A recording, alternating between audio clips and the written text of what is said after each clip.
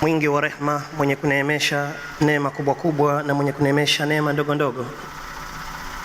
Ikiwa ni siku ya mwisho na tunazidi kumshukuru Mwenyezi Mungu ambaye kwamba ametutangulia, na tutumie fursa hii tukijiandaa kurudi majumbani, tukijiandaa kurudi makwetu. Mwenyezi Mungu vile vile atutangulie katika familia zetu, ahifadhi majumba yetu na awe na sisi katika safari wakati ambao kwamba tunarejea. Bismillahir Rahmanir Rahim. Alhamdulillahi Rabbil Alamin. Arrahmanir Rahim. Maliki Yawmiddin. Iyyaka na'budu wa iyyaka nasta'in. Ihdinas siratal mustaqim. صراط الذين أنعمت عليهم غير المغضوب عليهم ولا الضالين. ربنا تقبل منا إنك أنت السميع العليم وتب علينا إنك أنت التواب الرحيم. ربنا آتنا في الدنيا حسنة وفي الآخرة حسنة وقنا عذاب النار. اللهم سهلنا مما نريد ونجينا مما نخاف بفضلك يا لطيف برحمتك يا أرحم الراحمين برحمتك يا أرحم الراحمين برحمتك يا أرحم الراحمين.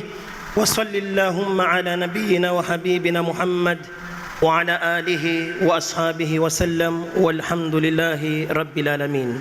شكرا. Bishop.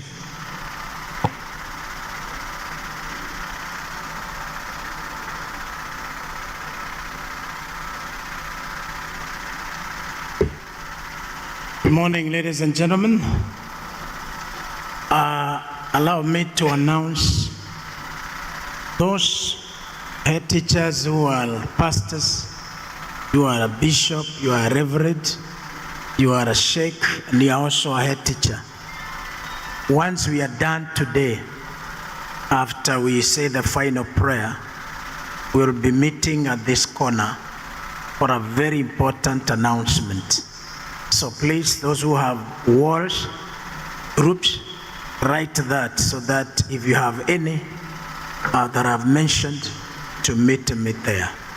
Number two, allow me to test you in one thing while you are standing. I want to do a test. Maybe I have a gift towards that. You just do what I'm doing. Please obey. You know, it's Bishop asking you to obey.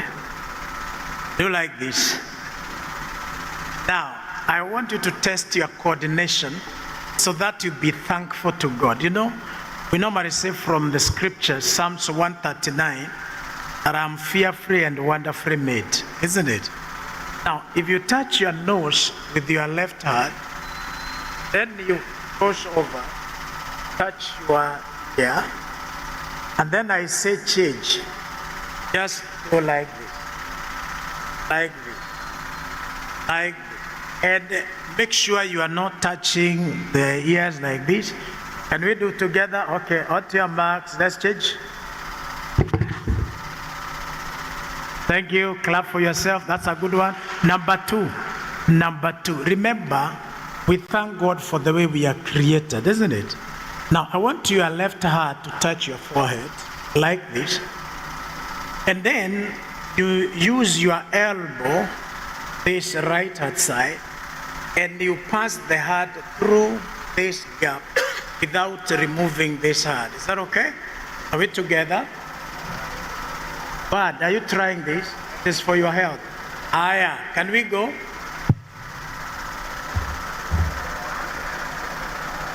And back. And don't go shortcut. With the God, there is no shortcut. Is that okay? One more time, let's go.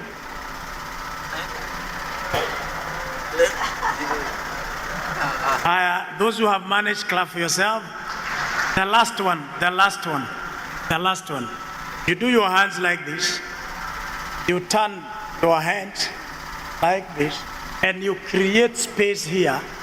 And then through that space, you put your head in.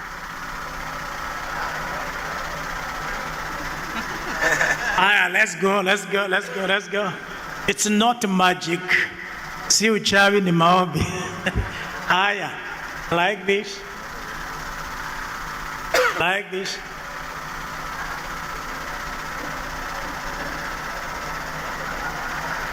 If you are able to do those 3 things very fast, I have a gift for you. Anybody?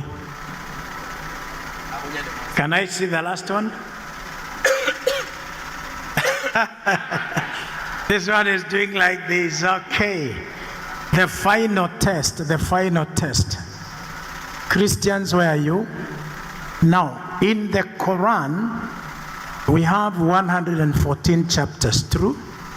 Now, how many chapters do we have in the 66 books of the Bible? Okay, 1,189. So mark that. I am showing you that our religious books are not as big as people fear. Christians used to say if you read the whole Bible, you go mad. That's a lie. Now, when we come to the verses, I think Quran has 6,236 roughly there on average. How many verses do we have in the Bible? There are only 31,102 on average, especially with King James. When you go now to the words, I think Quran has 77,400 there. Words. When you come to the Bible, it has only 783,137 words. Is that a big book? Not really. We can read it. And finally, letters.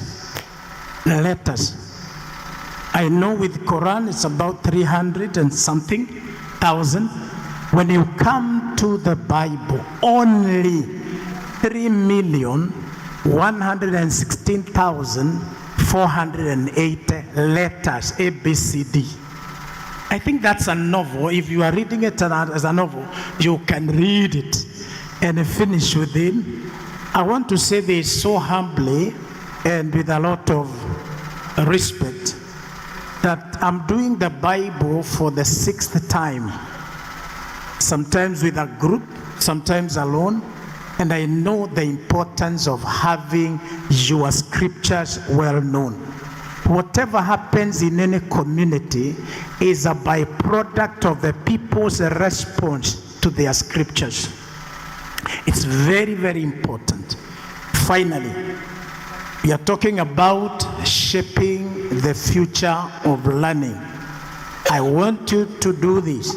When you look at Genesis chapter 37 and verse 1, the Bible says that, and Jacob dwelt in the same land where his father used to be a stranger. What does that tell you? Every generation should supersede the preceding one. We must succeed the generation that went ahead of us with better things.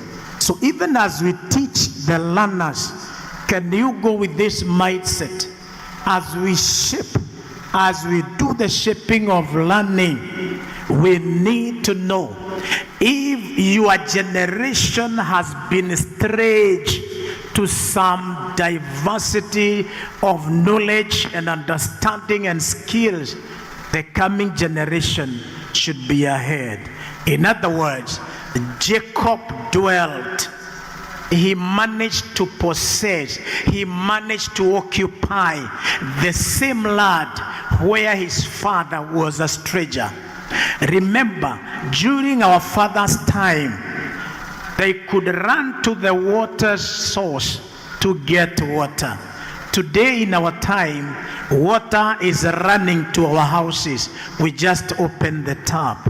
That's what we are talking about. We must have positivity of the future, because if we do not have that vision, the generations that are coming will not acquire the territories that God wants them to acquire. So the vision I'm talking about is the big picture for you to capture that future and the ability to adventure into it. Why don't we say a prayer now? Heavenly Father, we thank you this particular hour.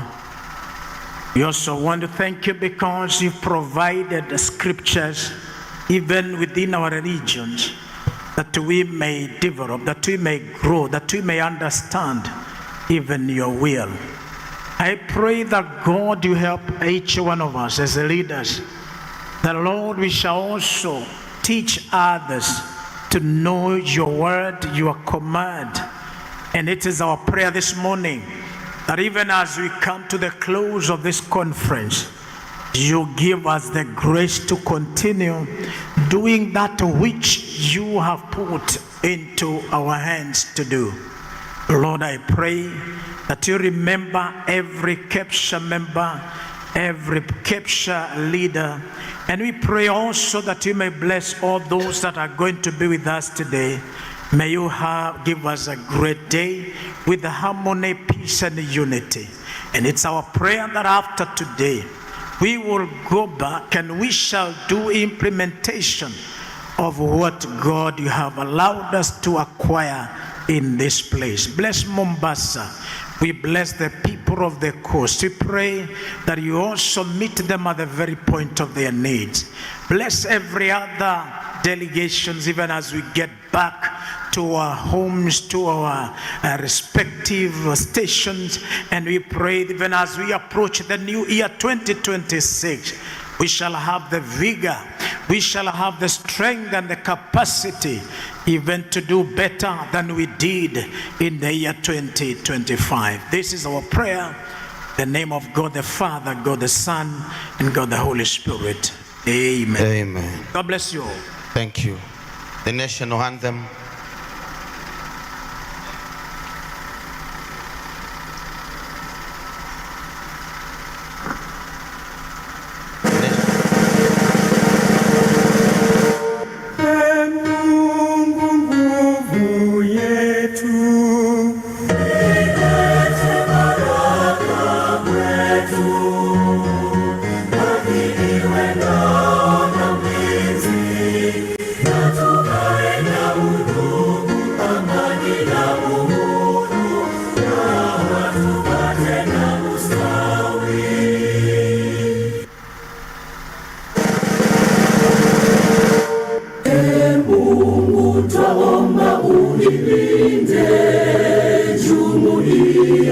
Afrika Mashariki, tuwezeshe kuishi kwa amani, tutimize na malengo yetu.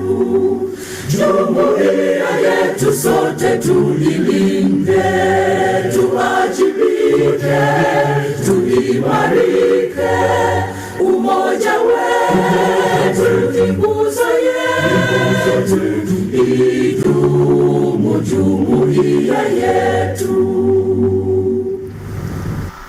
Thank you. We can get seated. Kabla sijamwalika Irene for the secretary for yesterday's recap, mwalimu mwanamuziki, afadhali dakika 1:30 tuambie mambo ya stress na through wimbo. Walimu wa Kenya wakitoa uhai, una mikopo mingi, utalipa kwa neema. Karo watoto shuleni, utatoa kwa neema. Gharama ya maisha ndugu, utatoa kwa neema. Kizazi cha kesho chawategemea walimu, Kenya ya kesho yawategemea walimu, wasomi wa kesho wawategemea walimu. Usijiue, usijiue, usijiue, usijiue.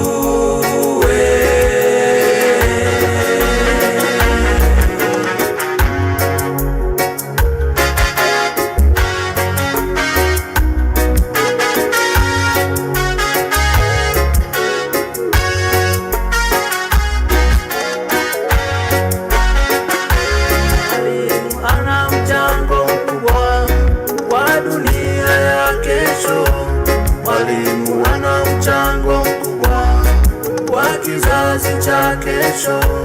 Mwalimu ana mchango mkubwa kwa Kenya ya kesho. Asiyejua kuvaa anajua kuvaa, asiyejua kuandika anajua kuandika, asiyejua kusoma anajua kusoma, asiyejua kuongea naongea Kizungu. Kizazi cha kesho cha wategemea walimu. Kenya ya kesho ya wategemea walimu. Wasomi wa kesho wawategemea walimu. Usijiue, usijiue, usijiue, usijiue.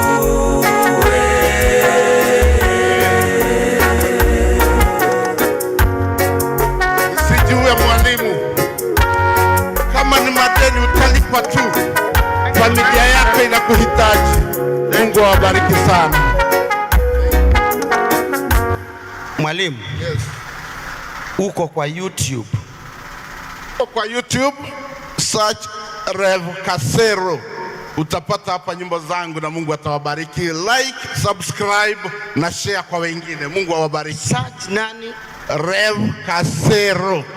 Rev Kasero. Rev Kasero, hata kwa hizo nyimbo utaona Rev Kasero, Reverend. Like. Share and subscribe. Very good. Makofi kwake. Thank you very much. Dakika moja kuja.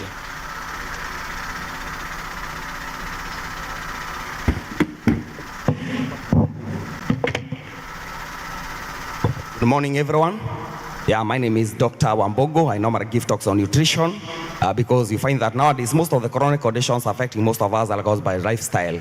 One being diabetes, we have pressure, we have arthritis, ulcers, hyperacidity, and even most of the conditions that normally affect most of the men, like erectile dysfunction or maybe prostate issues. And maybe you find that initially those conditions were not affecting most of the people. People used to eat healthy diet. So if you want to live a good lifestyle, make sure you eat a balanced diet, make sure you eat a lot of fruits and vegetables, take enough water, and actually the required daily intake of water on a daily basis is 3 liters. Another thing is doing a lot of exercise, and by doing enough exercise you're able to eliminate the impurities, toxins and chemicals in the system. Because of the nature of the work that you normally do, you'll find that most of the people don't have enough time to do exercise. So we normally recommend people to do detoxification, and detoxification is now the process of eliminating those impurities, toxins and chemicals in the system. So within the next few seconds I'm going to introduce you to some of the products that we normally have.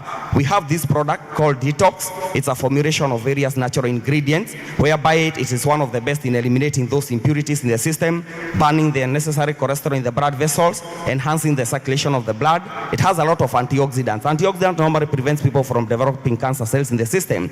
Another thing is to help in the functions of the kidneys and liver, to prevent kidney failure and also kidney stones. And then another thing, it also prevents the accumulation of uric acid in the joints. So that is one of the products that I have. Another product that is very, very good is for those people who normally develop conditions like hyperacidity, bloating, a lot of gas. We have this one called activated charcoal.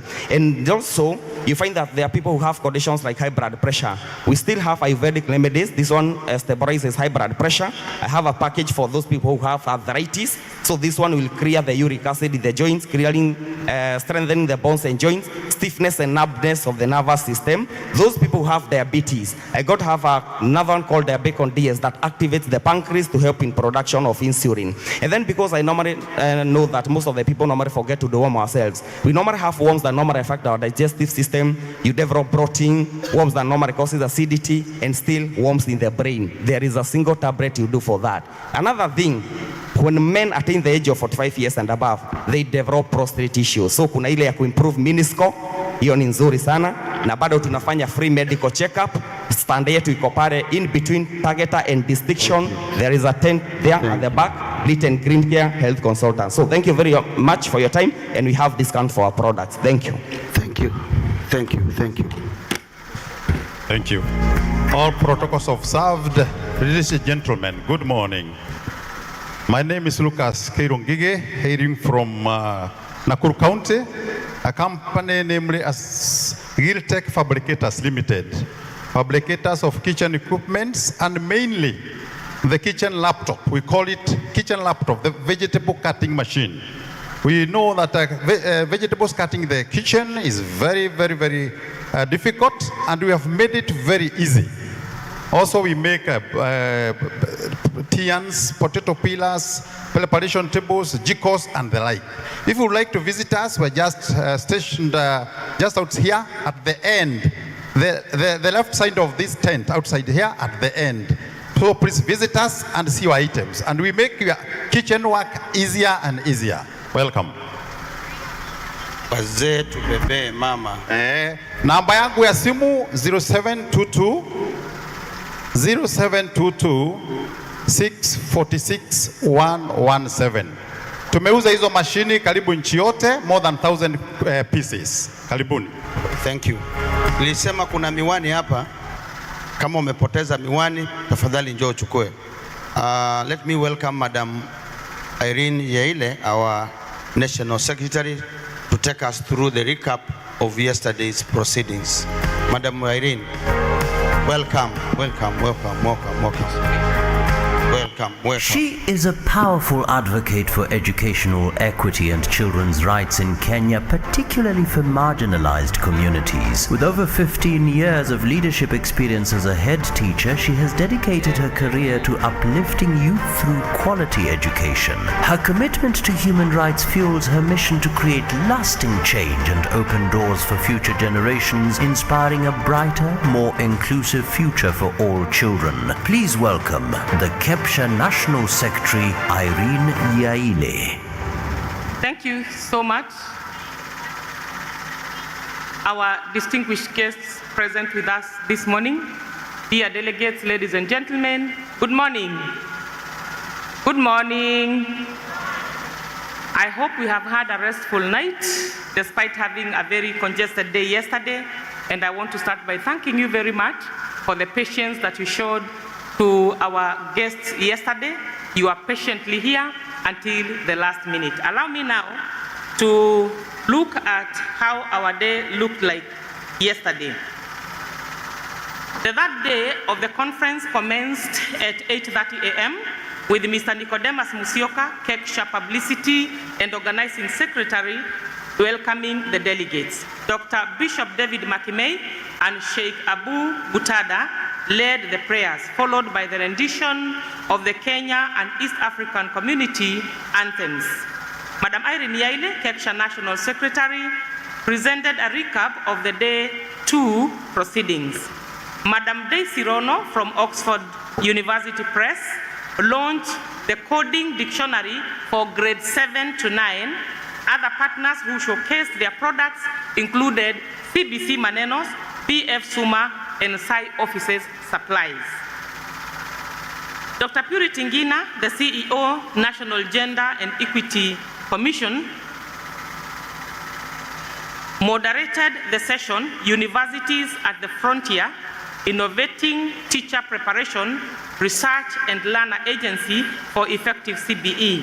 The panelists were Dr. Boniface Kamau from MKU, Professor Elijah Omwenga from OUK, Dr. Gilbert Angana from Park University, and Professor Kiriaka Gitonga from Embu University highlighted the need of equitable research and the use of data from informed decision-making in education. In the session, Reimagining School Leadership for CBE Pathway Success, Mr. Simon Ngatia from Kemi highlighted the growing integration of digital tools in learning, urging school leaders to embrace continuous innovation.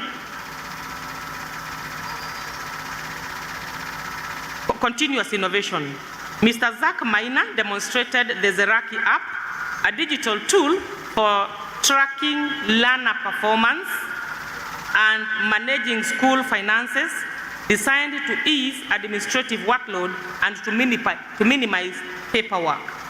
In the session, Voice of Kenya's CBE Trailblazers, moderated by Dr. Jacqueline Onyango from KICD, the panelists being Mr. Kenneth, Madam Catherine Tonui, Madam Mercy Macharia, Mr. Ngutu, Madam Elizabeth Owiti, and Mr. Charles, explored key themes including: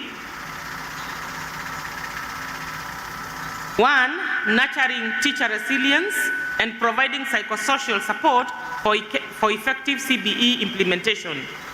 Number 2, strengthening linkages between pre-primary, primary, and junior school for continuity and impact. And number 3, transforming learning spaces through learner-centered pedagogies. Mr. Douglas Asanyo, Public Service Superannuation Fund, encouraged delegates to enroll in the fund, explaining that investments made generate attractive returns with the pension payouts processed within 15 days. He announced that the next AGM is scheduled for 28 November 2026 with an anticipated dividend returns above 15%. Madam Benta Opande, the CEO Kewota, underscored the importance of women's leadership and nurturing leadership styles that advance CBE success. She also promoted government funding initiatives for women such as Uwezo Fund for youth and women, public procurement guidelines, and various social protection programs as a mechanism for women's economic empowerment. Mr. Geoffrey Chanui from Save the Children advocated for the recognition of refugee teachers by the Teacher Service Commission, aligning with Kenya's inclusive education agenda. Madam Mercy Munialo from Dignitas shared lessons from select public schools, emphasizing character and integrity as cornerstones of effective leadership. Madam Ruth Wafubwa from Population Council of Kenya presented findings from a gender parity study conducted in Laikipia, Homa Bay, Narok, and Kilifi counties. She discussed barriers such as FGM and early marriage, urged the adoption of gender-specific action plans to support girls' education. Mr. Michael Kungu from KCB Group shared the bank's long-standing partnership with teachers and schools, highlighting comprehensive financial and professional support services.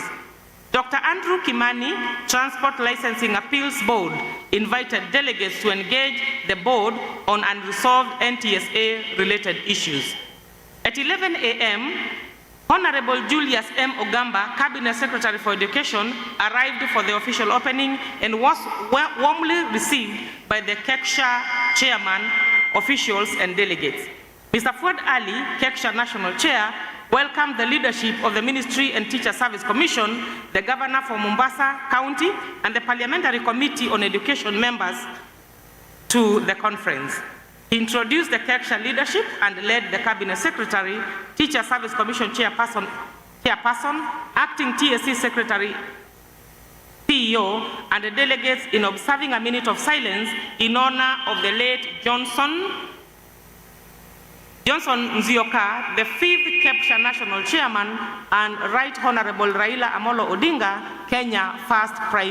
Kenya's former Prime Minister.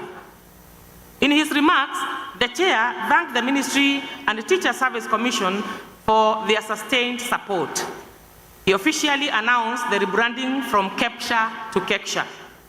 He appealed for the recognition of refugee teachers by Teacher Service Commission, aligning with the Ushirika plan launched by His Excellency the President.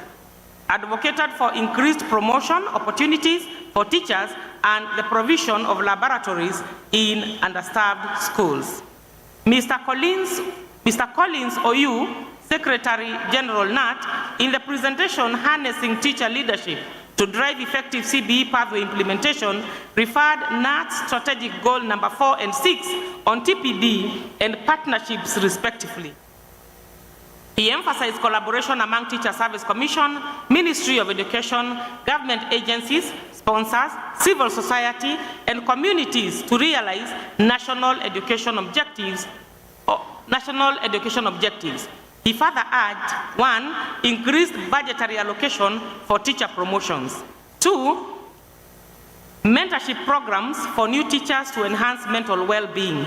3, establishment of a Kenya School of Teachers to coordinate pre-service preparation and continuous professional development.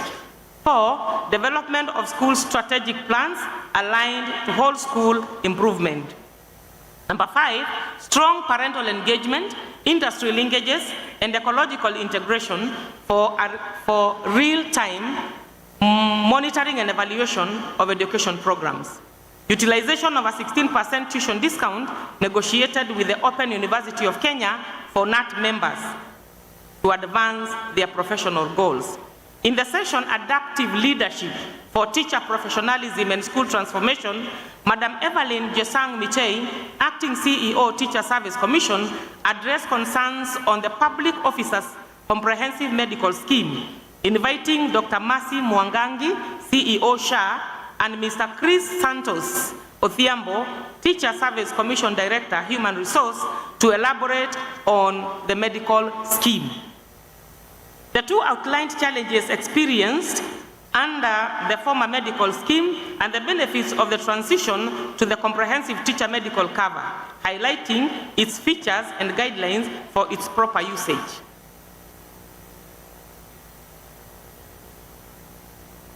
Madam Mitei expressed gratitude to teachers for their commitment to shaping Kenya's next generation, urging school heads to embrace adaptive, consultative, and inclusive leadership, and to model professionalism through courage, creativity, and compassion, even in challenging circumstances. His Excellency Abdul Swamad Sharif Nasir, the Governor of Mombasa County, welcomed the Ministry of Education and Teacher Service Commission leadership and the Kecsha delegates to Mombasa and outlined key county education initiatives, which included the following: 1, free feeding programs in the county's ECDE centers. Number 2, hiring of additional teachers on SRC terms. Number 3, improvement of learning infrastructure. And number 4, expansion of the public officers' medical cover. The Governor called on the Ministry of Education leadership to clarify the position on bursary support by counties to enable continued support for needy learners. Dr. Jamlek Muturi, the TSC chairperson, introduced the TSC commissioners, thanked the government for facilitating the promotion of 151,000 teachers over a 3-year period, and acknowledged Honorable Julius Meli, Chair of the Parliamentary Committee on Education, for his support in advancing teacher welfare. In his address, the Teacher Service Commission Chairman announced the following: 1, promotion of 21,313 teachers earmarked for the financial year 2025-2026. He also announced an additional Kenya shillings 1 billion allocation to support further promotions. He announced recruitment of 24,000 teachers by 21st January 2026 to bridge existing staffing gaps. He also announced consideration of teachers' welfare and health factors in transfer decisions.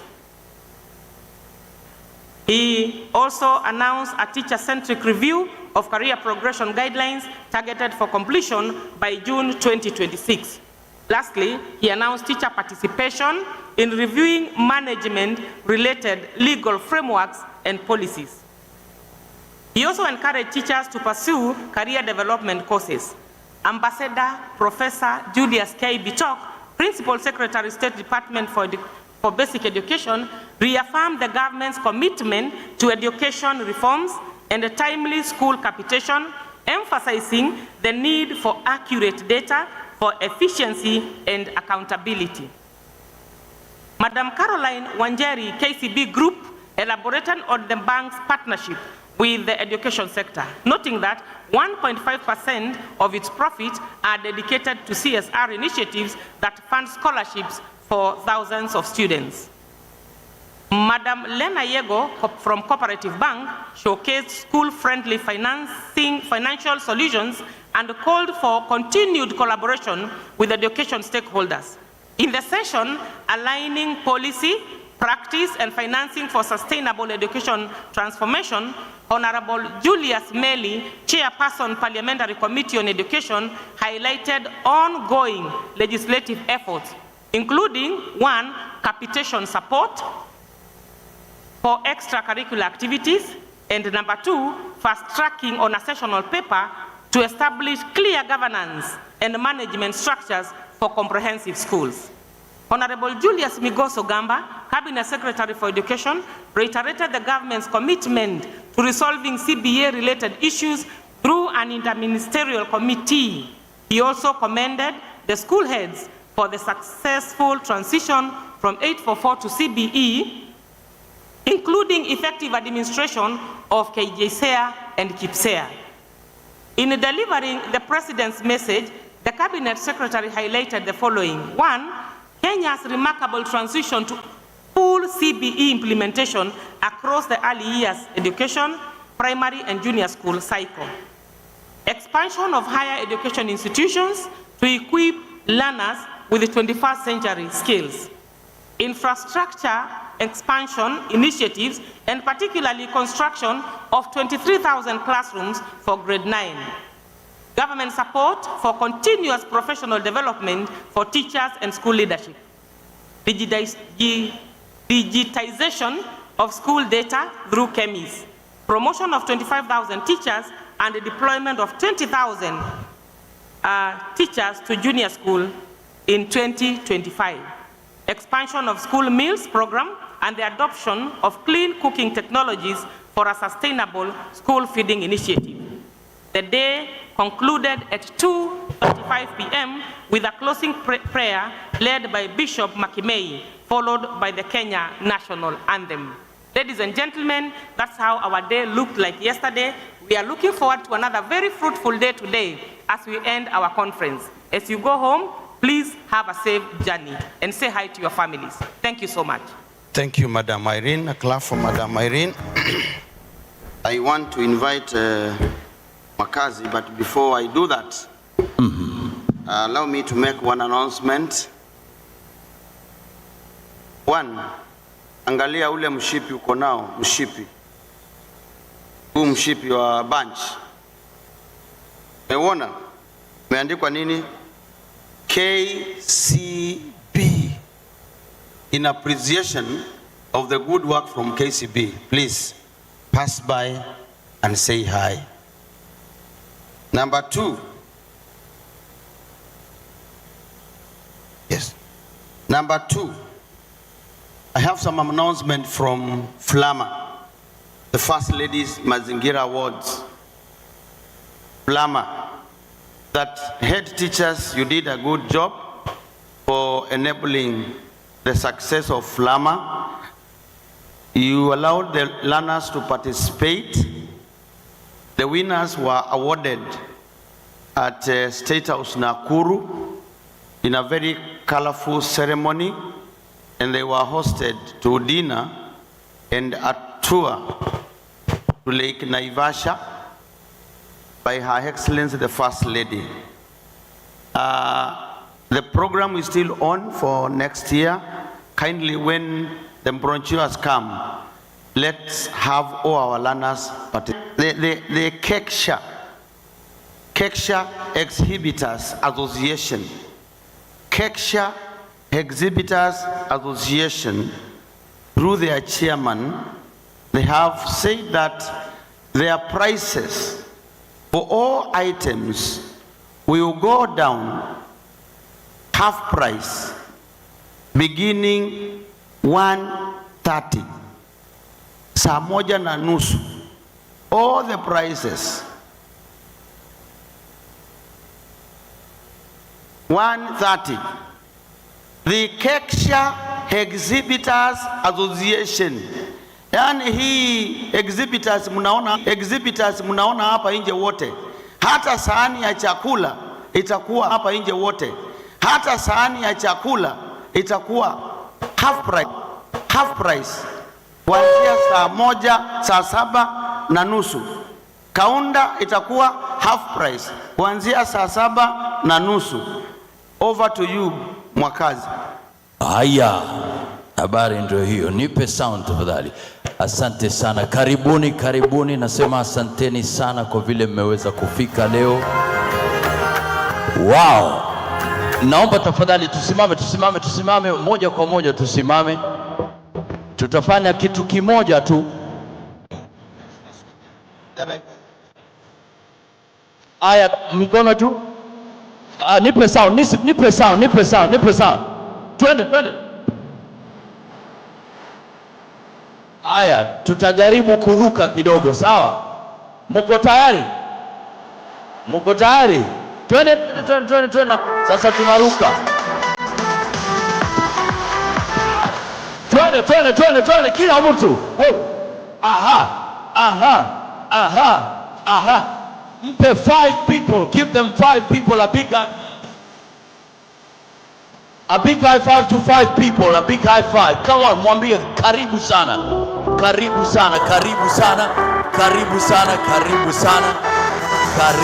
sana. Okay. Tunaweza kuketi chini. Asante sana. Lakini mbio. Nataka nijue jina lako, umetoka wapi, kaunti gani, na ulijifunza nini jana? Jina langu ni Samson. Samani, naomba kamera tafadhali ili tumuone. Jina langu ni Samson Kiprop Keter. Kejo High, Kamobo Primary and Junior, Nandi Central, Nandi County, Rift Valley. What did you learn here? I learned quite a lot, but I want to be specific about the CPE, which was highlighted here by the CS education. Yes. Asante, makofi yake tafadhali. Wacha nikuje hapa mbio kamera. Basi wacha nimefika hapa. Uko tayari kabisa? Haya, jina lako, county gani? What did you learn yesterday? Kwa jina naitwa Mary Kenga. Mimi nimetoka kule Kilifi, Malindi, Watamu. Jana nilijifunza kwamba kuna ile tutaingia katika SHA ili tukaweze kupata matibabu ambayo tunayastahili, comprehensive care. Manake sisi si wa kupewa hospitali zile ndogo. Nikasikia hata level 6, 5 tutaweza kwenda. Hilo lilinifurahisha sana. Wewe huyo lazima apewe zawadi. My goodness. Well, makofi yake tafadhali. Okay, wacha nije hapa. Kamera. Naitwa Agneta Sakali, natoka Likuyani Sub-County, Kakamega County. I learned about adaptive leadership and professionalism. Wewe, makofi yao tafadhali. Ladies and gentlemen, thank you so much. Today is a final day na tunasema asanteni sana. Leo tunataka tufunge kwa njia iliyo halisi, so that when we leave here, we leave with renewed strength, energy to make a difference. Tunasema asanteni sana. Ladies and gentlemen, just get your phones. We have the Menti platform. In case of any questions, comments that you have, just go to menti.com, or you can scan the QR code. The code is 83124138. That's 83124138. Do we have the first question? Let's just have the first question. What stood out for you yesterday? What did you learn yesterday? What did you learn yesterday? So you can scan the QR code there, or you can search menti.com. That's MENTI.com.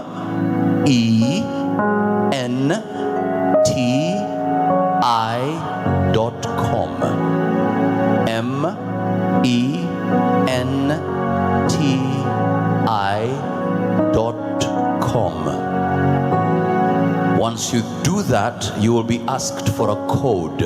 The code is 83124138. That code again, 83124138. Everything is happening on your phone, and we'll have today a quiz. Yesterday we didn't have a quiz because of time, but today we must have one. So what stood out for you? Somebody saying life expectancy in Kenya has improved from 63 years to 67 years. The structure of the new teachers medical scheme.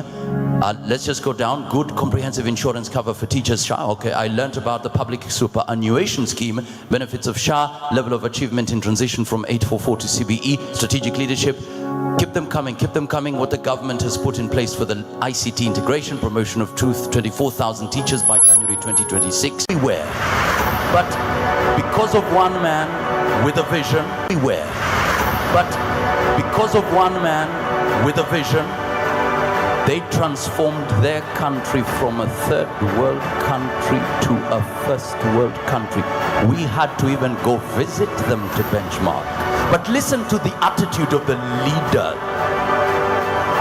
the seriousness of the leader. No nonsense at all. Listen to him.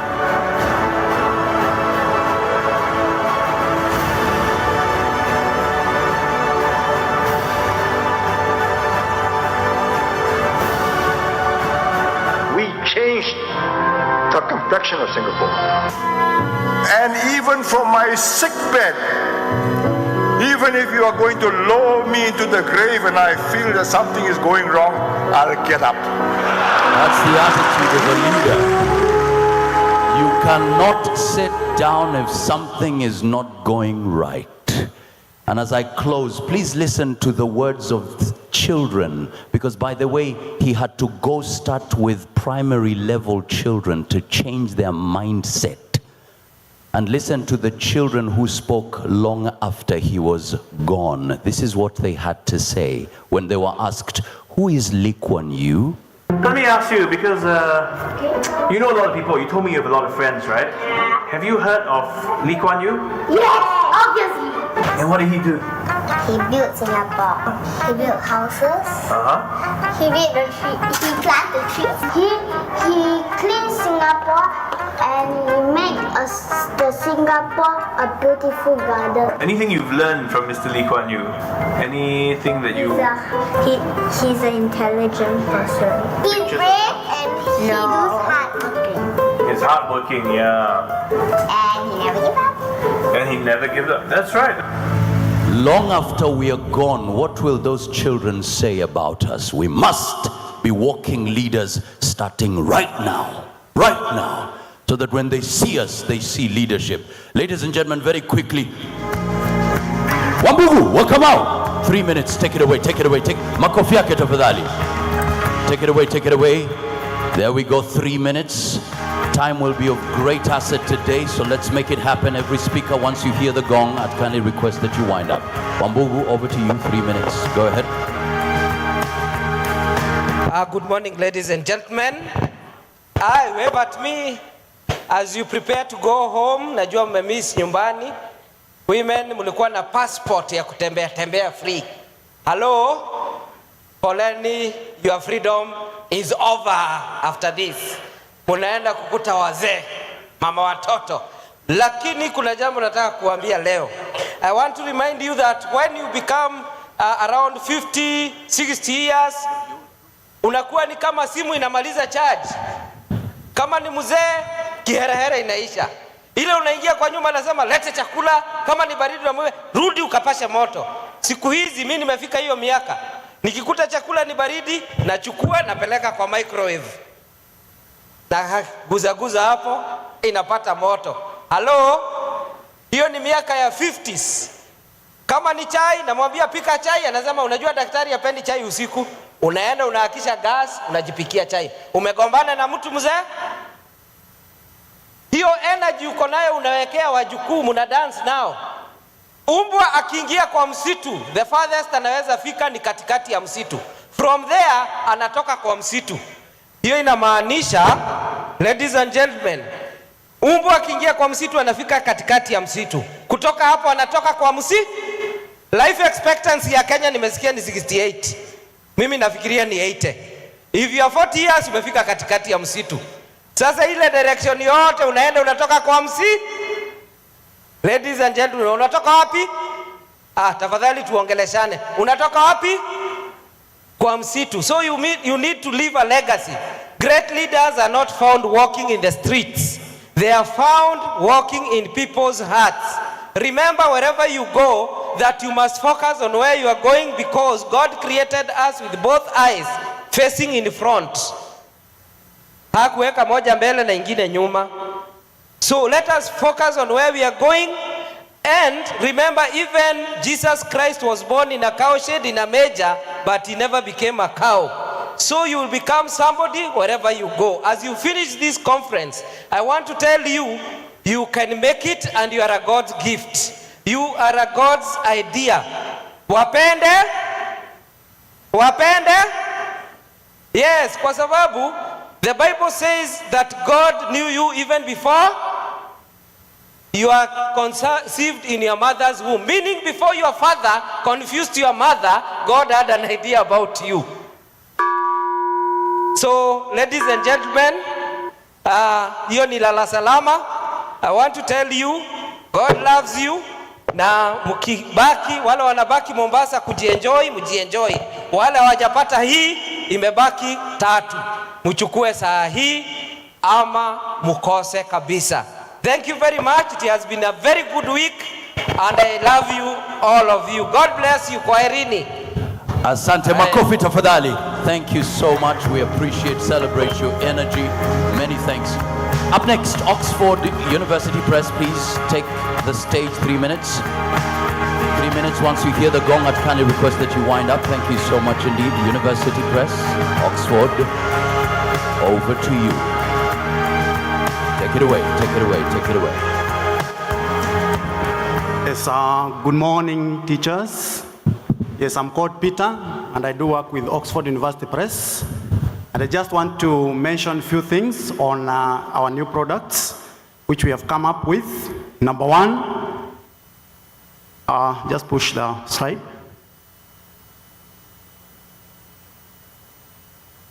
Yes. Yeah, so we have come up with workbooks for grade 1 up to grade 6. And these workbooks, we are using them as assignment books for your learners. The good thing is that in these workbooks, we have developed questions topically. So you are able to do what we are calling formative assessments.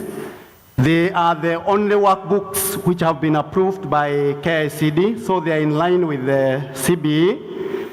And these ones are going to really help you when it comes to evaluation. I know there are those books that teachers are filling, which are called assessment books, and they actually have rubrics and strands.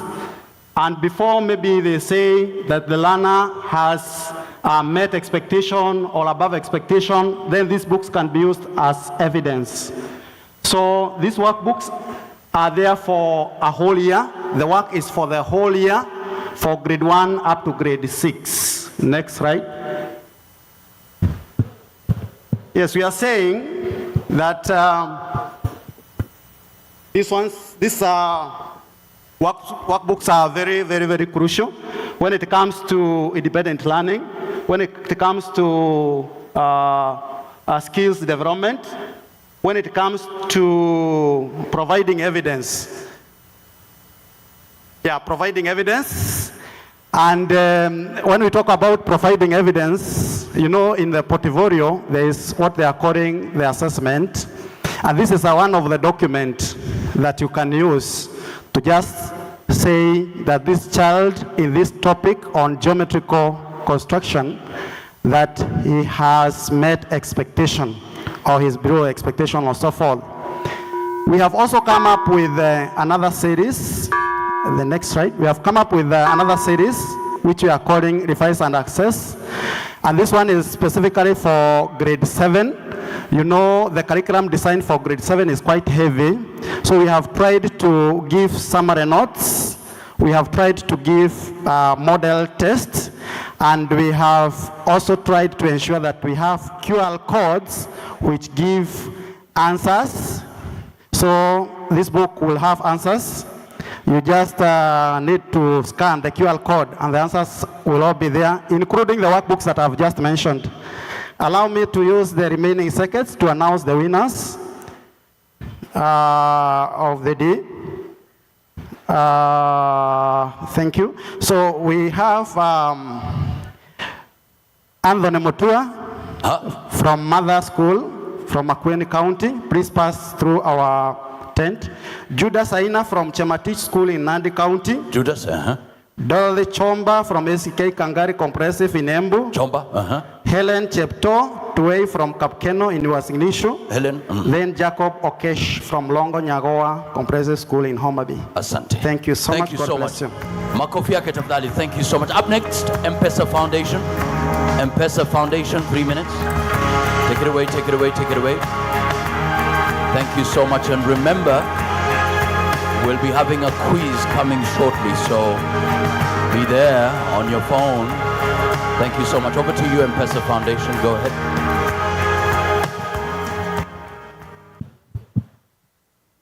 Good morning, ladies and gentlemen. Leo niko huku kuzungumza kuhusu mchakato wetu wa application ya scholarships so that walimu mnapokwenda back to our schools and our communities, you understand how the process happens. Tuna application forms ambazo tumewapa za entry ya 2027. Those applications forms imeandikwa Citizens of the Future. That is not the slide I was looking for. The slide I last used, please.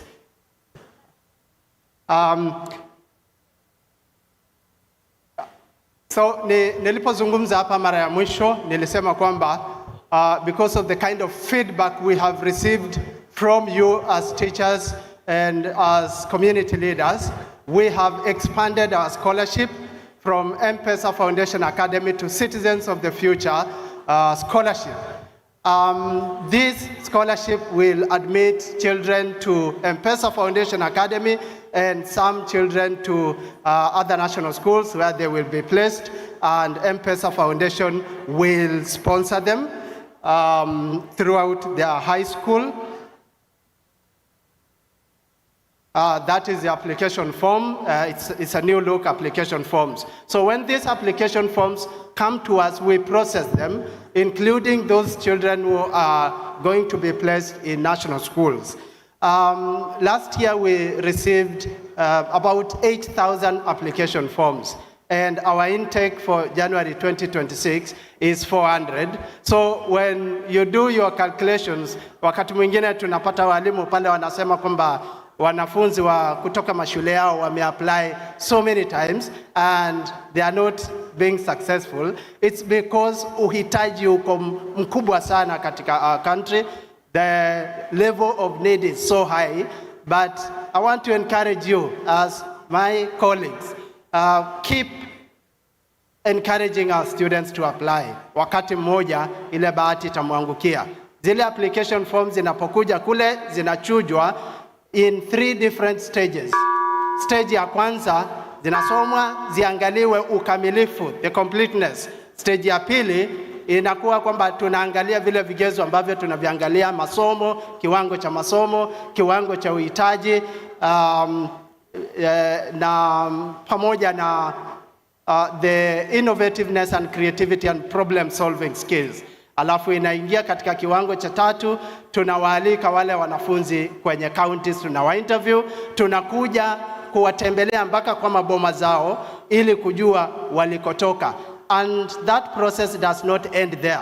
Once the student comes to our place, we continually monitor them and monitor their financial need to ensure that we are serving the right kind of clients. So please partner with us. This year, we were bronze sponsor to your conference, and we want to request that because of that goodwill, please go speak to our communities, our children in our schools, ili tuweze pamoja kusaidia watoto wa nchi hii. Tafadhali mnapopeana forms, please give the forms to the right candidates. Mwenye anafanya vizuri na mwenye anatoka katika familia maskini. Ikiwa vigezo hivyo viwili havipo, wata apply hata kama ni 100 kutoka shule moja na hakuna shortlisting, na walimu watazidi kulalamika kwamba kila wakati wana apply lakini hawapati. Kwa hivyo niwatakieni nyote safari njema mnapoondoka. We look forward to you guiding our candidates, the right candidates, the class of 2026, the KGC, the grade 9 class of 2026, to apply and send those application forms through the channels that we provided. Just as I run down the last 1 minute, we have around 4 different channels za kurudisha zile forms kwetu. The first one is our Safaricom shops and care centers across the country. The forms can be completed and returned there. They'll be sent to our school. The second one is through email. The application form has given our admissions email. You scan the form, you send the form to us. The third one is a physical drop-off at M-Pesa Foundation Academy in Thika. If you are close to Thika, you can bring the form and leave it at the gate. The last is through G4S. If you mail, you ship the form through G4S, it will come to the academy and we will process it. Otherwise, thank you very much. Asante sana, and we do have a gift of appreciation. M-Pesa Foundation, before you leave, there's a gift of appreciation for you. Just up the red carpet and Bwana Kennedy, National Treasurer, is it possible to give M-Pesa Foundation their gift? Asante sana. Makofi tafadhali, thank you so much. M-Pesa Foundation. In the meantime, Brian Bosire, please be on standby. Brian Bosire from Pitch, Kenya. Then we'll have Bandari Sacco. The chairman is here. And then Moran Publishers. Please be on standby, 3 minutes each. Brian Bosire, are you here? Brian Bosire? Okay, we'll move on very quickly to Bandari. Where are you? Okay, 3 minutes. Take it away, take it away. Bandari Sacco, please be on standby, and Moran Publishers as well, be on standby. Brian Bosire, over to you. 3 minutes. Go ahead. All right. Good morning, everyone. I want us to do a very simple test, and then I'll finish this presentation. Just close your eyes and try connecting your index fingers. If you have missed, that shows how many number of children in Kenya are lacking access to quality education because of the inequality gap. All right, so my name is Brian Bosire. I work for a non-profit called Teach for Kenya, and our vision is one day every Kenyan child will have access to quality education. So how we hope to do this, the gap already exists, you know. Many Kenyan children from diverse Kenyan backgrounds lack access to quality education. So if you have been looking at following this presentation, this is not new statistic. So what are we bringing on board? We believe that the challenges that are facing the Kenyan education problem are one that teachers alone cannot be able to solve. We need a multidisciplinary approach to be able to solve some of these challenges. So some of the things that we do is every year we recruit recent graduates into a 2-year paid fellowship program, and we get to place these young people to complement the work that teachers are doing in schools by helping in improving quality education. So currently we are in 3 counties, Nairobi, Machakos, Kisumu. We will be expanding to Wajir next year. Our impact so far is we've been able to impact 6,000 students directly and 50,000 students indirectly. We are currently existing in 64 schools. So if you're interested for the work that we are doing at Teach for Kenya to come at your school, please be able to write to us, info@teachforkenya.org. We have been able to grow the number of young people we recruit from 21 in the year 2021 to currently this year 2025 we have been able to recruit 125 young people. So what are the things that we do when we get back? One, when our students or our young people get to your schools, they get to do something we call capstone projects. So they come up with an innovative solution to mitigate the challenges and the inequalities that exist in the school. Two, we also have a project called Let Girls Thrive. So this is a project that empowers communities and teachers and parents in terms of how they can deal with gender-based violence. We also empower our people with CEL, that is Climate Education Leadership. You might be asking yourself as a teacher, why should I focus on this?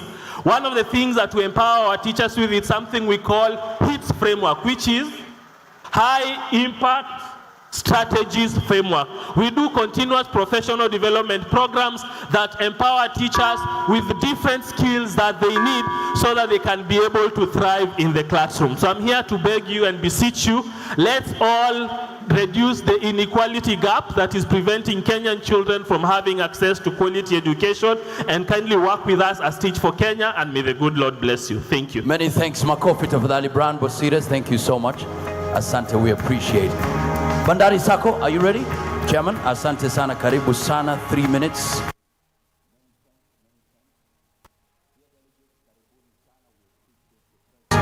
Over to you, Chairman, Bandari Sacco. 3 minutes, go ahead. Good morning.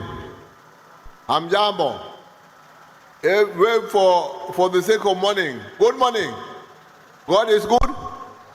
And all the time, my name is Kenneth Sungu from Bandari Sacco, the chair of Bandari Sacco at national level. And I'm here to talk to Kecsha briefly. Now, the chief guest, the chairperson and national officials of Kecsha, distinguished head teachers, educational stakeholders and partners, invited guests, ladies and gentlemen, I'm Jambo. I'm Jambo Tena. It is a great honor and privilege for me to be here on behalf of the Board of Directors, management and members of Bandari Sacco to join you in this important gathering of education leaders. Please allow me to begin by congratulating the Kecsha for yet another successful annual conference, a platform that continues to shape the future of education in Kenya today. Head teachers are the custodians of our nation's future and economic growth. You do not only impart knowledge, but also unite your values, discipline, ethics, and leadership among our children who are our future. At Bandari Sacco, we recognize and celebrate the pivotal role you play in building a better Kenya for tomorrow. Without strong leadership at the school level, our education system, communities, and even the workforce in this country cannot thrive. Ladies and gentlemen, Bandari Sacco was established over 50 years back with a mission to promote socio-economic well-being of our members through affordable financial services. We have grown from small institutional SACCOs having port workers who are KPA to one of the leading Kenya deposit-taking SACCOs with a membership base exceeding 35,000 members and an asset base of over 14 billion. We have achieved this growth through trust, innovation, and commitment by transforming lives. Today, our members include employees from diverse sectors, including education sector, many schools are with us, maritime domain, blue economy, transport sector, public services, and the general public, including Mama Mboga and informal sector. Our president at this conference underscores our commitment to partner with the education fraternity. We believe financial empowerment is the backbone of sustainable development, which is the theme of this meeting in education.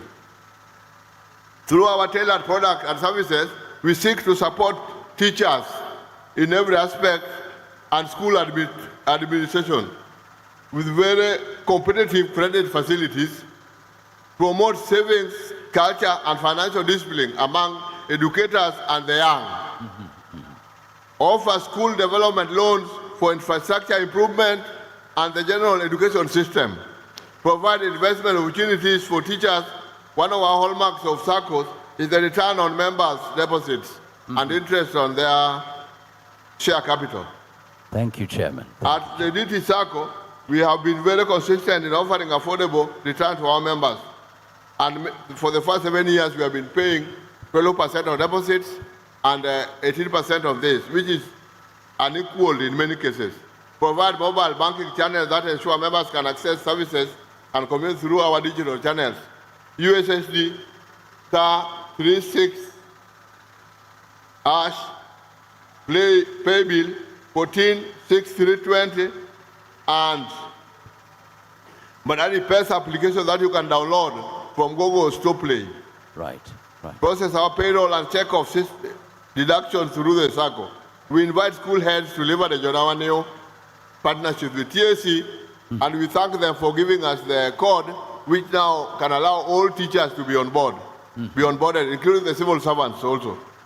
TSC to channel their salaries here, beginning on a strong partnership between SACCOs and education sector. We invite you all to join by the SACCO family, experience our products, because we are over liquid and we have a foundation which we have just started to ensure that we have been supporting children in our CSR, but now we want to be full scale in supporting students so that the unfortunate students and those who pass very well, we can also sponsor them so that they can have a feel of what the SACCO is ready to do. Bwana Chairman, because of time, we'll have to stop you right there. Makofi yake tafadhali. Thank you so much, Bandari SACCO. Thank you so much. Asante sana. We'll visit the tent for more details. Many thanks. Asante sana. Up next, ladies and gentlemen, let's have... Thank you very much. Asante sana. Asante sana. Let's have Moran Publishers, please. Moran Publishers, 3 minutes because of time. Go ahead, 3 minutes. Asante sana. Many thanks. Moran Publishers, over to you. 3 minutes. Thank you. Good morning once again. Before you is Geoffrey Lijodi, the National Sales and Marketing Manager, Moran Publishers. We have been here before with our Atlas launch and our science charts. And today, we want to speak about our readers. In this era of having the desire to have a skilled and ethical society, we had a presentation from KICD where they are going to roll value-based education. And as a company, we have integrity readers that instill values in our learners that have been running, that you have bought before. We are, again, the only publisher with another series that instill values, the Bible stories, and CRE readers. But most important today, I want to speak about our value readers that are in line with the desires of ministry and KICD in instilling values in our learners. So our value readers are designed in line with the value-based education to facilitate acquisition and nurturing of values during the teaching and learning process, enabling teachers to easily nurture values in their learners. When you look at this resource book for head teachers by KICD, there are 6 roles for heads of institutions. I will only pick on one in the interest of time, where as heads of institutions, you are required to provide resources for value-based success. So these resources are in form of either free primary education funds, but most important to the schools that received the KPL funding, we are saying that use this KPL funding to be ahead of this launch of value-based education by purchasing our value-based readers that will instill these values. So when you look at our value-based readers in CBC, our readers that we have already published and approved by KICD, we have a reader on love, we have a reader on integrity, a reader on peace, patriotism, unity, respect, responsibility, and social justice. So from the images there, you can see we have a reader on stand up for justice, we have a reader on be patriotic, make peace, be honest, let's be united. All these values already Moran Publishers, your trusted publisher, has this approved by KICD. So So our appeal to the schools that received KPIL, please be ahead of the rest by purchasing these value-based readers that are already available in the bookshops. For junior school, our Brainer series is there. You can also purchase our junior school readers, which are again approved by KCB. Thank you very much. Please make time, come to attend and interact with these value-based readers, the only ones in the market approved by KCB. Thank you very much. And there is an award for you. Asante sana. So I'd kindly request that we get the gift for Moran Publishers. Ready?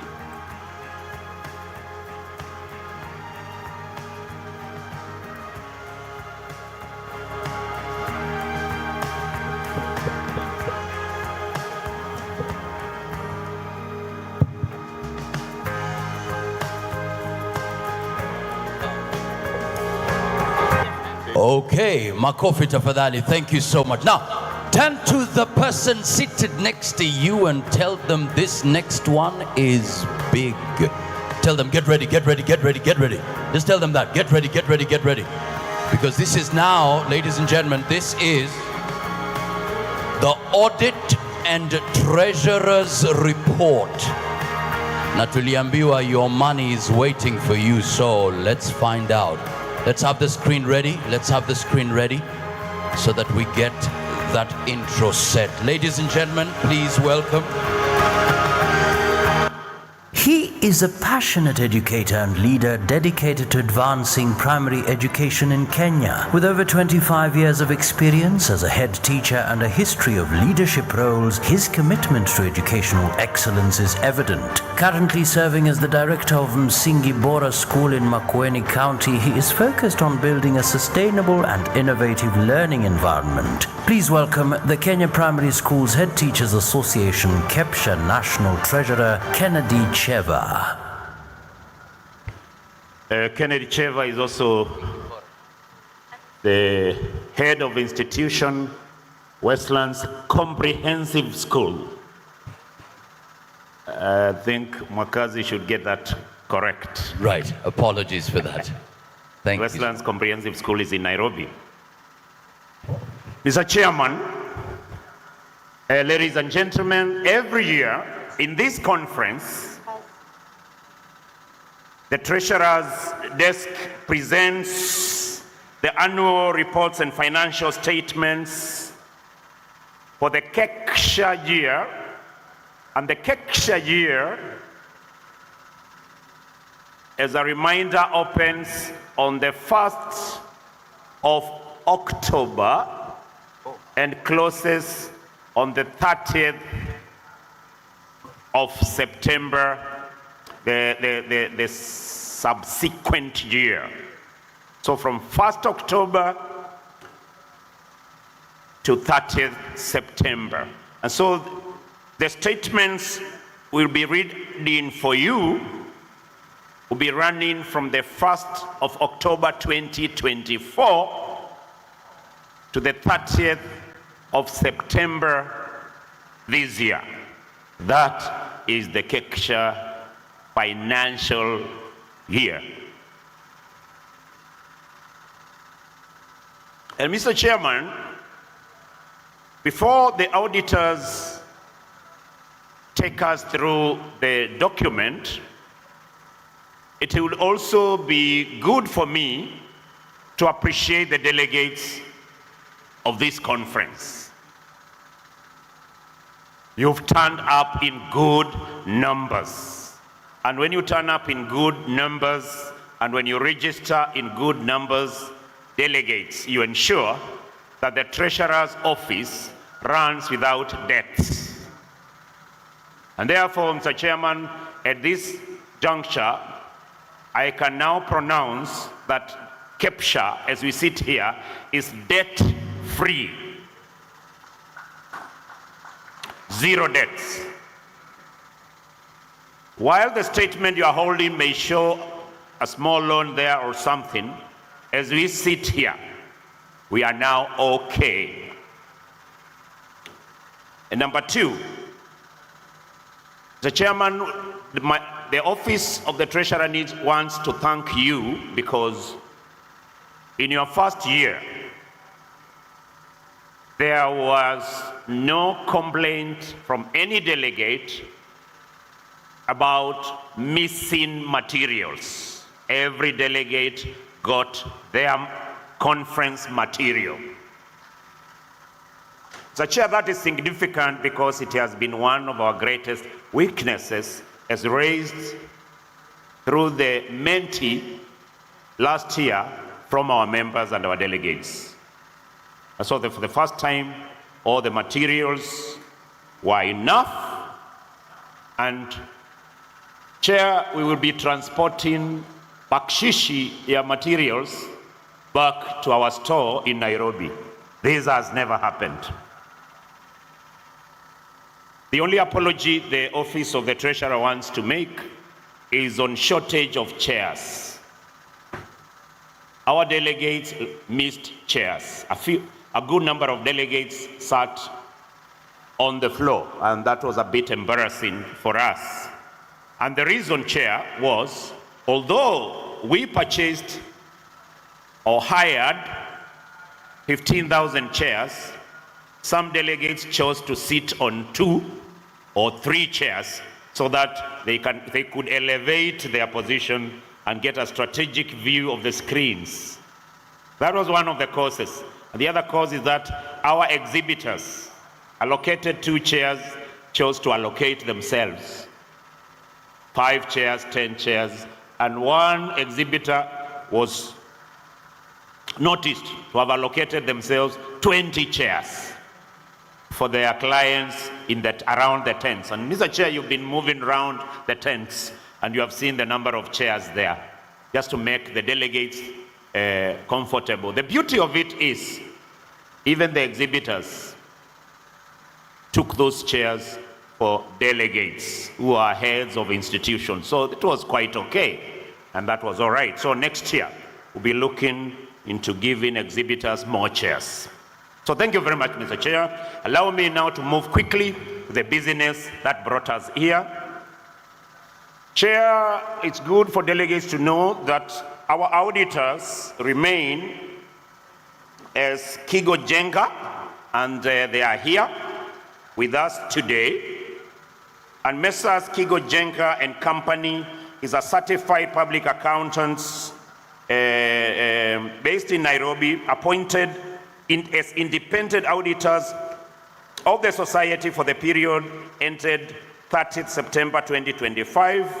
Will take us through the statement, and finally, Mr. Chair, will be calling upon your delegates to decide whether we continue with the same audit office or we shop for better. And therefore, Mheshimiwa Kigo, who is with me here, will now take the stage, introduce his firm, and proceed to give us the statements of accounts and annual reports for the period ended 30th September 2025. Mheshimiwa Kigo Jenga.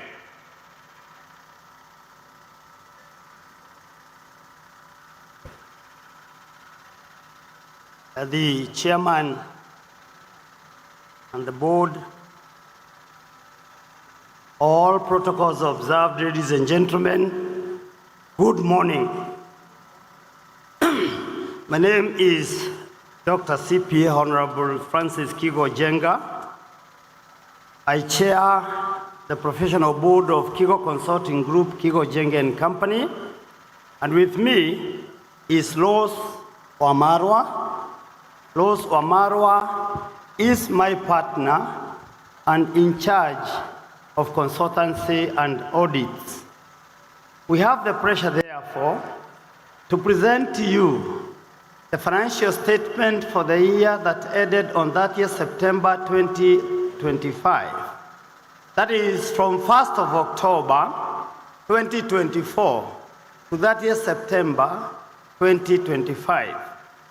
To do so this time around, we'll start from the beginning of the booklet that is in your hand.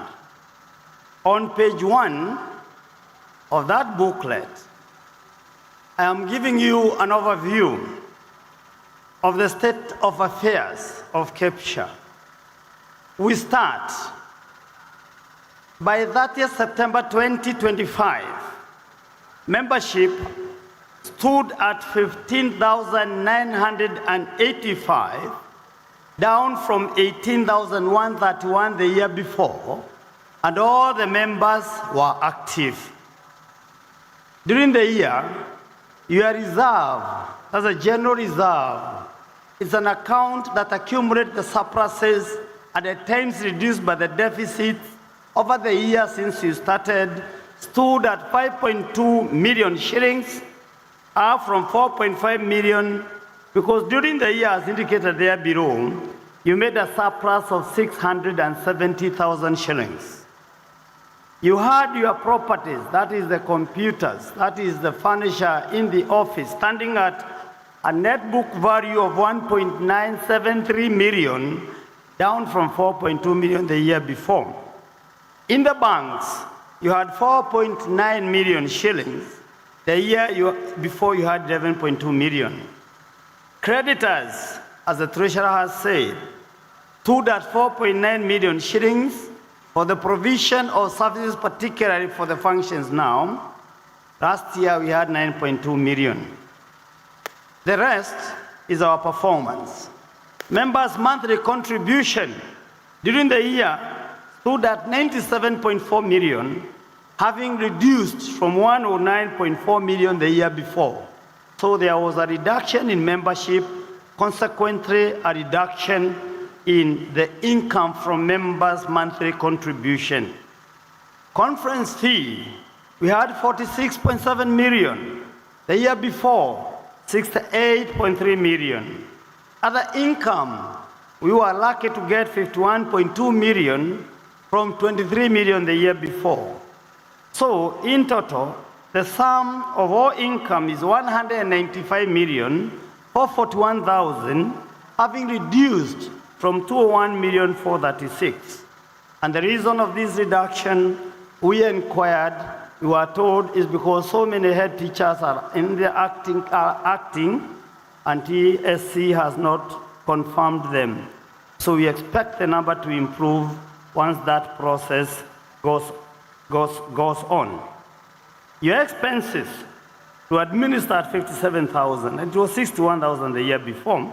Training, this is what we are doing today. Training and capacity building at that 1.2 million from 133.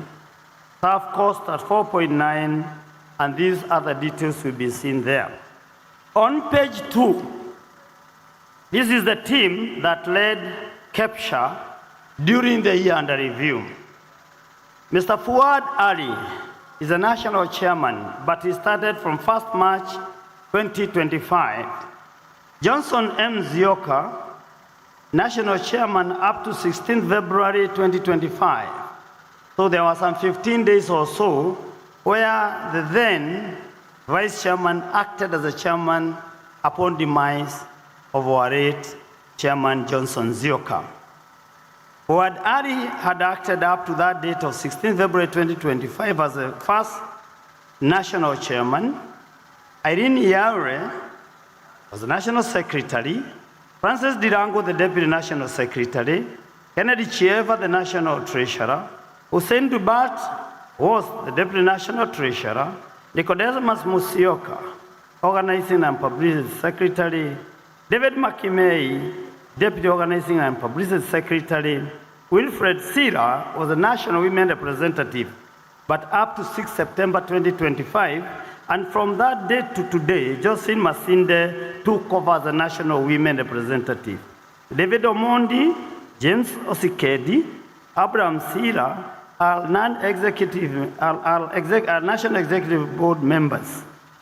Rebecca Otieno is ex-officio national executive board member, being the CEO or the head of the operation of Kecsha. Your bankers were Barclays Bank of Kenya, Queensway branch, Equity Bank Center, KCB Lavington and KCB Moi Avenue, and Corporate Bank Mombasa Road. Your lawyers, Messrs. Oyoba, Masota, and Wamwea. The auditors, Kigo Jenge and Company. The law requires that we express whether we were happy and ready to continue, and we express our willingness to continue office in accordance with the Societies Act. On page 3, I will now not read. This is a statement by the board accepting responsibilities that they will follow the requirement of the Public Benefit Organization Act that requires them to prepare financial statements which you are holding in your hands, and the statements to give a true and fair view of the state of affairs of the association. It requires them to ensure that the association keeps proper accounting records, and they are also responsible for safeguarding the assets of the association. They accepted this responsibility and they confirmed to it. This management further is aware and confirms, which we do confirm, Kecsha is a going concern to the foreseeable future. That report was signed by the chairman, national secretary, and treasurer on your behalf on that 1st October this year. On page 4 is the auditor's report. We are going now to the report. The auditor's report is as follows. On the opinion, we have received all the information and explanation which we sought, and there was no limitation of scope. We were given the books, we asked questions, and they were answered. And we used the same to prepare the statement which is in your hands. We did our work in accordance with the Ethics Standards Board for Accountants Code. We did it in accordance with International Auditing Standards, or AEBA, and we did it in view of all the laws of this country. The management committee accepted responsibility on this statement. As independent auditors, our opinion is as follows: that we obtained all the information and explanation that we required for the preparation of the financial statement. Proper books of accounts are being kept as far as appears from our observation, and the association statement of financial statement in your hands is the true record of your income and expenditure for the year. And I, Dr. CPA Francis Kego Jenga, practicing as P981, practice number 981 in Kenya, did certify the same and sign to it as the engaging partner on the that 1st October, in the year of our Lord, that 1st October 2025. So ladies and gentlemen, I now present what came out of the audit. And what came out of the audit, we are going to look at it this way. A financial statement has the income and expenditure side, which is that distills and filters all the income we get in one basket. And then we spend the income to operationalize the core objective of Kecsha. It is summarized on page 6. And so that you understand it in details, I will require you to go to page 10. Just go to page 10. And in page 10, we are looking at the income of Kecsha in the year under review, and the expenses related thereon, and the surpluses for the year. On note number 8, income is tabulated. As earlier stated, monthly contributions stood at 97.4 million shillings, down from 109.4 the year before. Conference fee stood at 46.7 million shillings, down from 68.3 million shillings. Overall, members' contribution reduced from 177.8 million in 2024 to now 144.1 million this year. Out of that, we were lucky to get other income coming to our rescue. Conference sponsors had given us in the year 2024 23.5 million, but in the current year, they have raised their contribution to 51.2 million shillings, saving the situation of liquidity which would have been brought about by a reduced members' contribution. So in total, our income was 195.4 million, down from 201 million in 2024. So ladies and gentlemen, on page 11, this is how the income was applied. On this, administrative expenses was the first. And the first administrative expenses is the branch outreach expenses, which has been given a note you can read on page 12. It refers to expenses comprising of funds remitted to 47 counties and 8 regional offices for operational of Kecsha activities over the financial year, the whole year. It was 45.2 million this year. The other year was 45.6 million. Branch printing and stationery 21,000. Transport and traveling 1.2 million. Office expenses 1.6 million. Donation 880,000 shillings. Travel and postages 9,500. Motor vehicle expenses 198.2. Rent 3.5 million. Audit and accountancy 680,000. Then we have legal fees 1.2 million. Then we have website and internet expenses at 215,000. Honoraria and allowances at 2 million. And the branding at 700,000. When all these administrative expenses are totaled, they total to 57,656,000. The year before, they had totaled to 61,142,000. So that category of expenses went down by 5 million. Training and capacity building, the core activity, and the first expense there is members' capacity building, which has been explained in note number 15. Members' capacity building comprises of cost of conferences such as the materials which we are using, the hire of equipment, the security, event planning, and facilitation. This year, you spend at the 2.9 million. The other year, you have spent 40 million. So you have reduced the expenditure from 40 million to the 2.9 million. Reading material stands at 6.3 million. This year was 4.5 million the year before. Food, accommodation, and refreshment is 11 million, was 8.5 million the year before. Transport is 350,000. Then hire the venue and the facility, we are in 6.7 million. Publicity, 5,430,000. Facilitators, 900,000. Branch monitoring and evaluation expenses, we spent 52 million this year. The year before was 54 million. And these are explained on page 12 that branch monitoring and evaluation expenses are incurred in the 47 counties and the 8 regions which has offices across the country to monitor and evaluate Kecsha activities. Magazine and periodicals are 14 million. The other year was 12.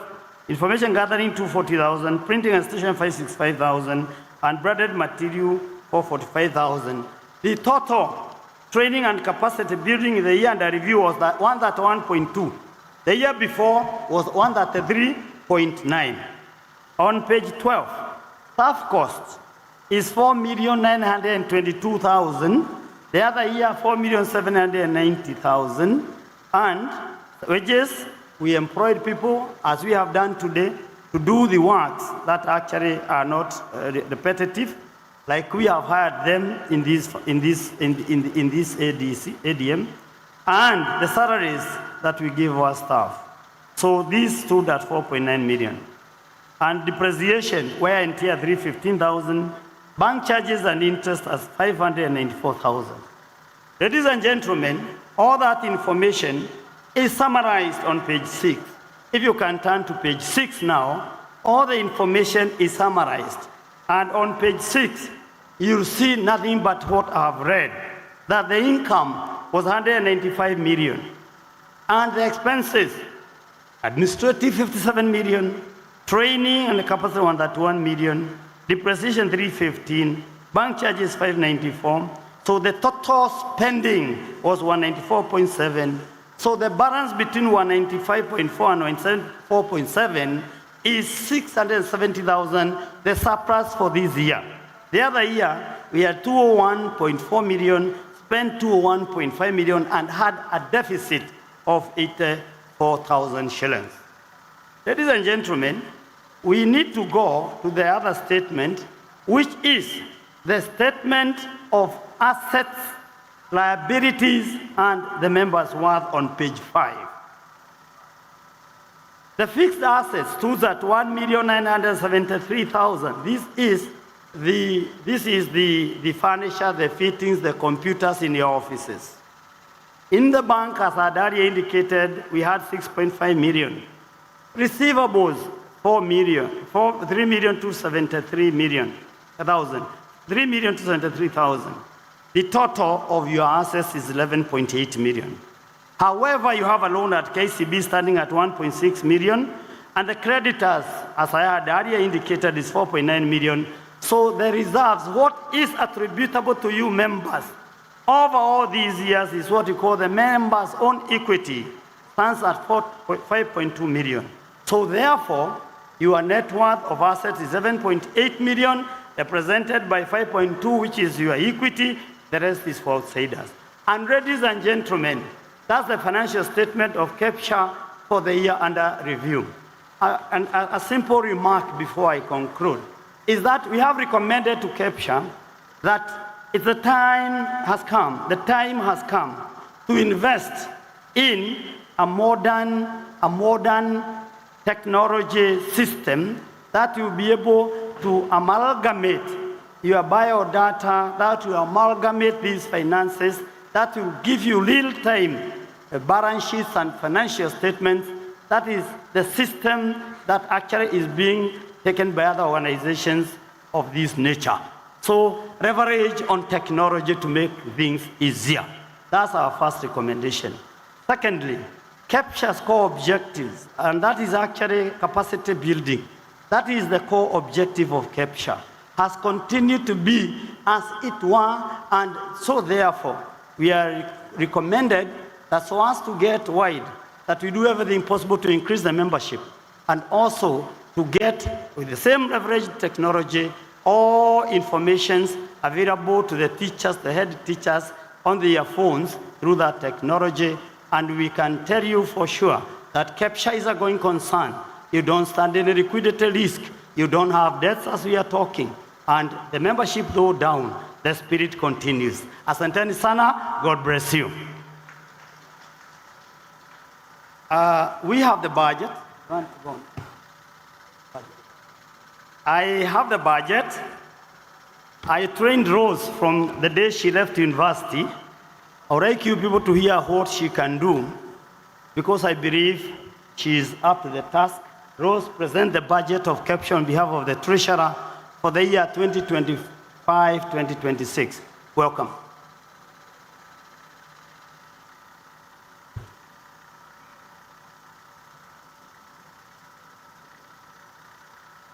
The National Chairman, the National Executive Board, the members of Kecsha, all protocols observed, I salute you all. Yeah. I'm going to read to you the budget for Kecsha, proposed budget for the year from 1st of October 2025 to 30th of September 2026. So I will read the actual amounts and what is proposed, what is likely to be spent for the period from October to next year. So the membership dropped from 2023 to 2024, but we hope that because of the new promotions, the membership will increase by approximately 10%. And so the members' contribution, the actual is 97 million, but the proposed is 105 million. There's the conference fee of 46 million. That is what was achieved in 2024-2025. In 2026, we propose 51 million. Exhibitions and sponsorship, 51 million. In 2026, 52 million. And this is how the amount is to be applied, the expenses. There's the branch outreach expenses. Actual for 2025 is 45 million. Proposed is 44 million. This is the money used to run the national office, the nights out, transport for the national executive members, accommodation, and the meetings. We have printing and stationery. Actual was 71 million. Proposed is 371,000. This is the printing, banners, posters, photocopying materials. Yeah. Then traveling and transport, 1.2 million in 2025. Proposed is 1.7 million. That is the taxis, traveling of the executives and the management committee. Have office expenses at 1.6 million. Proposed is 1.5. That is the expenses relating to day-to-day running of the national office. Donations, 880, proposed is 500,000. Communication, this is telephone and postage, 9,500, that is the actual, proposed is 200,000. Reading materials, 6.3 million, proposed is 5 million. That is the magazines, the newsletters, and the other books that you usually receive during the year. Benevolence, this is actually, nothing was spent on it, however, no one knows about tomorrow, so there's a provision of 200,000. It is usually the contributions to funerals or sickness. There's salaries and wages. This is compensation for the staff, and in case any other new staff is employed, hired, then they will be covered by this. So current year is 3.7. For 2026, it's 4.2 million. Consultancy fees, this is also a vote head that is fairly unpredictable because you really don't know what happens tomorrow. So there's a provision of 500,000. However, for the current year, nothing was spent. Rent, the current rent is 900,000 per month, but in May, it is expected to go up by 10%, and so the current year is 3.5, and in 2026, it's 4.2 million. Audit fees, 680,000, is expected to remain fairly the same at the same price, 650,000. Branded materials, 445,000. In 2026, 500,000. That is majorly printing of t-shirts. Motor vehicle maintenance, 198,000, projected to be around 320,000. Legal fees, 1.2 million, remains the same for 2026. Website and internet, 215,000. Proposed amount is 195,000. That is the website maintenance, internet, and system implementation. Magazines and periodicals, 14.2 million. Proposed is 14.7 million. Those are the newspapers and magazines that are usually distributed during the year. There's information gathering of 240. Proposed 560. These are expenses relating to data collection and matters affecting Kecsha.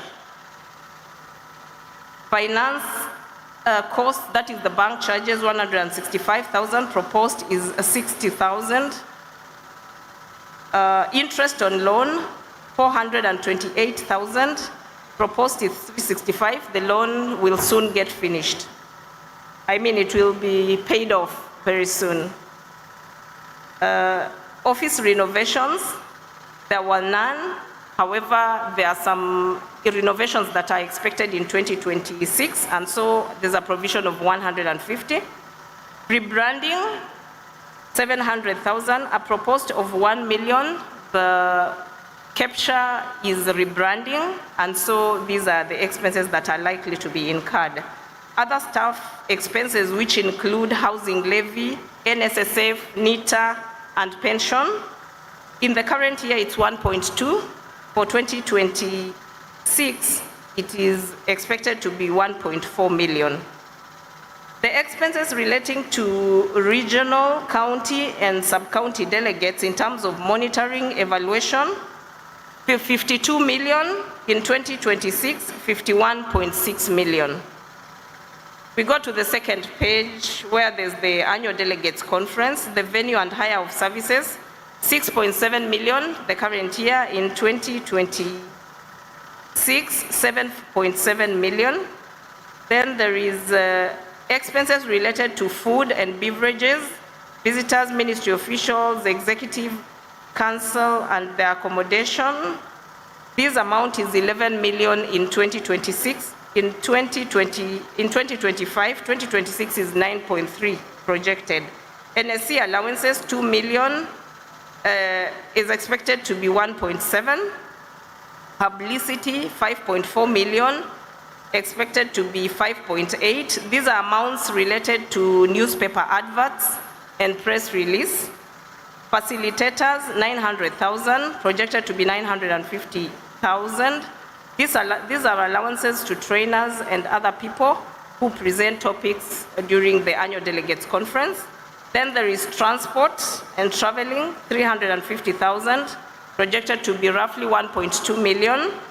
Printing and stationery, 565,000, projected to be 580,000. And there is the training and capacity building, which forms the core of the fraternity, 32.9 million, projected to be 45.5 million. So the total expenditure is 208,479,518 against an income of 209,098,860, and there's expected to be a surplus of about 619,342. In the current year, it was 968. Note that depreciation is not usually accounted in the cash flows. So that is the proposed budget for the year 2026, which we, through the treasurer, we will request it to be adopted. Thank you very much. Let's appreciate the good lady. May I know by show of hands, how many of you had the document of the budget? The one that's the landscape. By show of hands, how many have a copy? Thank you very much. The chair was about to deduct my allowance that I had not distributed the budget. But watu yangu ya mkono did not distribute the budget at the front. Hawa wakubwa wako hapa mbele hawajapata. Na nimetumana copies zingine zije. Fortunately, Mr. Chairman, hawa watu wa mkono hatukuwa tumewalipa allowance ya leo. Kwa hivyo wewe cheza kama wewe wakikosa kuleta copies. Ladies and gentlemen, back to the business. We've just been taken through the annual report, two separate documents. The annual reports and financial statements for the period ended 30th September 2025. The chairman, is now my duty as the National Treasurer to move and call for a proposal and seconding that we adopt this document, meaning the audit document, for discussion. Niko na watu wangu wa mkono ambao wako na microphones. A proposal, please. Hi, Michael Opondo, TSC number 207786. Do hereby propose the document for discussion, for adoption, sorry. Thank you, Delegate. Could you kindly proceed to the Secretariat desk where I am pointing to give your details. Proposer. Bwana Proposer. Oe, peleka details upande ule kwa ile meza. Thank you very much. May we get a delegate, a lady this time, seconding. Hi everyone. Thank you so much. Kecsha readership. My name is Madam Jennifer Wajiko Geshore, TSC number 268407, and I do hereby second the budget for option. The audit report. The audit report, yes. For discussion. Thank you very much. Yes, for discussion. Thank you very much. Let's have your details. Somebody is coming to take your details.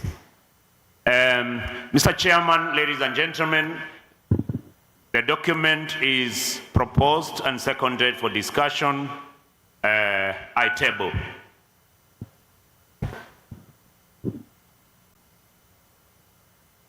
Microphones should move. One microphone here and the other one at the back. Uko nyuma pia wapate nafasi. By show of hands, if you have anything to raise, any clarification you want. My team is moving around. Thank you very much. That end. I'm on this side. Moses Okudo. Go ahead. Sikuoni lakini nimekuona. Thank you very much. TC number 277-632. I'm concerned with the projections on the budget for next year. Audit report. Kindly. No, I'm still with the budget. Then we are coming to the budget. It's okay. Thank you. All your horses. Thank you very much, Delegate. Audit report. If the report was clean and nice, Mr. Chairman, I would in a few seconds be moving. Thank you. That we ratify. Thank you so much, Mr. Treasurer. My name is Hanali Hamala from Bungoma County, Kimilili Sub-County. I want to thank you, first of all, for ensuring that the materials are available. There is one mic on. Make sure the mic is always off as the other one is in use. Proceed, please. The madam on the floor, kindly continue. Thank you. First of all, I wanted to comment on the fact that you did a good projection that the materials for this year were enough. Thank you. However, I have learned that the booking of the conference facility for this function was well done. But then we have these contributions that we made for registration. That is the 10,000 that every delegate pays for registration. My concern is that if you look at the membership and you work out with the 10,000, and of course with the partners that we have, I do not see anywhere in the audit report where this 10,000 shillings is reflecting. Thank you. Thank you very much. That's a question that I will take up. Let's take a few more.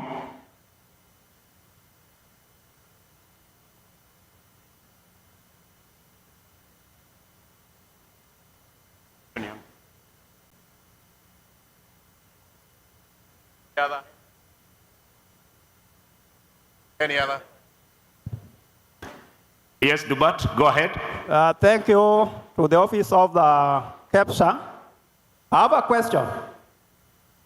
I would like to know if the contribution we usually done monthly, is there some money going back to the county? Thank you. Good question. Let's have another one.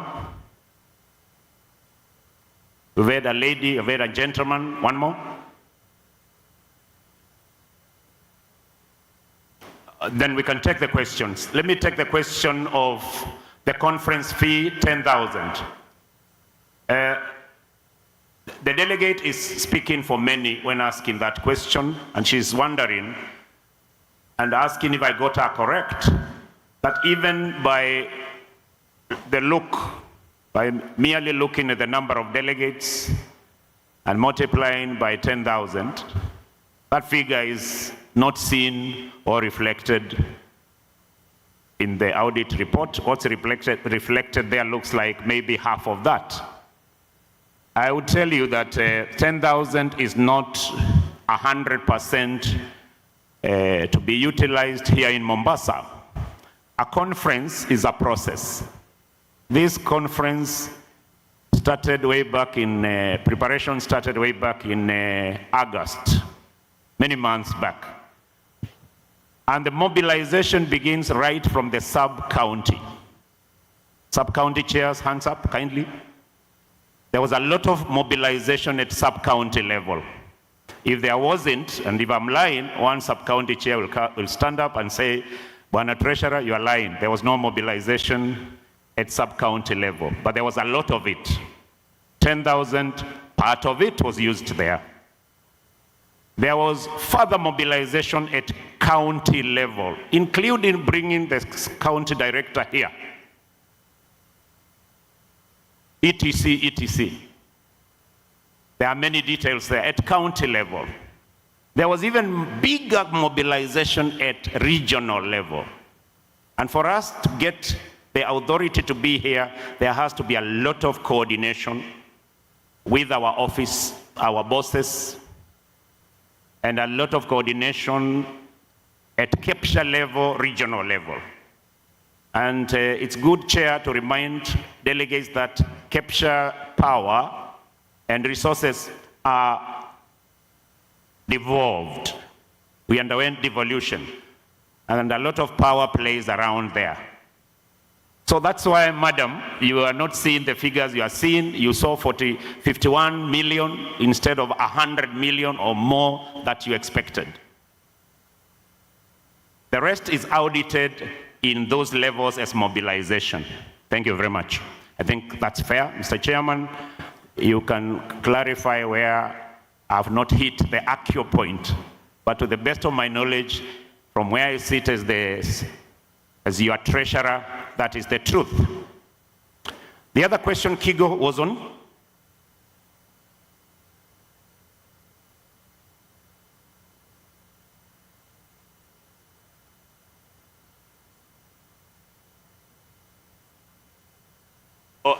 Thank you very much. That question again appears to be mine, not the auditors. It's not technical at all.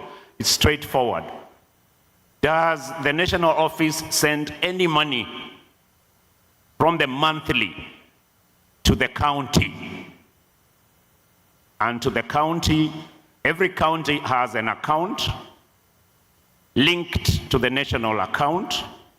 And yes, every month, we look at the counties and give them something. Money trickles down to the counties. Money also trickles down to the regions. Is it enough? Money will never be enough, but we make do with what we get. So I think asked and answered.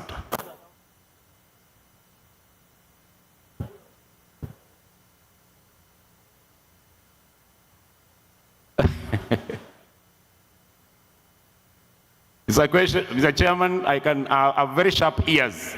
And from here, the question is how much differs from county to county and the number of members you have.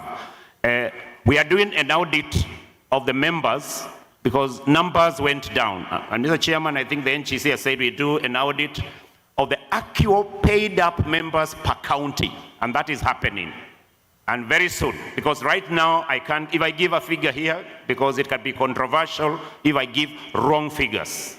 Once we get the right figures, communication will come down through the regions to the counties about how many members per county. That will answer very many questions. Otherwise, what we disburse is conversely relative to the number of paid up delegates that in that county. Some counties have few, they get very little, like Nairobi. I pity Nairobi. Other counties have huge members, they get something better. Thank you very much. I think asked and answered. Mr. Chairman, can we move forward? I now move forward to ask that this report, which has been adopted for discussion, be now accepted by members as Kecsha document.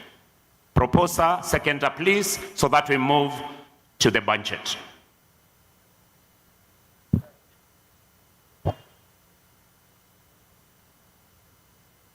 Thank you. Thank you, Bwana Treasurer.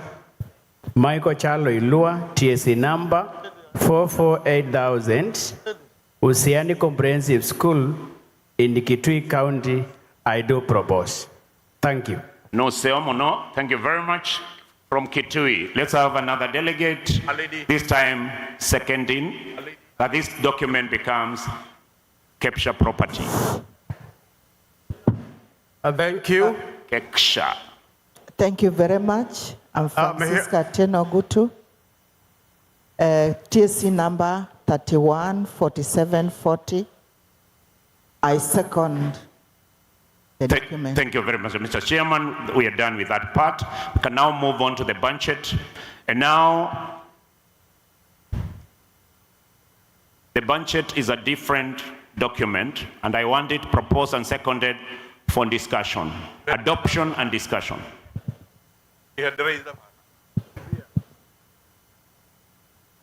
It's good to have this done. It's a kind of ownership. Yes. Yes, go ahead. Go ahead. I'm the lady, go ahead. We don't see you, but we trust you. Yes, I have seen you. Yes, I'm here. I am Madam Anne Naikukuyo from Olengape Comprehensive School. I do propose the document for discussion. Thank you. Seconder quickly. Now the gentleman. I, Frederick Dambuki Mwandi, TSC number 444369. I do second. So Chairman, now with your permission, the gentleman can now give us the question from the budget. Thank you, Bwana Treasurer. I said Amopodo from Rarieda Sub-County. When I look at the budget, there are a number of projections done on the higher side. But when I look at item number 6.3, National Executive Council allowances, it is reduced from 2 million, which it has spent this year, to 1.7 million. That's a reduction of 300,000 for the year 2026. Then I also look at 4.15, website and internet expenses, which this year has spent 215,000. Projection for next year is 195,000, a reduction of 20,000. I would like the budget planner to explain to us why this reduction. Thank you very much. Good question.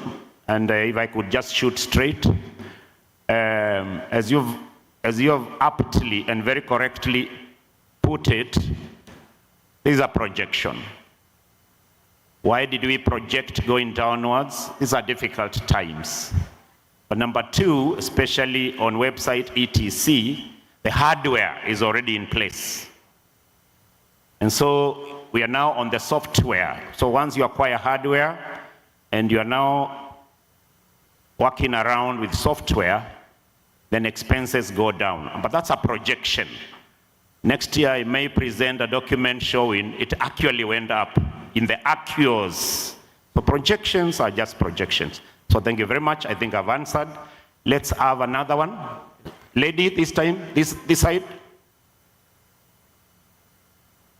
Hopefully, Mwakazi, we are still on time. Sitaki kuonyeshwa ile clock ama ile gong sound.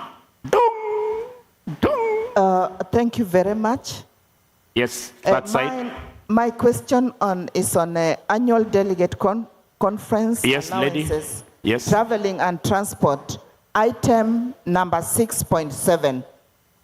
Now, 6.7. 6.7. Yes, I'm with you. The projection is 1,250,000 up from 350,000. That's correct. Now you realize that actually it is too much. To me, I feel that it is too much. Why that way? Thank you. The question asked, Treasurer to answer. This projection of transport, reimbursement, traveling and transport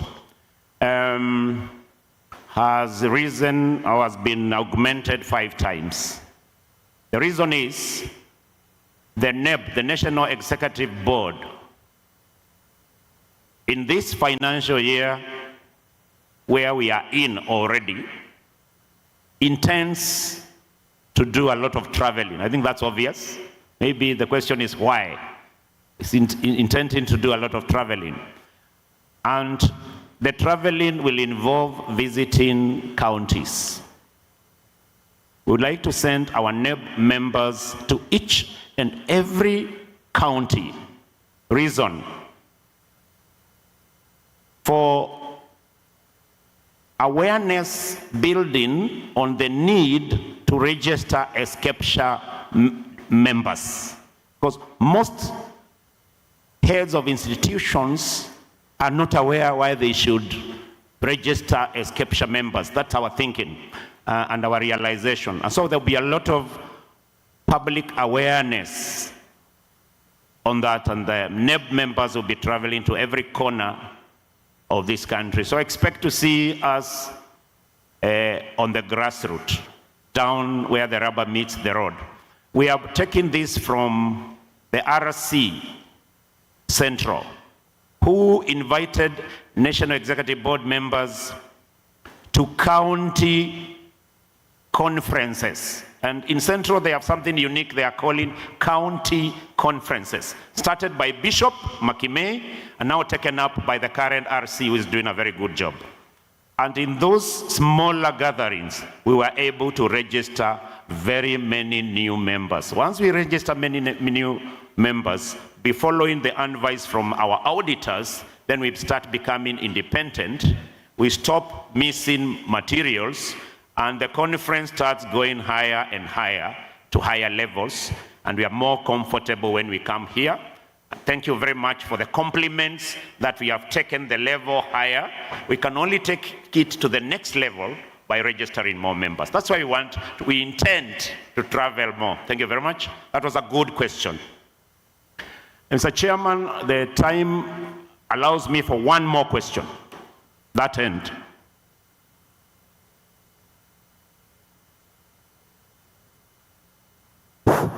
Yes, thank you, Treasurer. Through the chairman, I want to go very straight to the question.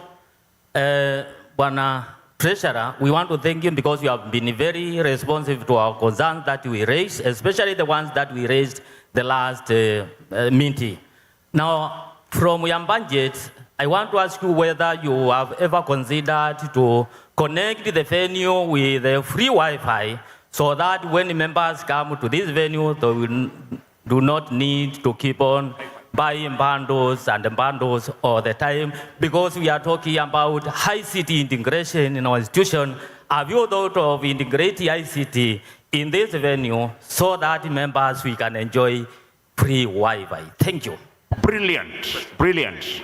That hoy. Which school? Kitande Primary School, Zawe Sub-County, Makueni County. Unaona mbele. Brilliant question.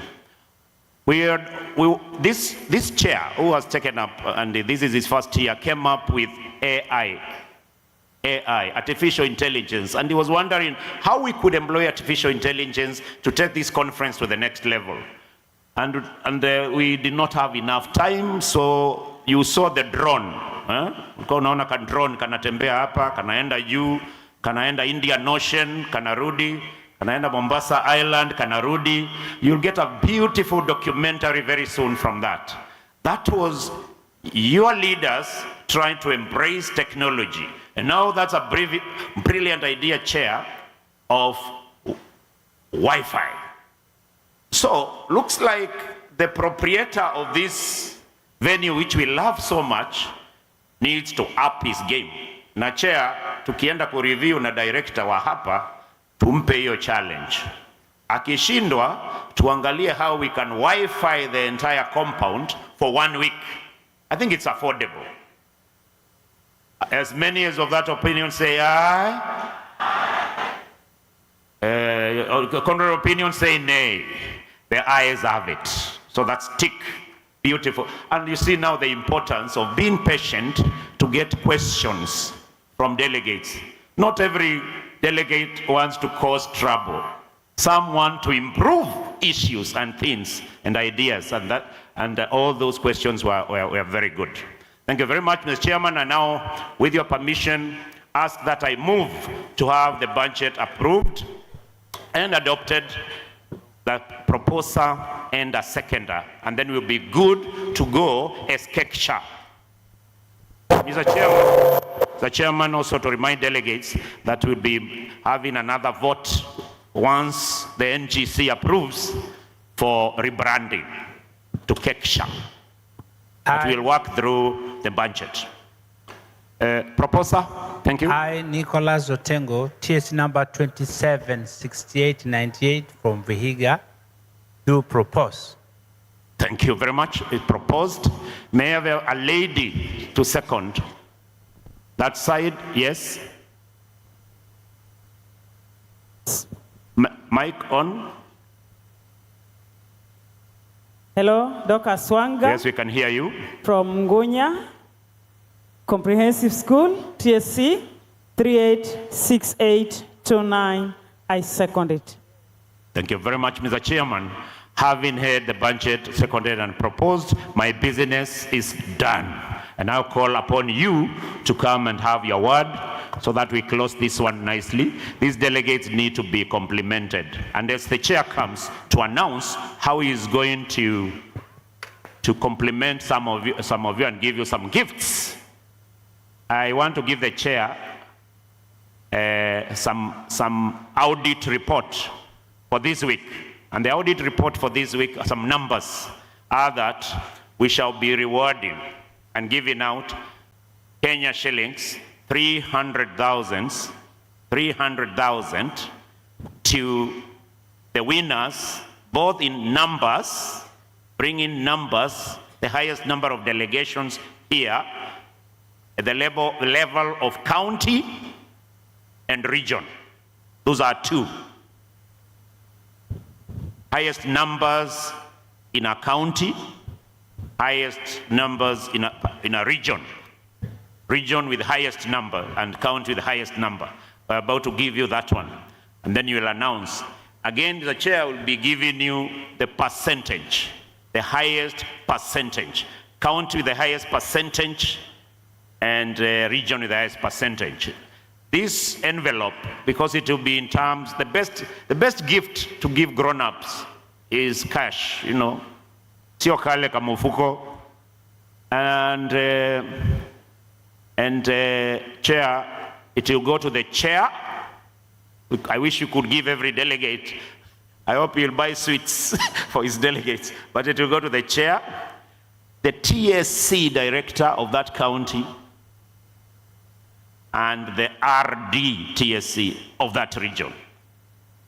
And the MOE director. So 3 per winner. Chair, TSC, MOE. Because definitely for you to bring many delegates here, you must have sat down with your bosses and they helped you. They assisted you raise up the numbers. So from the treasurer's desk, Mr. Chair, those rewards are ready anytime you want them. It's now my pleasure, Mr. Chairman, to give you the floor to congratulate your delegates for funding this conference and funding Kecsha for a whole year. They need to be told thank you. Makofi ya National Chairman. Very important, Makazi, very important before you go, Kigo. Messrs. Kigo Njenka and company have been our faithful auditors for some time now. But we give them a contract every year which can be terminated by the end of the year or renewed. I now pose the question. Do we retain Kigo Njenga and Company as our official auditors for the year beginning 1st of October 2025 and ending 30th September 2026? That's the question. Do we do it parliamentary or propose and second? Parliamentary. As many as say Kigo Njenga and Company continue being our auditors, say aye. Aye. As many as of a contrary opinion say nay. The ayes have it. The ayes have it.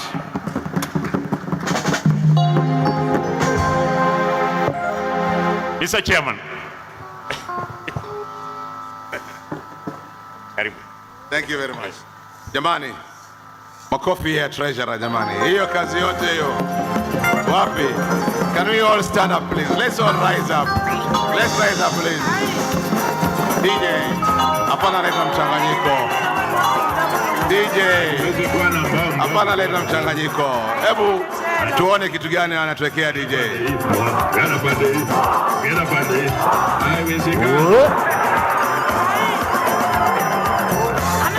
Haya, kila mtu twende.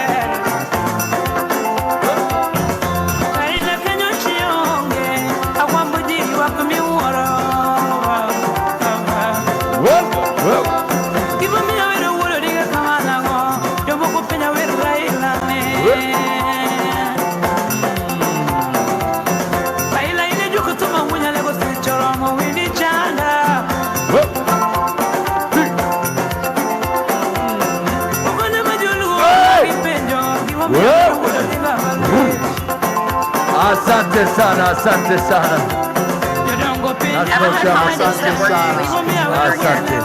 Waweza kuketi. Asanteni sana. Asante sana. Thank you. Thank you, ladies and gentlemen. Our dear Kecsha members, I'm so proud of you. And I want to say that I'd wish the conference continues for 2 good weeks. Watu wajivinjari Mombasani, si ndio? I cannot imagine that we are winding up today and that we are meeting again next year. Naona iko mbali, lakini wacha tuombe Mwenyezi Mungu atufikishe, si ndio? Good ideas have come up. We are posting every day events that are taking place, records that are done by drones, records that are done by our young generation, the Gen Zs who are all over the compound here, wanafanya mambo yao yale ya masimu. Hata ukicheka jino ya mwisho inarekodiwa na inawekwa, inatumwa kwenye social media. We are all over the social media. So the issue of Wi-Fi in the compound during conference days, count it done. Hiyo tumemaliza kabisa. Ni vile this time round, by the time I took over, I had so many issues. Settling the office, being posted to a new school in a new environment. You can imagine moving from county 001 to county 047. How many counties have I moved across? How many counties? So you can imagine moving 47 counties, settling down in county 047 kwenye shamba la mawe, wakati kina Radiala huko ndo walikuwa wanaonyesha njia. And the conference was around the corner. And again, our assessments ambazo zilikuwa zifanyike grade 6 na grade 9, I'm so happy. Ladies and gentlemen, we are going to pass our resolution later, what we have passed in this week. But I want to give you, nataka kuwanong'onezea siri. Niseme nisiseme? Lakini siende mbali, si ndio? Ubaya watu wa media nao watupi nafasi kuzungumza mambo ya bedroom affairs. They are there. Okay. I think Karim will not send this to the media. Siri, tunasema siri sirini. Tunajua jana kulikuwa serikali yote iko hapa. TSC na nani? Yale yote tuliyazungumza na kukubaliana na wao kwa uwezo wa Mwenyezi Mungu, hayo yamepita yote jana. Hayo yamefanyaje? Ni raha si raha? Are we happy? Give 5 to your colleague and tell him or her, congratulations. We made it. Congratulations. We made it. Kecsha hoy. Kecsha hoy. Ladies and gentlemen, tutafunga na TSC. Chairman Jamlek Muturi will be coming briefly. I want us to say a prayer wherever you are. One of our commissioners, the vice chair, is admitted at Mombasa Hospital, Professor Vice Chair Leila, but she's recuperating so well, and likely she will be discharged today. That is why she was not with us here yesterday. Si tunamwombea Mungu, na sisi vile vile tutajiombea Mungu turudi salama salimini. Our title sponsors are here. I am going to make my final closing remarks later, but I want to appreciate one of my sisters whom I can see her in the house. This sister of mine, I call her Mekatilili Wamenza. Have you heard about her? Madam Margaret, just say hi. Come and say hi. A big clap to Mekatilili Wamenza, former chair lady of Kilifi, an iron lady. This is the lady that moved with me and made me where I am today. Wapi makofi yake jamani? Hebu salimia kidogo. Karibu sana. Wa Kecsha hoye! Kecsha hoye! Yeah, actually, I'm greatly honored this morning. And I wondered whether I would accept this invitation by my brother. But then I thought it was very, very crucial. Why? So that when I come here, I do a number of things. At least I'll be counted for a number of reasons. And before I go there, let me recognize all the dignitaries in the house and also the Kecsha members. Now, I accepted this invitation because of one thing, that God has allowed me to be one of among the many who congratulate the head of institutions in Kenya for the nice transition of the new curriculum. The first JS class.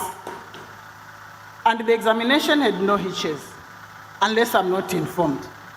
But looking around and listening, there were no hitches in that examination. Congratulations to you all members. So it was an honor that I be counted as one who has said, congratulations for the good work, congratulations for the milestone that you have made. I want to thank God that I'm out of active service the last 2 years now. I'm getting into my 3rd year, and God has kept me in good health this moment. Now, the other part that made me come and accept this invitation was to come and congratulate my brother word. Now, we have walked a long way in the marketing of Kecsha those years. This is the inception of Kecsha in the year 2000. We were there. And I worked with him all around this region, mobilizing members, sensitizing members, the importance of joining Kecsha then. And when the National Governing Council, your representatives, thought it wise to give him that chance, it is because God has prepared him quite a long time ago. I want to say this, that for you to move up, you don't need to pull anybody down. Nimesikika hapo, eh?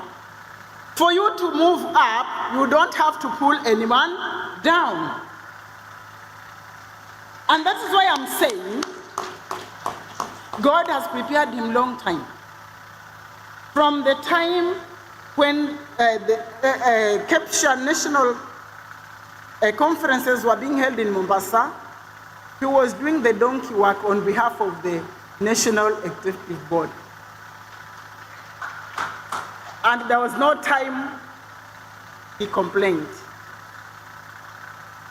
And I want to liken him with the David of the Bible.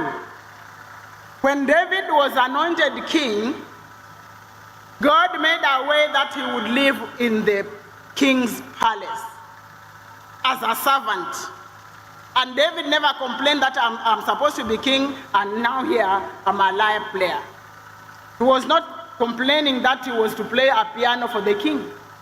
But that was God's way of bringing him up, orienting him for kingship. So the donkey work my Fuad was doing was to orient him for this year today. And I want to say, he is up to the task. Ama Sivyo? Yeah. And we don't succeed because we have the powers. We succeed because God has given us the ability to do so. And there is no leadership, colleagues, that also thrives if the members are not supportive. So now that we have supported him to lift him to that position, each one of us has also to support him to move forward. And brother, I want to tell you this, that having been given this big responsibility means that you have not to broaden your mind to cover all the responsibility of all the head teachers in Kenya. You have also to broaden make sure you are more mobile. Your mobility has to be even more effective. We moved around the coast, now you have to move around Kenya. It is also expected that now many times you are thinking of your school, you are thinking of cost, and now your mind should be thinking of the whole of the country. And therefore there is a bigger responsibility that is upon you.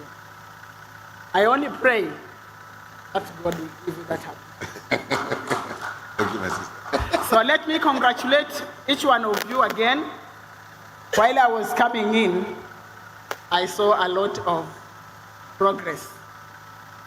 With the number of stakeholders that have wanted to be associated with Kecsha this time, all the exhibitors around, and even looking at the income from those well-wishers, it tells it all, that this is the right place to invest in if we have to see a bright future for our nation. You are setting the ground, you are setting the foundation, and even as we sit back, we are always happy that you continue. And we shall be even more proud that what we planted, that seed that we planted, is bearing fruits, and the right fruits at the right season. God bless you. Thank you, sister. Thank you very much. Makofi yake jamani. I know she's a bit emotionally. She's a bit emotionally. Mekatilili. Pabalan? Asindikize. Thank you. Jamani, nataka kusimama hapa. I will come back for our closing remarks. We also have our resolutions. We also have our title sponsor. But as I go down, nawacha na methali moja. Takuja kuifafanua baadaye. Tuko tayari? Tuko tayari? Pendapo ihsani, haparudi nuksani, hurudi ihsani. Kazi kwako.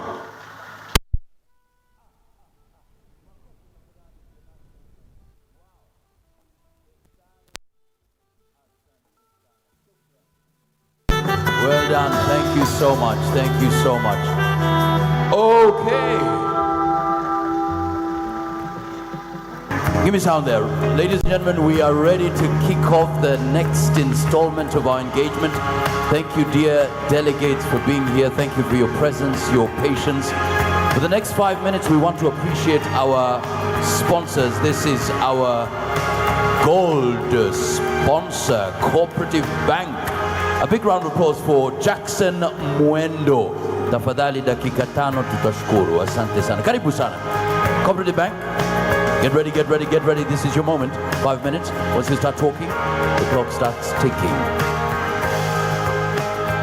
Karibu sana, karibu sana.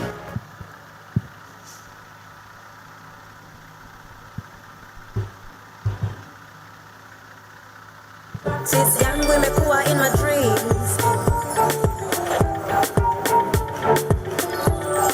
Uroti maguta, keja kwa mtaa mambo fiti. Nafungua bahasha wao nikismile. Mambo ni move wa cop imesota. Sinile wa show. Jishikie keja, please ama block. Nikasi tu. Kani float ya mboka, reti koto. Nikasi tu. Jishikie keja, please.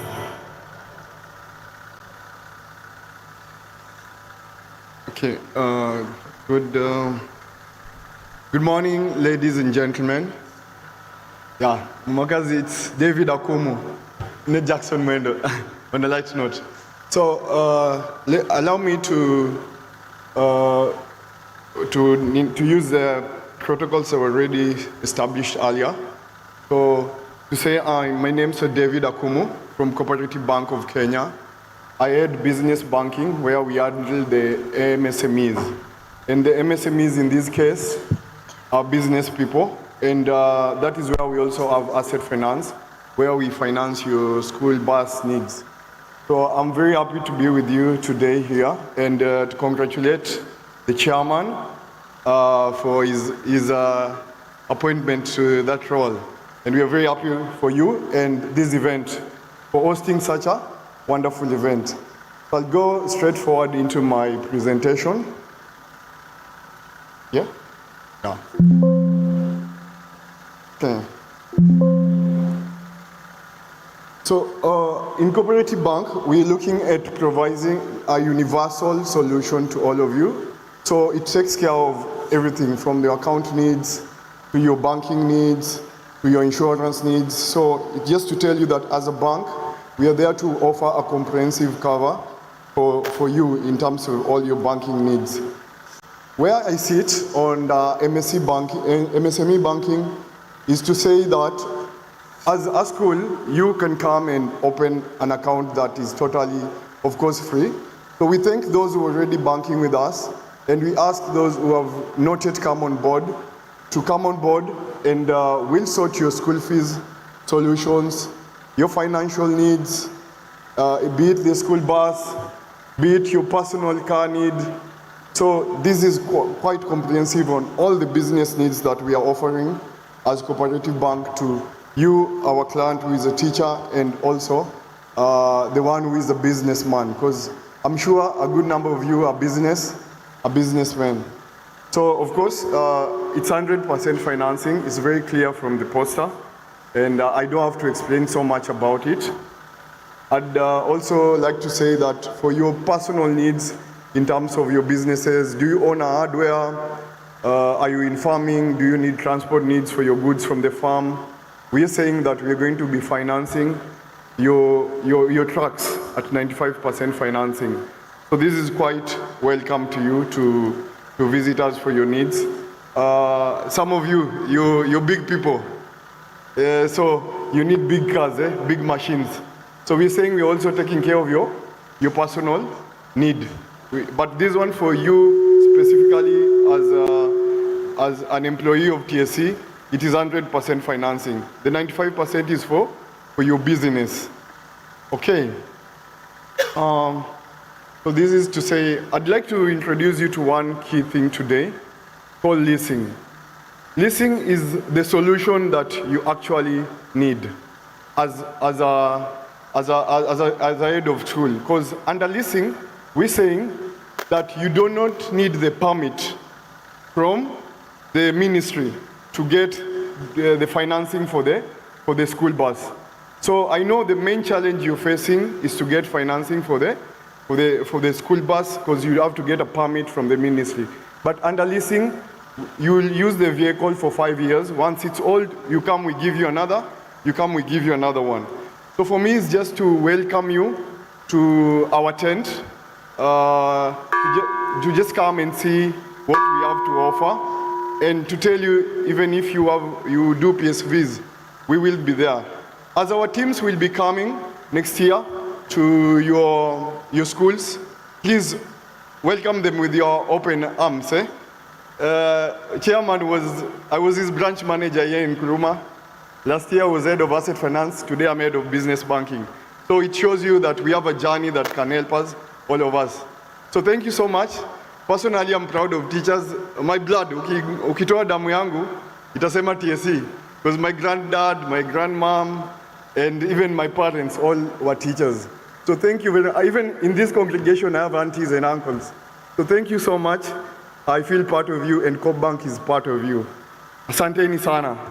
Kecsha, oye. Asante.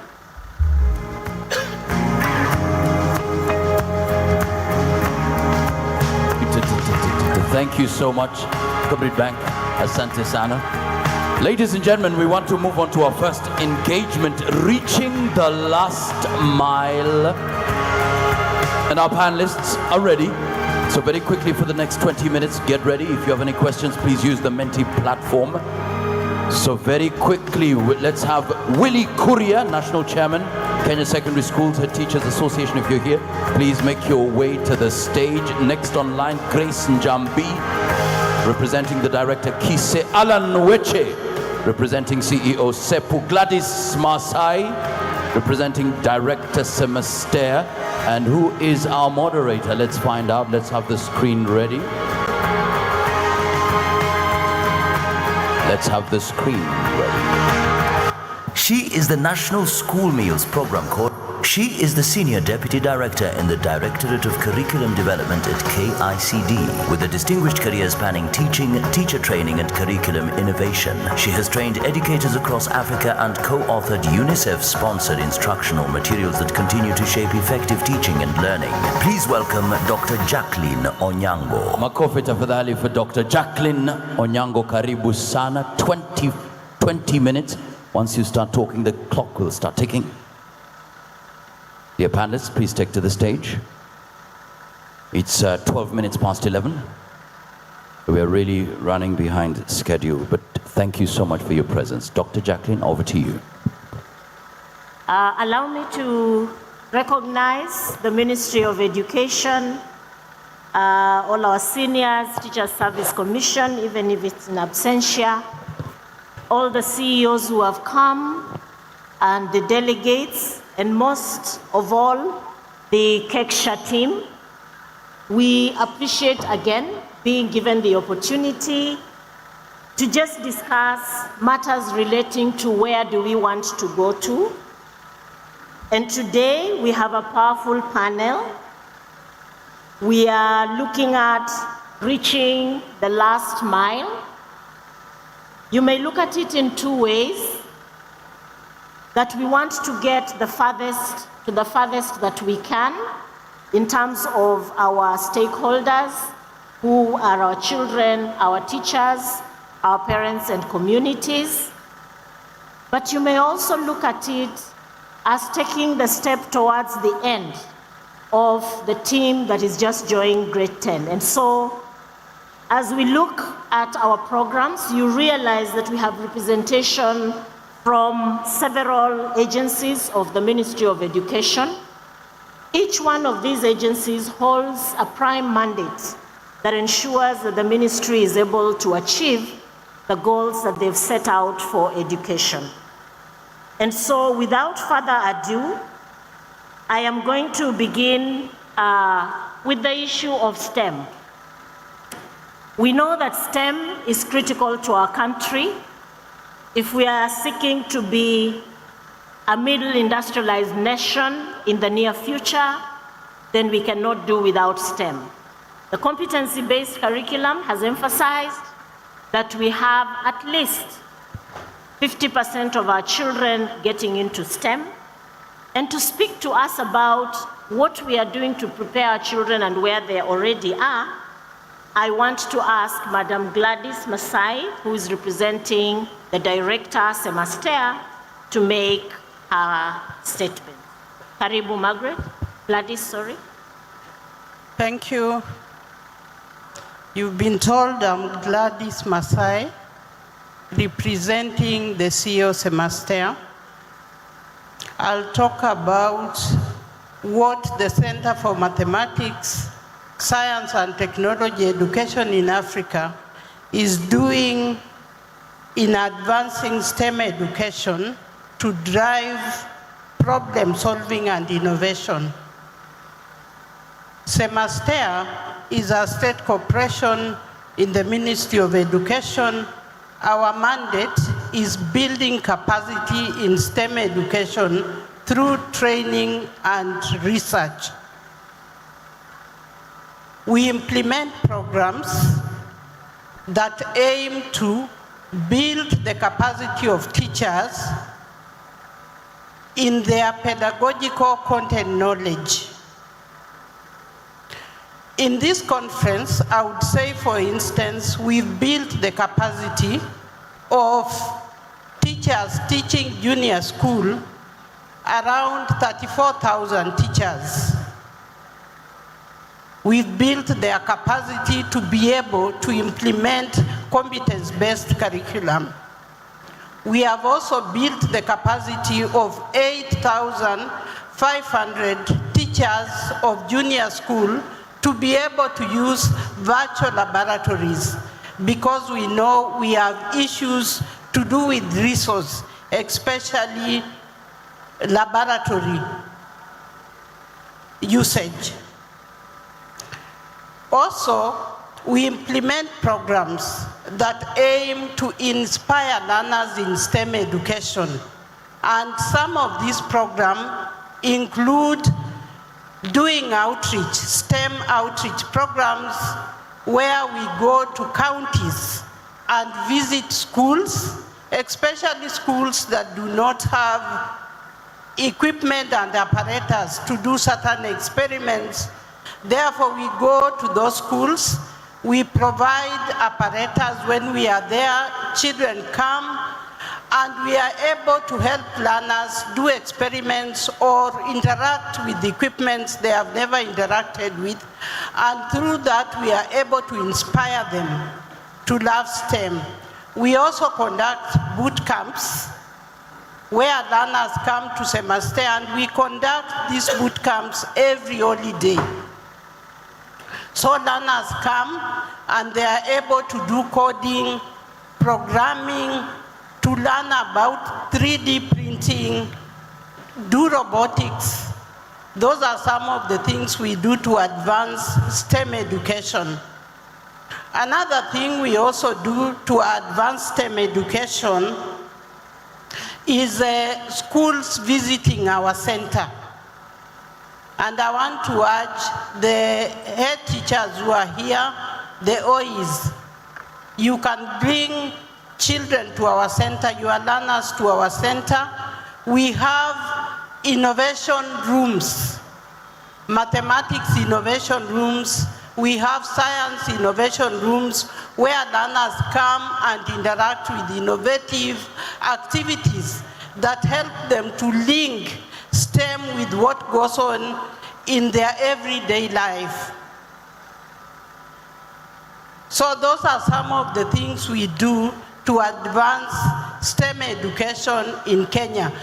In the following week, this week we are starting, we'll be having a boot camp, and therefore I would encourage, if you have time, you can pass by. Also here, we have an exhibition where we are showcasing our work, and we also help teachers learn how to develop materials, improvised materials that are used to advance STEM education. Thank you very much, Madam Masai, for that insight. We shall encourage ourselves to visit your stand. Allow me to ask Alan Weche. We know that SEPU is busy trying to ensure that the science innovations that are expected in schools are carried out and carried out effectively. Tell us what you're doing so that we know how to engage with you and we know where to get the materials that you have for us. Thank you. My name is Alan Weche from the School Equipment Production Unit, SEPU, which is a government agency under the Ministry of Education. Now, SEPU is a provider of these practical apparatus that are used in our schools. So I want to urge the leaders present here that you look at SEPU as a provider, a partner in the provision of the mobile laboratory. This particular mobile laboratory is a homegrown solution, and it's there to bridge the infrastructure gaps in our schools. The mobile laboratory just functions like any other conventional laboratory. As you understand, we are in an era whereby learning should not just be confined in the four corners of a classroom. But these mobile laboratories revolutionize the teaching and learning, especially the delivery of the practicals in our schools. This particular mobile laboratory is available at the School Equipment Production Unit, and even to make it affordable to schools, we are allowing payment in installments. I would like to urge the Kecsha leadership through their branch network to urge their members to make use of the SEPU mobile laboratory. This is a homegrown solution that is actually going to bridge that infrastructure gap in terms of a laboratory. So another area that we have really researched and invested heavily in is the provision of materials. What do I mean by materials? We've got the junior school science kit that is actually tailor-made to enable now the provision of apparatus for grade 7, 8, and 9. This particular apparatus will have all the chemicals cutting across grade 7 to 9, all the apparatus as per the curriculum design cutting across grade 7 to 9. It is a wonderful innovation that is available in School Equipment Production Unit, and we are also offering it at a subsidy rate, and we also allow payment in installments. Now, in another area of, as far as the CB ecosystem is concerned, we also come in strongly because we've got a primary school science kit for grade 4, 5, and 6. You understand that now science at that level actually begins in grade 4. We've got the primary school science kit also available at School Equipment Production Unit, and I'd like to urge the leaders present here that you can utilize your KPIL funding to be able to acquire the primary science kit, to be able now to equip the primary section of your schools. So actually, we come in as a provider, we come in as a partner to bridge the infrastructure gap in our schools through provision of the mobile laboratory and also the provision of materials in form of science kits. Thank you. Great. So, Chair, the calling here is that our sister institution is urging you not to necessarily build laboratories. Look for the alternative so that they can also ensure that they are moving on. Now, in our education system, we have different learners. We have the learners we refer to as regular learners, but we also have learners who are abled differently, and in Kenya, we specifically have sought to support four categories. The visually impaired, the hearing impaired, the physically impaired, and the intellectually different. To enlighten us on just what we are doing to ensure these children are settled in school and given the same opportunities like our regular learners, I would like to ask Madam Grace Njambi from KCB to just give us that highlight. Thank you. As you have heard, I'm Grace Njambi from KCB, representing Director Kecsha, Dr. Norman Kiogora. And I would say briefly, I present what he wanted to present to this forum. I want to say that Kenya Institute of Special Education is one institution that has been mandated to train, capacity build, all persons working for and with persons with special needs. We call them special needs, not necessarily disabilities, because very many learners have special needs. We have also been mandated to carry out assessment, referrals, and placement of those learners. So with this forum or the conference, all hands of the institutions present, please, we are requesting when you take note of learners in your schools who deviate from the norm, please always refer them for assessment. We also mandated to provide and generate learning resources and adapted materials for learners with special needs. So if your school have those learners who may require adapted materials, please get in touch. Kecsha has been given that mandate by the government to provide and even supply materials in the schools. So the current government is really out to support learners who are gifted differently. I want to summarize what my director would have presented in very few statements in the essence of time. One, he was to discuss on a topic, reaching the last mile, transforming inclusion for meaningful CBE impacts. And I want to make a statement that transforming inclusion starts in the mind. And this transformation or transforming inclusion simply means that encouraging learners with special needs to learn together with the others. And by doing that, we are simply saying inclusion should be a strategic and intentional reforms of the programs, the policies, the materials, and even the pedagogies the teachers use. And by doing that, we are saying we make inclusion become accessible, equitable, and effective for all. So we are not taking inclusion simply by bringing those learners and putting them in the regular schools, but we are saying, can it be a strategy that is intentionally reforming what we are doing in our schools? And the next question is, why transform inclusion? This is because the learning process becomes relevant, and it also becomes career geared towards and support for learners who are gifted differently.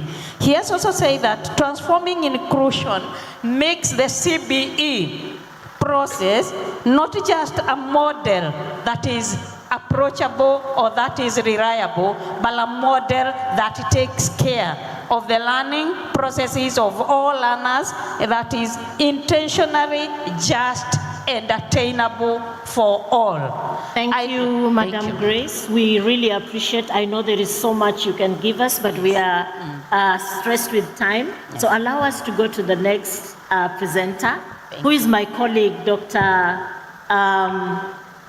Wambua from KICD.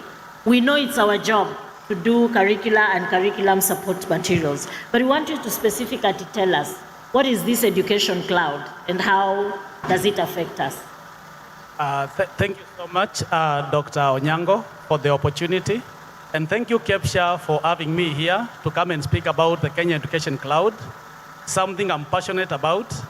I would like to say that besides development of curriculum and curriculum support materials, KICD is also mandated to disseminate programs and the quality programs for this matter to our learners across the entire country. And one way we disseminate these programs is through radio programs. Yes, through KBC. We are disseminating radio programs on a daily basis when learners are on session. And we are doing this through the KBC English service. We also are transmitting programs through Edu Channel. I know you have heard of Edu Channel. During COVID times, many of us were turning to Edu Channel for education, and our learners were kept busy. So we also have TV programs running through Edu Channel. Then lastly, the Kenya Education Cloud. This is the ultimate solution to your educational problems. If you want to access quality assured digital content, radio programs I'm talking about, TV programs I'm talking about. You can access them for free without paying anything from Kenya Education Cloud. How do you access Kenya Education Cloud? This is how you access it. You can even get it now from your phones. www.kec.ac.ke.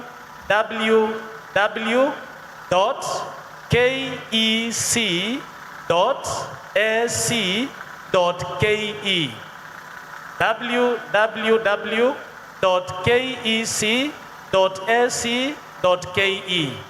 Within that platform, you will find there are programs for regular learners, and we are not leaving out learners with special needs. After developing content for regular learners, we are adapting for learners with special needs. And now we are currently adapting digital content for grade 8 learners. So our chairman, Paudi, you can see KCB where you give us wisdom. We are running with the pace, your pace, and we are really trying to make sure services are reached, all services are provided to learners who desire them most. Thank you. Thank you very much. And Chair, on that note, allow me to be a little mischievous. I know you're my council member, but I want to believe that if you're going to make effort to ensure there is Wi-Fi here for yourselves for 5 days, then what can we do to ensure there's Wi-Fi for our children in the schools so that they can be able to access these materials? And I think that is something, a journey we can start working together and see how we can go on. We expected our last speaker, who was Mr. Kuria from the Kenya Secondary Schools Heads Association. He's not here, but allow me just to mention, given the title that he was speaking to, which is Sustaining the CBE Gains in Senior School, Pathways, Access, and Equity. I think we can all confirm, and our leaders were here yesterday, and we all did say we are definitely ready for senior school. And so I want to believe that when you're talking about sustainability, we thanked you that you are releasing our grade 9 into grade 10. They'll be well received. As a ministry, we are ready with the necessary infrastructure. We have guidelines that are guiding on how the children will be placed. As KICD, we have ensured that the curricula that is required and the books are ready, and they're just waiting for distribution. We are aware we are in exam season, but once that is done, this should be getting to the schools. So our confirmation is that this last mile, we are ready for it. In terms of the two areas that I did indicate, that one, you can look at it as the last mile of bringing the CBC to its last stage, which is the senior school. But for our comprehensive schools, we can look at the last mile as reaching the farthest now that we are already on course. And with that, I want to thank my panel very much for keeping within time and being able to enlighten us clearly, and wish Kecsha the best. Forward is bright, and we will be behind you. Thank you. Wow, well done. A big round of applause for Dr. Jacqueline. You've really kept time, and I celebrate you for that. We do have a gift of appreciation. Father Hassan, tafadhali utusaidie kuwapa zawadi. Well done, Millicent. Millicent is coming up next, but well done so far. Well done, Dr. Jacqueline. We really appreciate. Thank you so much. We do have the national chairman right there, appreciating you. Let's have the gifts ready. Now, as you receive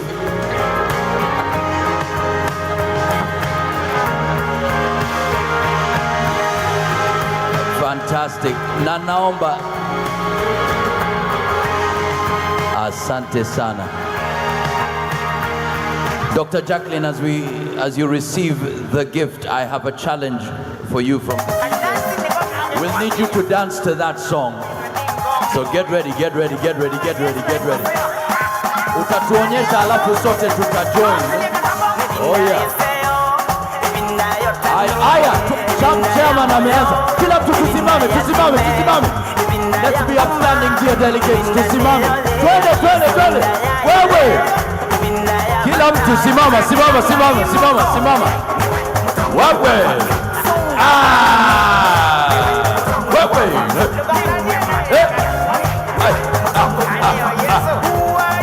Hey, Dr. Jacqueline. Woo.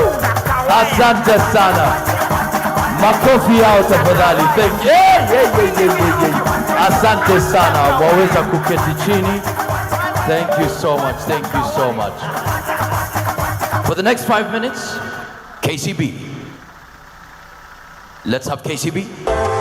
Here's how you can request for a mobile loan on the new KCB mobile app. Open your KCB mobile app and click on Loans. Click Apply Now on the KCB mobile loan. Confirm your loan limit. Set the amount, duration, and the destination account. Click Apply Now. Confirm the summary and click Request Loan. Enter your PIN.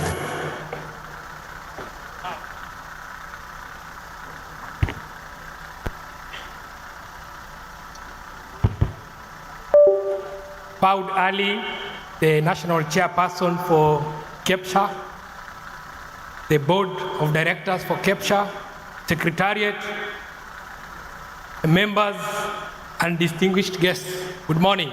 Good morning. Good morning. My name is Omari Joblin, head of programs at KCB Foundation. Chair, I don't have a member number nor a TSC number, but at least I can confirm I went to a primary school. And I'm happy of this leadership in terms of how they are taking care of our students. So I went to Nairobi South Primary School in South B. Chair, I want to take you through what KCB Foundation does. And more specifically, I want to talk about our education program. So the foundation has operations in 7 countries across East Africa. We have 2 main programs. We have the Tujiajiri program that is very famous in counties, but also we have the KCB Scholars program. So my reason here today, because of time, I want to just discuss about what the foundation thinks about education opportunities, more specifically for those who are disadvantaged with regards to their economic background, with also regards to other barriers besides just poverty, in terms of how we can enable them to continue accessing education, specifically helping them to transition from primary school, or now from junior secondary school to senior secondary school. So far, as KCB Foundation, we have supported over 5,000 learners across the country in all the 47 counties in terms of scholarships that go to support these young people. Our scholarships entail the payment of school fees.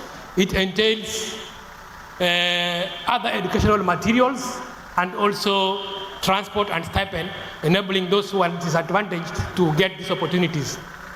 I also want to assure that we don't leave any of our learners behind.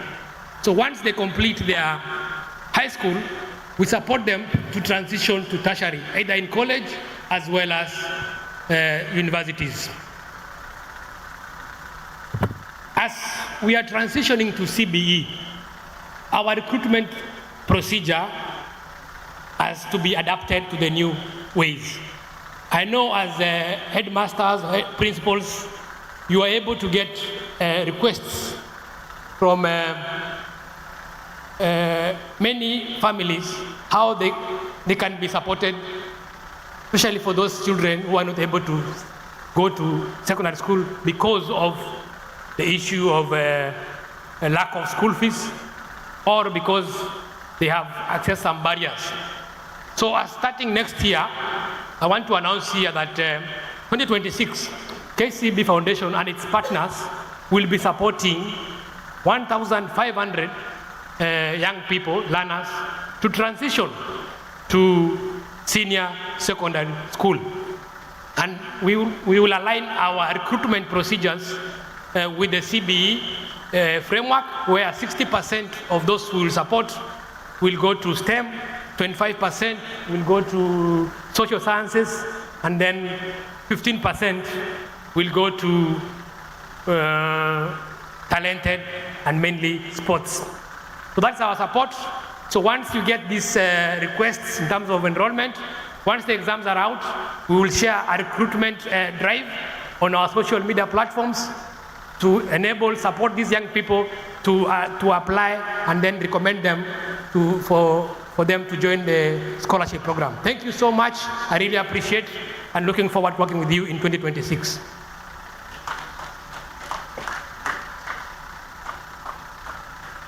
Asante sana. Makofi, well done KCB for keeping time. We really appreciate. Give me sound, please. Thank you so much. Asante. Dear delegates, we are moving on to another key discussion. So get ready. If you have any questions, we still have the Menti platform ready for you to engage.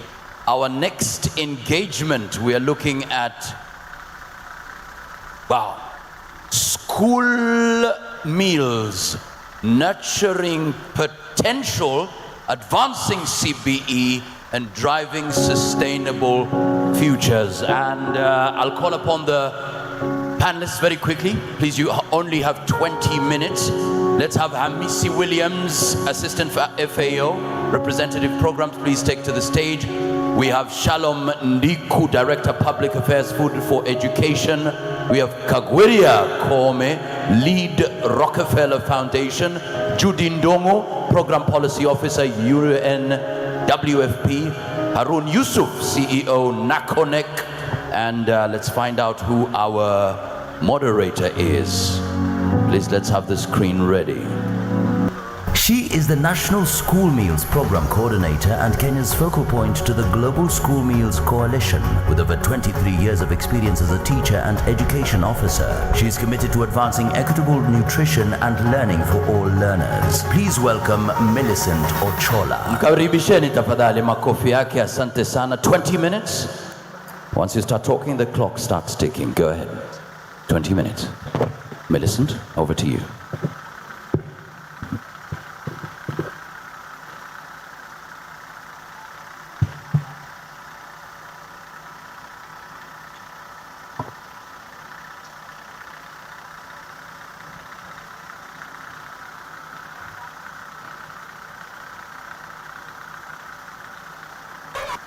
In 2009, this government-led homegrown school meals program encourages thousands of children to enroll and stay in school throughout the year and helps them to focus and concentrate on their studies, which increases their chances of being... In the riding lane of the cabinet secretary yesterday, the message from the president, the last sentence was the expansion of the school meals program. And today, we are blessed here to have our panelists from various sectors, very powerful individuals in this country and in their organizations. To kick us off, we are going to start with Madam Kezia on behalf of Harun Yusuf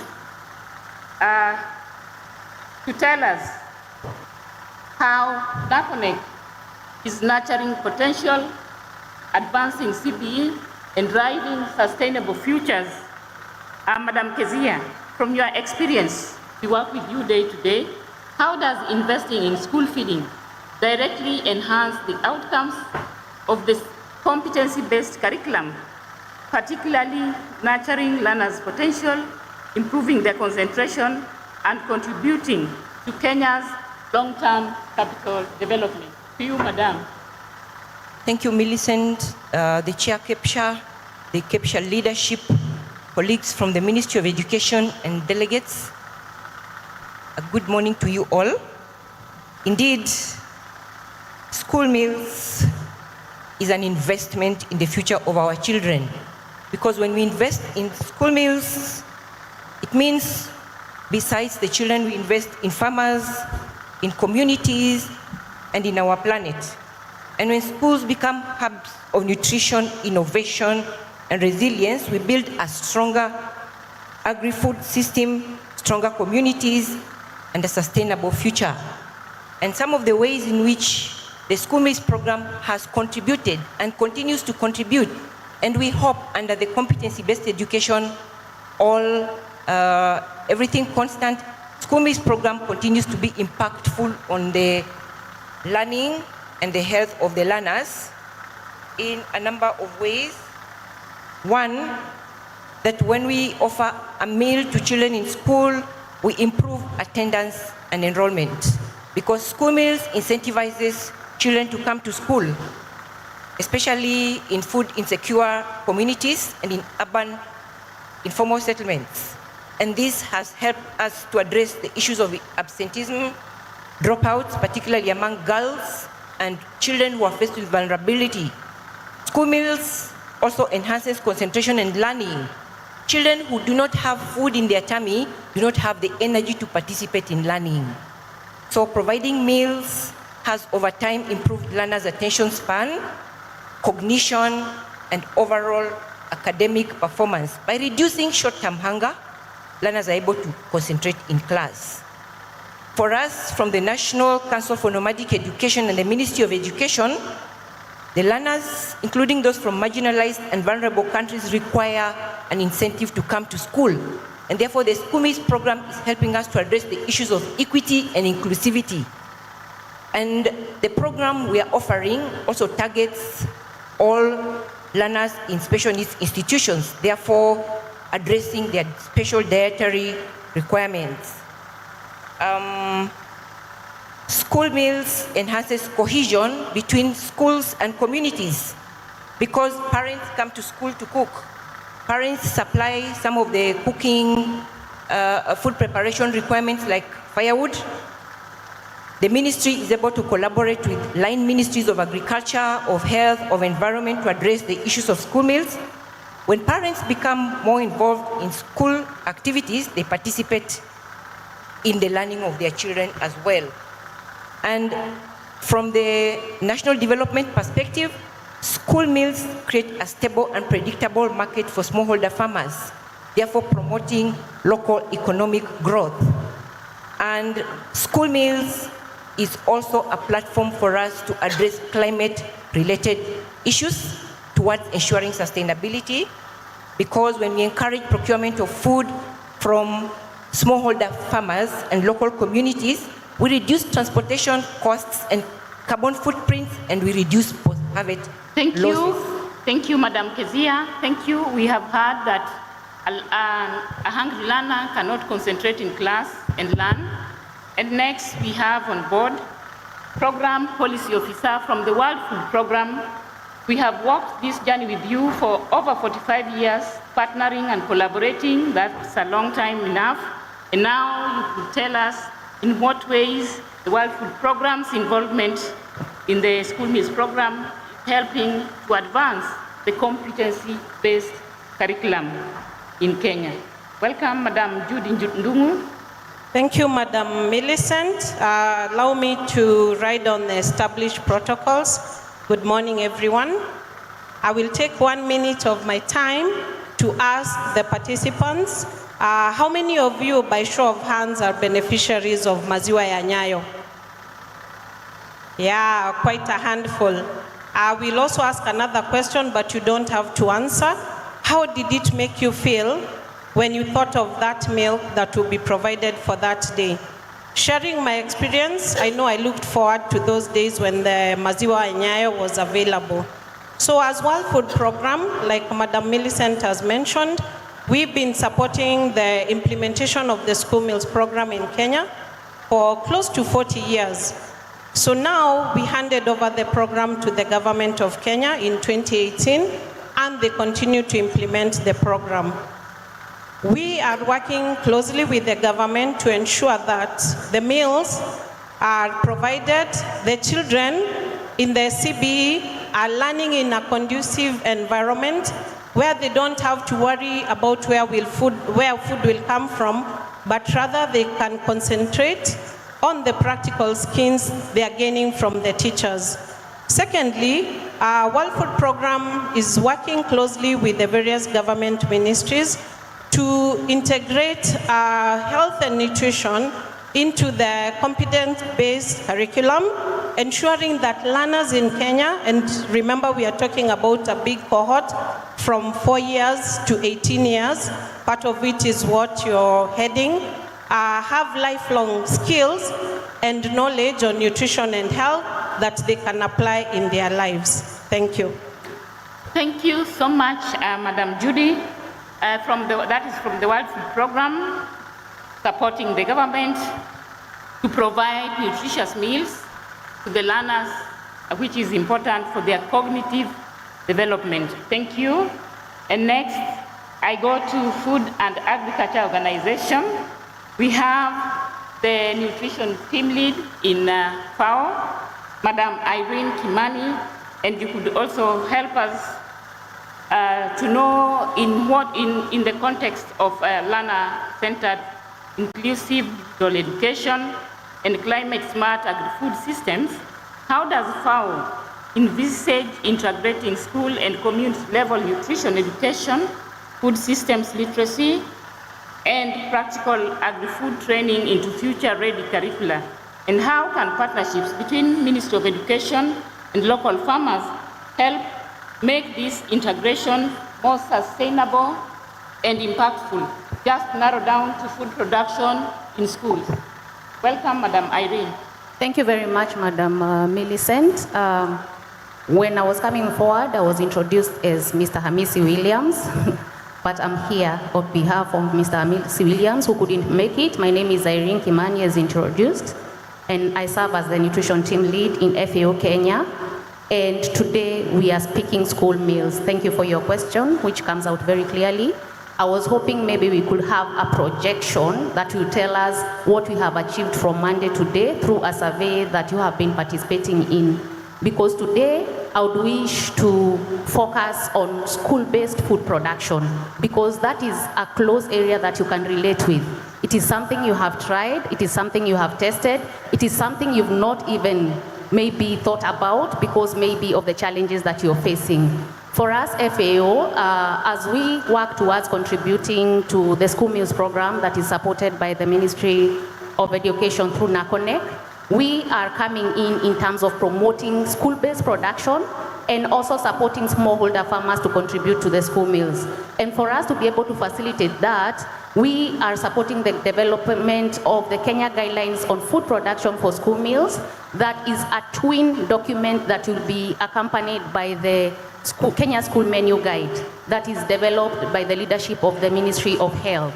And basically what we are talking about is production diversification, so that when you receive support from NACONEC in terms of pulses and maize, we want to ask ourselves, how about the rest, the micronutrient-rich foods such as you know, the vegetables, the fruits, and what have you. So how can we leverage the underutilized land? So for us to know where to start from, we want to know the status of school-based production. What is going on in schools? Because we can't say that nothing is going on. At the beginning of this meeting, my colleague stood here and informed you that we are conducting a survey on the status of school-based production. And many of you have actually participated, and we have a representative sample. However, the survey is not closed because in May, we were targeting a census, but we've ended up doing a survey. The idea is to make sure that we have raw data on the status of your school, as well as the status of the country and the county. Then we present these findings during the National School Meals Coalition, which brings together all development partners who contribute to school meals. So by you participating, you have told us what is happening in your school and what is happening at country level. Just to give you a summary of what you've done from Monday, the survey has indicated that 64% of schools have access to land that can be utilized for food production. However, only 43% of this 64% is being utilized for production for school meals. And to make it even more, maybe let me say worse in quotes, for the 43% who are producing, they are only utilizing half the land. And the key challenges that we have seen from the survey is that what is limiting the schools is lack of water, mainly, as a main challenge. And that is for 41% of the participants. For 44%, you said that resources in terms of lack of inputs and labor are another limiting challenge. But that's not all. There's a lot that has been limiting schools from doing school-based production, and we have not finished. We have not completed the survey. We would encourage you, because the link will be shared on your WhatsApp groups. And we've even had, if you cannot access the WhatsApp group, we have the NACONEC booth where you're scanning the code. And if you give us information about your school, it will be easier for us to target you. You'll not just be a sample, you'll also be an easy target for programming. So I invite you to focus on this, because that's the direction we are moving as FAO. Thank you. Thank you, Irene. For those schools that have land that is unutilized, kindly pick this discussion off and follow it up with us at the NACONEC booth, so that you help the children produce their own food, and also make the land, the unutilized land, utilize the unutilized land for production of food for the learners at school. And next, we are moving to the Rockefeller Foundation. Madam Kagwiria Koome is with us, and I would just like to know from her, how can integrating climate smart concepts into primary school curriculum empower students to become environmental stewards in their community? Welcome, Madam. Thank you very much, Millicent. I'm truly humbled to be here. As you have heard, my name is Kagwiria Koome.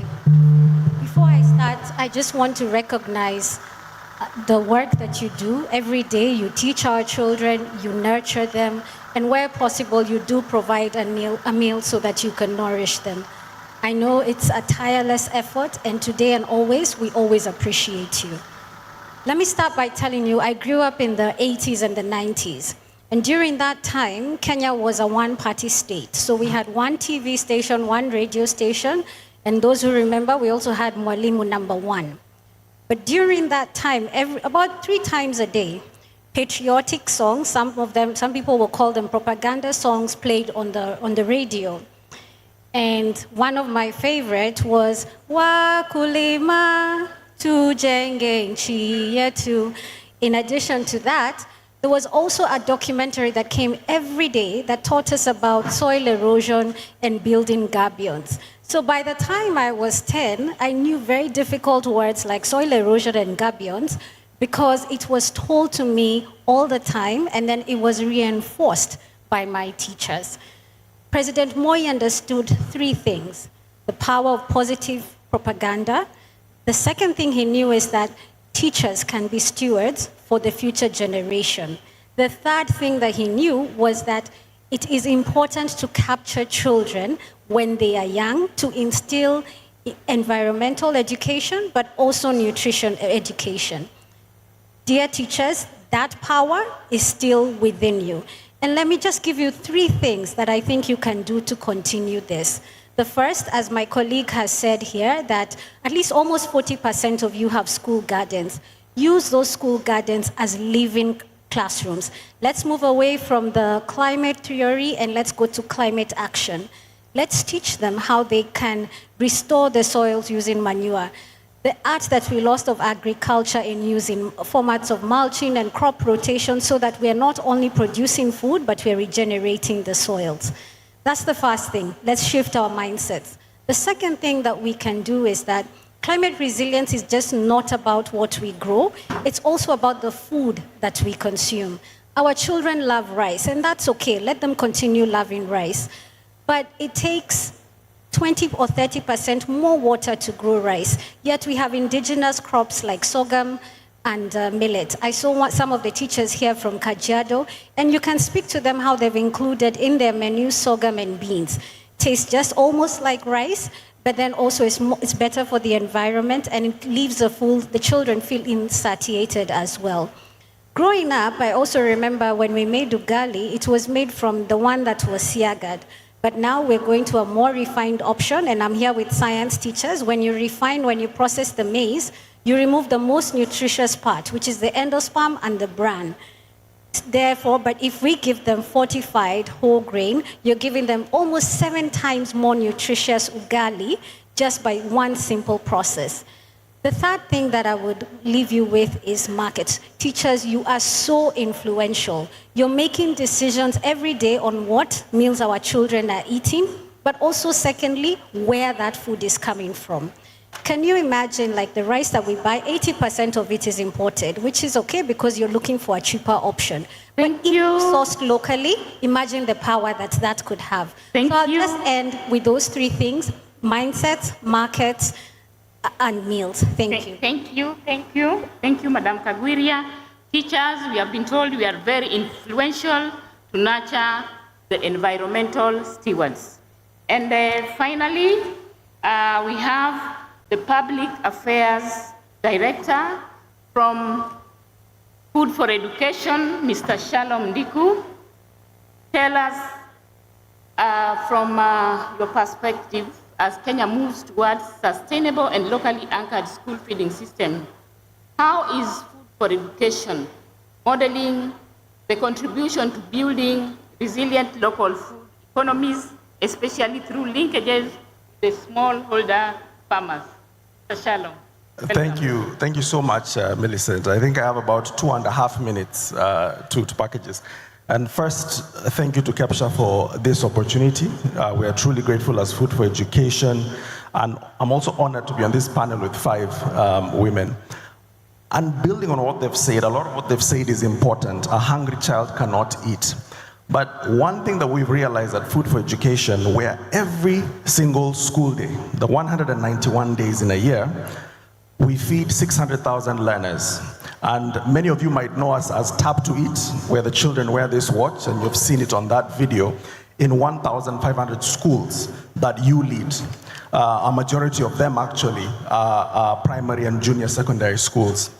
And for us, economically, school meals and school feeding has to be seen beyond just a nutritional intervention. It is crucial for education. It keeps children in the classroom. It brings children to the classroom, but it also ensures that they can perform, focus, and pay attention. No one knows that better than you as the teachers. And I think for us, we have found a solution in which, where we partner with government, we partner with 4 county governments, the county governments of Nairobi with the Dishina County program that feeds over 300,000 learners every single day with a hot lunch. Parents only pay 5 shillings. In Murang'a and here in Mombasa and in Embu, we also partner with the county governments to feed ECD learners.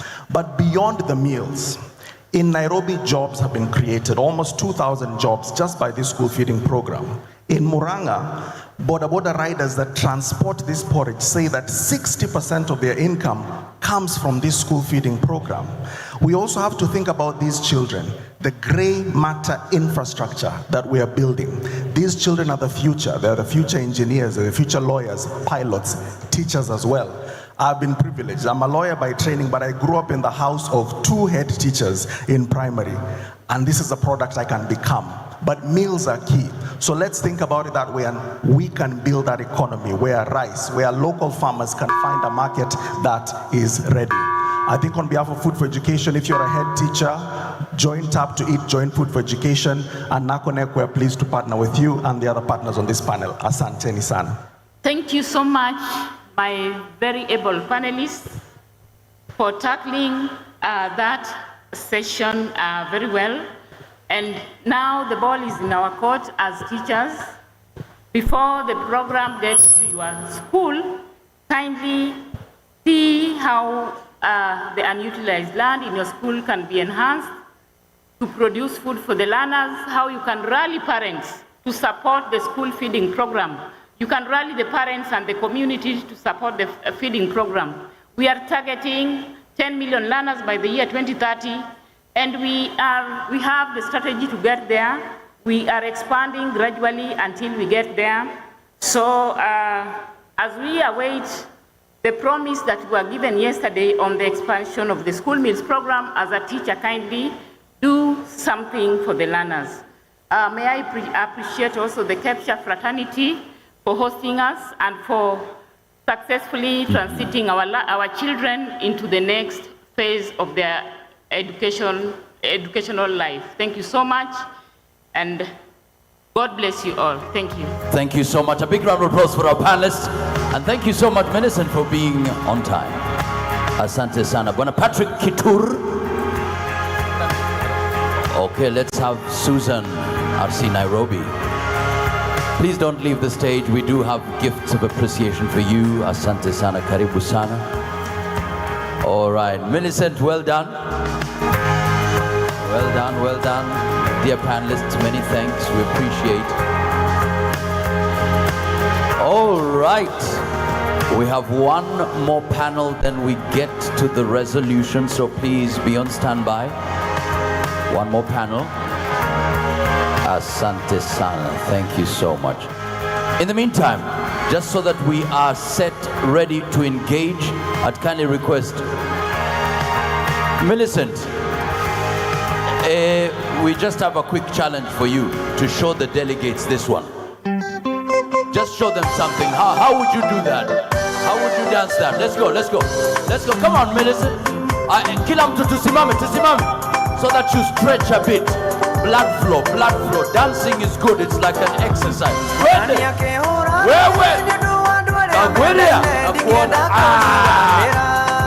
Let's go.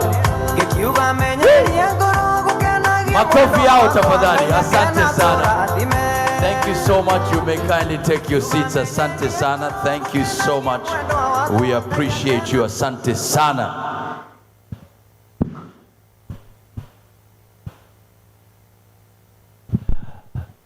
Let's have the sound there because we are ready for our next engagement. Thank you so much, dear delegates. Well done. Really appreciate you. Thank you so much for the contribution. All right. This is our last panel discussion, ladies and gentlemen, and it's more of a symposium. Innovating basic education programming to advance equity and participation, leaving no learner behind. Ladies and gentlemen, please welcome Jane Bogwa, National Program Coordinator. Sikip, karibu sana, makofi yake tafadhali. Martha Ekirapa, National Program Coordinator. KPL. Welcome, welcome, welcome, and the session will be moderated by Director Projects Coordination and Delivery, DPCAD, Elijah Mungai. 20 minutes. Once you start talking, the clock starts ticking. 20 minutes. Karibuni sana, karibuni sana. Welcome. Thank you very much. All protocols observed. My name is Kezia Wandera, wearing multiple hats. In this context, I'm standing in for the Director, Project Coordination and Delivery, because I'm part of this project implementation team at the MOE. And therefore, in this session, we are going to be looking at how ongoing basic education programming has been innovated to advance equity and participation, leaving no learner behind. So, just an overview of what this directorate does. DPCAD is mandated to provide strategic leadership. We design, we coordinate, and we implement and monitor, including evaluate projects. And it's our responsibility to foster linkages with development partners to enable government realize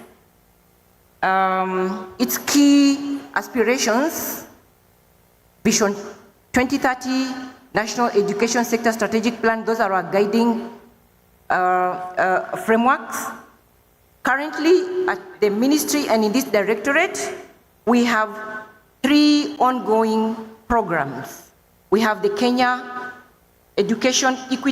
Primary Education Equity in Early Learning Program, KPIL, which many of you are familiar with. I've had here about 23,000 grade 9 classrooms constructed under KPIL with the support of school heads. I've also heard that KPIL is funding textbook procurement for the schools, and KPIL is doing a lot more. And then we have a new program that has just been initiated, the Kenya Secondary Education Equity and Quality Improvement Program, SEQIP, We have development of schools infrastructure in Nyamira County projects by the government of Kuwait. And tomorrow, we are negotiating additional financing for KPIL. So our two panelists are Jen Bogwa. Jen is Director and National Coordinator for the Secondary Education Equity and Quality Improvement Program. Kenneth Ojuang will be standing in for Martha Ekirapa, who is the National Program Coordinator for KPIL and who will be leading the additional financing for KPIL. So I will invite Jen to tell us how SIKIP is advancing equity and participation. And Jen will also probably talk about the Nyamira project. Welcome, Jen.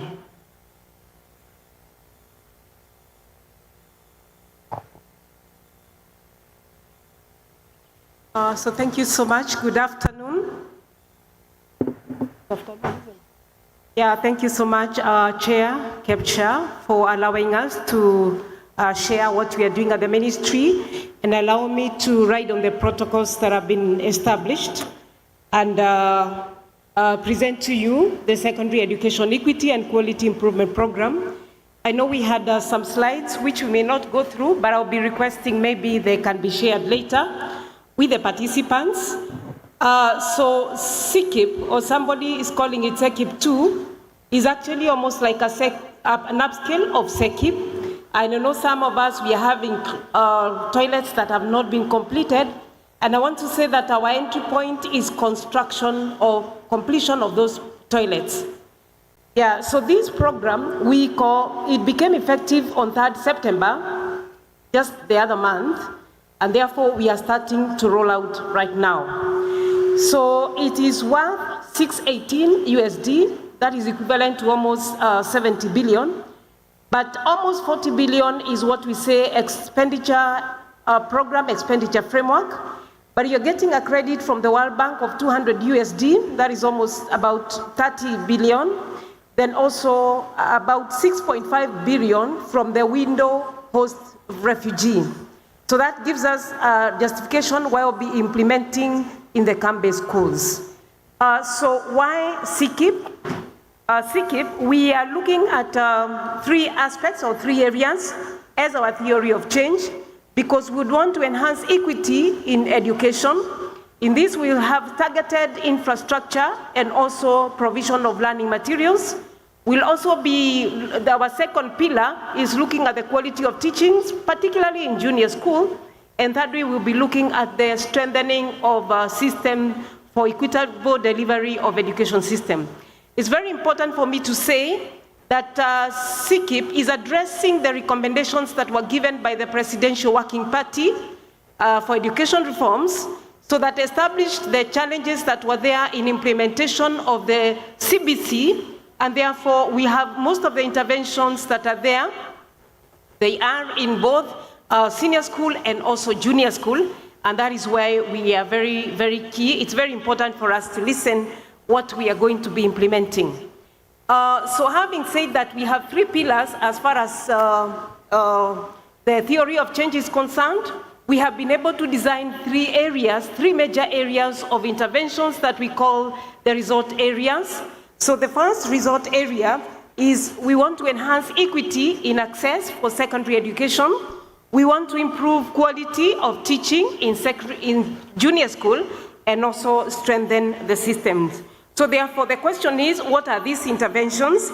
And I want to say the first intervention is that we will be expanding access. One of the areas we are looking at is that because we would want to reduce regional disparities in terms of access and also learning outcomes, we are investing heavily in trying to reduce the number of the out-of-school children in most of the 13 counties. Actually, there are 16 counties where we have the highest number of out-of-school children. So in this case, we'll be expanding about 15 low-cost boarding schools, where we'll be constructing classrooms, integrated resource learning centers, dormitories, and staff houses.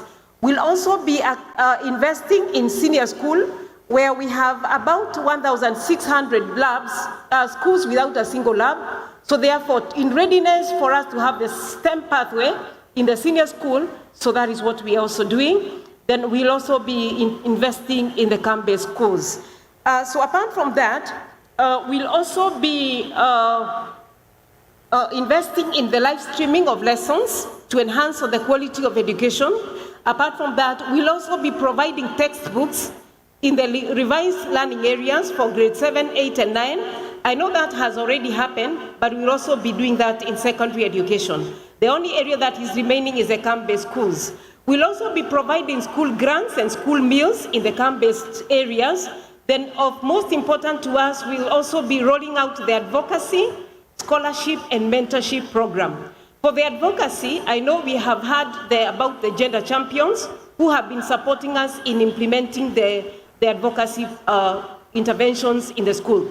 We are introducing again the best meet clubs in the schools that we don't have the best meet clubs. We are also introducing what we call the Astra assemblies, where in a day you set out one day that will be talking about retention of the learners and the challenges that are affecting them. So we'll also be benefiting about 15,000 learners with scholarship program. So for the areas where you know that we have had been challenges, learners with the challenges as far as socioeconomic backgrounds are concerned, so kindly tell them that we are continuing with the LIMU scholarship program. Currently, it is benefiting 52,000 learners, but we are also upscaling it under CKIP. So therefore, kindly remind your learners, those that graduated, they did Kecsha, to also apply for the scholarship. We'll also be providing assistive devices in some of the schools where we have integrated units. I'm sure that will be also in your interest, that will be providing assistive devices. Apart from that, we'll also be upgrading the 37 TTCs. You know the demand for teacher education has become very high, so we'll be providing them with classrooms, we'll be providing them with toilets or sanitation facilities. We'll also be providing them with solar to support their iHubs and also to transition to clean cooking energy. So we are ready, or we are preparing for the transition for the junior school and also enhancing the quality of teaching. We are also upscaling the school-based teacher support system. So we will be training about 78,000 junior school teachers. We will be upscaling the live streaming of lessons, and also we will be, I've talked about the TTCs that we'll be upgrading. Something else is that so far our CBC and CBA have not been anchored in law, so therefore we are reviewing the Basic Education Act, the Sessional Paper, and the TSC Act. That is something we are also supporting. We have, under KPO, supported NEC for the establishment of the e-assessment resource centers and e-assessment system. We would want to pilot the same and implement the same in the junior school, so therefore we are supporting NEC to implement the e-assessment system in the primary and junior school. In the junior school, we are also implementing what we are calling internal-based quality assurance and standards. So therefore, in the 21,000 schools, we will be training the heads of institutions and a teacher champion to implement the IBQA. So therefore, you'll be, remember that we don't have adequate quality assurance officers. So in that case, you'll also be quality assuring the implementation of CBC in the junior school. So once you are taken through this module, we are automating the tool, and therefore you'll be doing your own internal quality assessment and uploading this in the NEMIS. So therefore we'll be able to see how many schools in a day have done the internal quality-based quality assurance. So therefore in this case, what is our ask for the heads of schools? So we would want you to sensitize the stakeholders on these program benefits. We would want you to supervise the implementation. And I've talked about the advocacy, I've talked about the infrastructure, where we'll be putting up infrastructure. Actually, under the new program, in all the GIS, we are putting up the integrated resource learning centers. So therefore, it is up to us to ensure that this is done very well. We have quality of works. Once the construction is complete, we would expect you to obtain the completion certificate, the occupation certificates, maintain records, give reports, And also we are requesting that you disseminate for us the information on the scholarship program for the learners who are transitioning to grade 10 to benefit. And also support the implementation of the advocacy strategies, the best meet clubs, the school assemblies, the Astra assemblies. So that is our request, that you support us on that side. So therefore, with all those, I want to thank you for listening. And I know we will be meeting when we come down there at the school level. And I'm going to just ask Carol. I shared the presentation with Carol. I think we can share with the participants. If there is any clarification, you can get back to us. Thank you so much for listening. Thank you, Jane. Let's have Kenneth Ojwang on behalf of Martha Ekirapa. Hello, all protocols observed. My name is Kenneth Ojwang. I'm standing in for Madam Martha Ekirapa.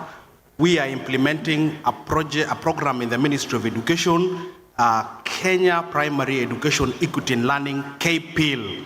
How many have seen KPIL in their schools? Oh, good number. How was it implementing KPIL? We have done so much with you. We want to take this opportunity to thank you.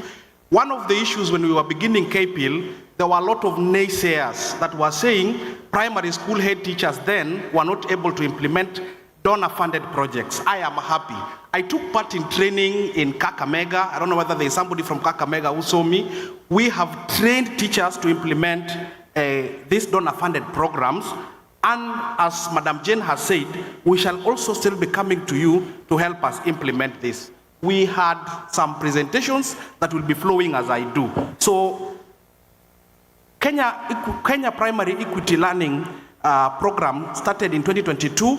We were supposed to be here until 2026, but we have secured additional financing. As my colleague has said, we are going to be here until 2029. So please, as you go back to your schools, keep waiting for us. We shall tell you what is coming. We receive funding from 4 organizations, IDAC, that is World Bank, at tune of 200 million. A GP gives us grant of 107 million. Lego Foundation gives us 10 million, and the Ministry of Education, through the government, give us counterpart funding of 128 million. We have done so much. In terms of getting to the schools, we have 3 results areas: results area 1, results area 2, and results area 3. Of importance to you is results area 1, where 5,422 schools have been targeted to do what we call school improvement planning. Is there a head teacher here who is doing SIP? SIP? You received SIP grant? Yes, I can see. Not all schools are doing SIP. And my boss was here last year and really explained to you how we targeted these schools. They are in 10 counties. We are giving them grants, and we want to thank the stakeholders. As we speak today, you have another grant in your account. Did you receive the money, the schools?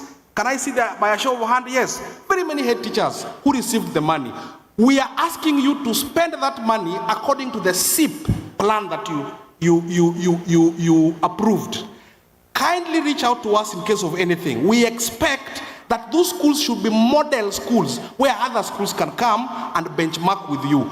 We shall be giving you another tranche next year, and we shall be telling you about that. So we have so far dispersed 5.53 billion to these schools that we identified so that we can do improvement in the schools. Some of the things that you need to do as you implement this include, please comply with public, we call it Public Procurement Management Act. Many of you, as you implement, we have realized that we are getting a lot of audit queries in terms of how you procure. If you are to procure school items, ensure you follow the Procurement Act. We have been asked to ask you to adhere to them so that you don't get in trouble. We don't want to come to your school and the head teacher leaves as if he's going to the toilet and never comes back because his books are not right. You know those stories? Some of you are smiling, they know. We want, as you implement, and these are donor-funded programs, kindly ensure that your records are up to date. We also are asking you to display the funds if you receive them. Kindly make sure you follow the SIP plan that you implemented so that the money is used in the right way.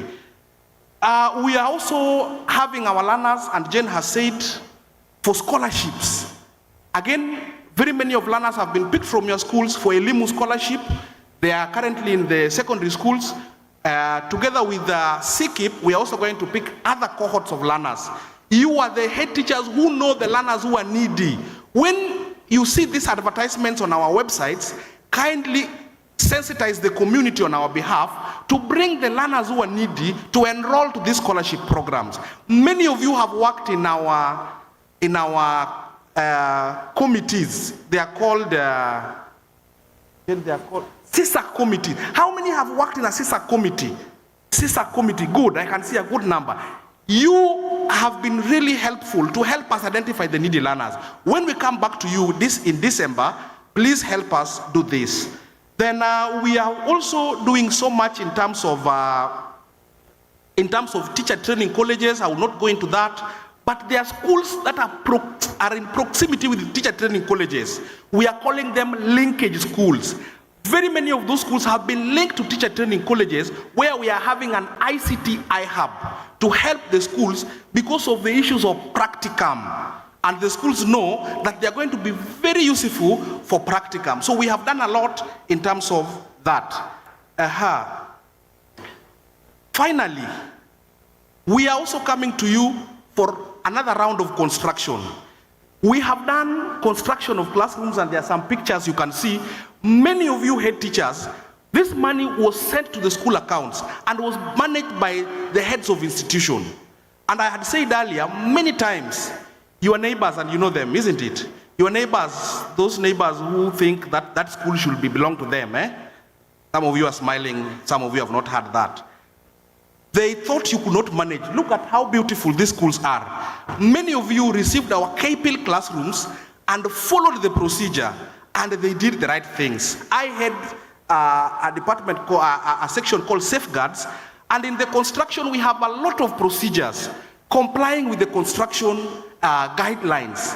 So we are asking you, in the next round of funding, we as KPIL, we are going to construct for you learning resource centers. Others are calling them laboratories. If your school is selected, please comply with the construction procedures. We have the public works, we have the NEMA regulations, we have the DOSH regulations. Kindly, we shall advise you. Don't be in a hurry. Some of you are so much in a hurry. When they hear millions in the account, they don't want to sit pretty, isn't it? Please take your time and ensure that we follow procedures. And they are here. We are going to share with you this. I don't want to go into all of them. Ensuring that we really ensure that the building of these schools are up to date. We are asking you as head teachers to help us sensitize stakeholders. We are having a lot of complaints in terms of when a school gets one classroom, another one gets 6 classrooms. Parents are asking why. The head teachers with the sub-quality directors should be able to sensitize people and the stakeholders around the school to tell them why we target some schools and not the same way we target other schools. We also expect that you provide for us oversight. These projects, we are doing them in schools, and you are the heads of these institutions. We don't want to see a contractor doing something and the head teacher is saying, I didn't know, or I did not understand that. So kindly be hands-on. When we are doing any program in your school, please be hands-on. Kindly also support the Elimu scholars. We have been having a lot of issues with our Elimu scholars, especially now when they are out of school and they are back at home. Some of you, you know them better than us. Please support them. We would not wish, when we give a scholarship, then they drop midway because of issues of early pregnancy, because of issues of not being taken care of well when they're in the community. Sensitize them so that we have value for money for the investment we are doing in their lives. The other issue is we also expect you to support our gender advocacy and best me clubs in the schools. We also expect you to prepare and submit monitoring reports. Currently, I have been receiving this certificate called Certificate of Occupation. I know many of you who consulted classroom, have you been asked about it? Some of you have refused to submit it. Kindly submit it so that we clear your schools to be ready for the next round of funding. Because if your school does not comply with these monitoring tools, then they may not be ready for the next round of funding. Finally, we expect that you maintain good program or project records. We will be coming out, as Jane has said, to meet you in your schools, counties and sub-counties. In case of any issues, our numbers are on. You can reach out to us when we come to you, and we shall be able to support you. Thank you very much, heads of institutions, and may God bless you. Thank you very much, and congratulations to Jane and Ken. Indeed, we have seen how the ministry is advancing equity and participation with the intention of leaving no learner behind through innovative programming of basic education. And what is common between these two programs is the equity interventions addressing scholarship provision, infrastructure provision, provision of instructional materials, teacher capacity development. They're even supporting school meals. CKIP is bringing children from wherever they are back to school, addressing the out-of-school children menace, scholarships. We are reaching out to refugee learners. We are addressing climate change impacts by planting trees and leaving green schools behind us. So thank you very much, delegates. You also have a responsibility, as Ken has put it, provide the returns that are necessary to qualify you for the next level of funding. Thank you, and the Lord bless you. Asante sana. Big round of applause for our panelists. And the moderator will have a gift of appreciation. Asante sana. Let's have the... Now, because we are moving on to a very sensitive engagement, naomba tafadhali, as part of just our stretching, ni pole pole tu, kwa sababu hapa tutahitaji sote tuwe makini kabisa. Naomba kwa taratibu waweza simama mahali upo, unyoroshe, basi ujinyoroshe tu pole pole. Hapo pole pole tu basi. Twende.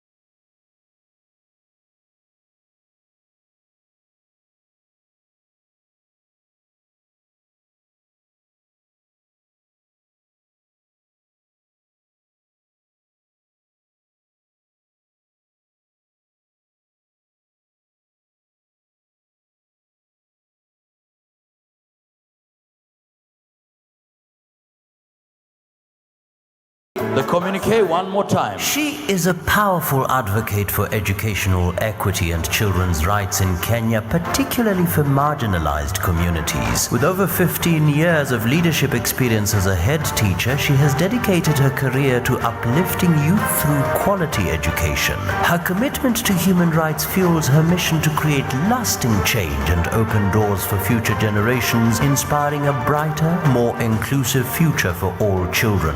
Please welcome the Kecsha National Secretary, Irene Yaile. Thank you so much, dear delegates. I continue to thank you for being very patient to this last end. And I want to recognize the presence of the Commission's chairman. Karibu sana, Chairman. Thank you for accepting to come and close for us. Asanteni sana. For the interest of time, allow me not to go through the preamble. Allow me to go straight to the resolutions and recommendations and probably the appreciation and the request from both the Ministry and the Teachers Service Commission. Ladies and gentlemen, I go straight to the resolutions and recommendations of this AGM 2025. The 21st Kecsha AGM and conference resolved as follows. 1. Approve the financial audit report for 2024-2025 and adopt the proposed 2025 activity budget. Appoint Kigon Jenga and Company Certified Public Accountants, Kenya, as external auditor 2025-2026. Adopt and operationalize the new identity of Kecsha in all schools and ensure its use in all official engagements and documentation. Provide free Wi-Fi connection at the conference venue during all subsequent Kecsha AGMs to ease the burden of accessing presentations. I think that is one of the resolutions that we made today, and the chairman has promised that that will happen starting next year. Cascade government education reforms to all schools and stakeholders for consistent and effective implementation.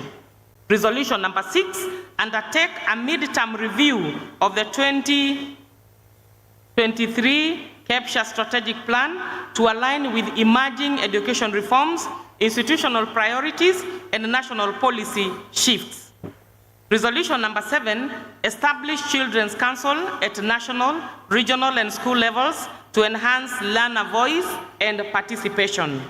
Resolution number 8, promote school-based innovations that advance equitable access, inclusion, and participation in basic education in partnership with relevant agencies. Resolution number 9, strengthen partnerships to promote tree planting, climate change initiatives, and environmental conservation in schools. Lastly, number 10, enhance professional mentorship and mental well-being programs for school heads and teachers to support adaptive and resilient leadership. I now go to appreciation to the government, Ministry of Education, and Teacher Service Commission. The AGM expressed profound appreciation to the Government of Kenya, the Ministry of Education, and the Teacher Service Commission for the following. 1, recruiting 20,000 junior school teachers in the financial year 2024-2025. Number 2, allocating Kenya shillings 1 billion for teacher promotion and retooling. Number 3, promoting over 151,000 teachers since inception and planning promotion of 21,313 more in the financial year 2025-2026. Number 4, enhancing curriculum delivery, including live streaming lessons in hard-to-reach areas. Number 5, establishing a robust legislative framework to guide the management of comprehensive schools. Number 6, commitment to teacher welfare, health and well-being through the comprehensive medical scheme for teachers. I look at requests to the Ministry of Education. The 21st Kecsha AGM and conference urged the Ministry of Education to do the following. 1, fast-track rebranding of basic education institutions to comprehensive schools for uniform identity and management structures. Number 2, construct science laboratories in all junior schools based on identified needs. Number 3, implement the recommendations of the 2023 Presidential Working Party on Education Reforms and the forthcoming sessional paper number 1 of 2025 to ensure policy coherence. Number 4, increase capitation for primary schools to Kenya shillings 2,300 per learner to meet rising operational costs. Number 5, provide dedicated funding for co-curricular activities to nurture talent and holistic learner development. Number 6, ensure timely release of school capitation funds before the start of each term. And number 7, as our last request to the Ministry of Education, is to support continuous professional development and leadership training for school heads and teachers under CBE. Request to the Teacher Service Commission. The AGM further urged the Teacher Service Commission to do the following. 1, implement transparent and equitable promotion process based on merit and performance. Number 2, remove the D1 ceiling to allow career progression for school heads from grade D1 to D5. Request number 3, deploy qualified diploma and degree holders currently in primary schools to junior schools where appropriate. Number 4, redeploy excess junior school teachers to senior schools with staffing gaps. Number 5, disseminate comprehensive information on the comprehensive medical scheme for teachers to ensure all teachers fully understand the benefits, procedures, and obligations. Request number 6, reinstate the Teacher of the Year TOYA and Principal of the Year POYA awards. And request number 7, support teacher well-being and resilience programs, especially in hardship and refugee hosting context. In conclusion, the 2025 Kecsha AGM and conference reaffirmed the association's commitment to empowering leaders and transforming education through visionary leaders, innovation, and collaboration. Delegates resolved to champion accountability, inclusivity, and lifelong learning as Kenya transitions fully to CBE. Kecsha remains steadfast in shaping the future of learning through transformative leadership, digital integration, and environmental stewardship, ensuring that no child, teacher, or school is left behind. That is the end of our communique. And now, being resolutions, it is good for us to have a proposer and a seconder just to be sure that this is what transpired during this conference. I request to have a proposer and a seconder. There's a lady at the far end, and maybe you can have a gentleman to second from this other side. Please give us your details.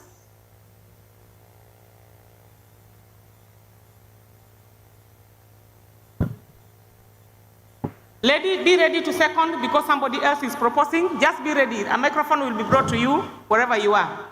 Yes, I am Richard Songok from Nandi County.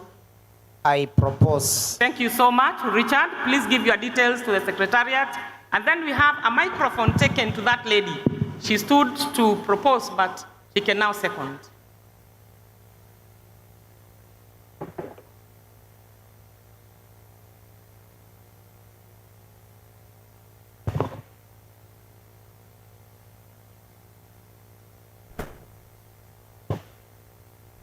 Okay, I am Mary Lihanda from Vihiga County.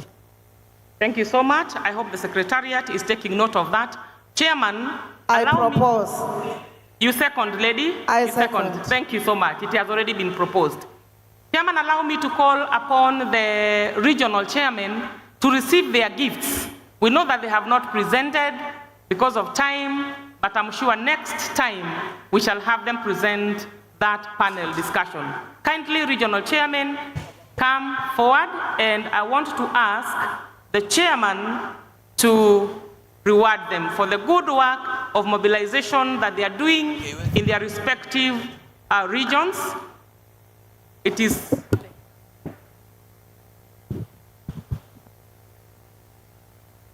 Are you ready? Yes, they are.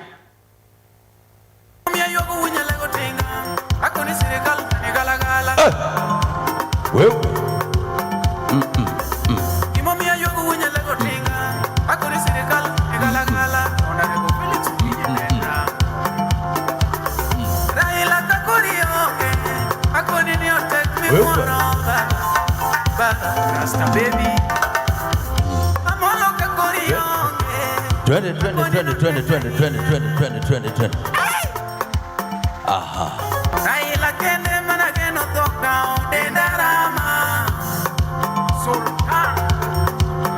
Naomba tusimame kidogo, tusimame kidogo, tusimame. Kila mtu tusimame, tusimame. Twende. Kila mtu. Well done, well done. Makofi yao tafadhali, makofi yao tafadhali. Wewe. Hey!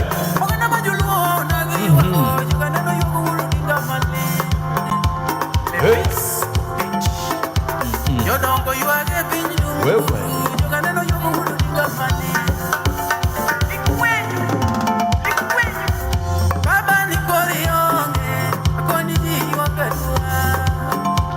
Well done.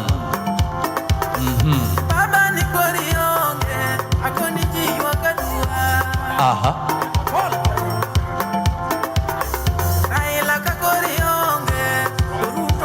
Wewe. Just for a group photo. And I think we need to give one to the secretary. And can we get one good song, DJ? Tupeleke Narok. Tupeleke Narok, DJ. Ikosekana Narok, tupeleke Rift Valley.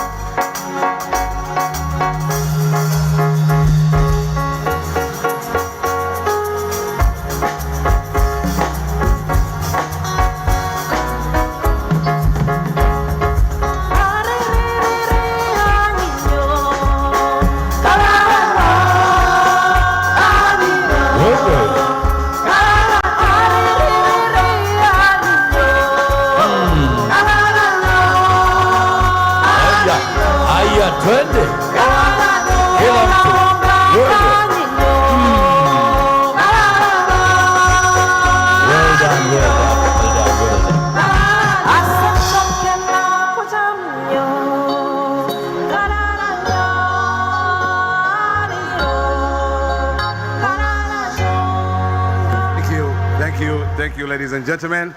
We may take our seats. Asante sana. Now, I want now to take this opportunity before I invite our TSC chair, Dr. Jamlek, to do the official closing.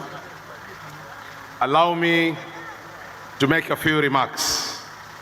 Mnakumbuka methali yangu? Mnakumbuka methali yangu?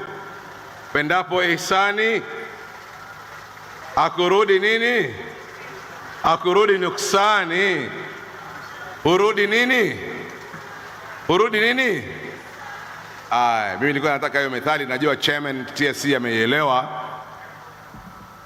Ameelewa. Hiyo inafuatana na ile methali inayosema chanda chema zinaoana, hizo methali mbili.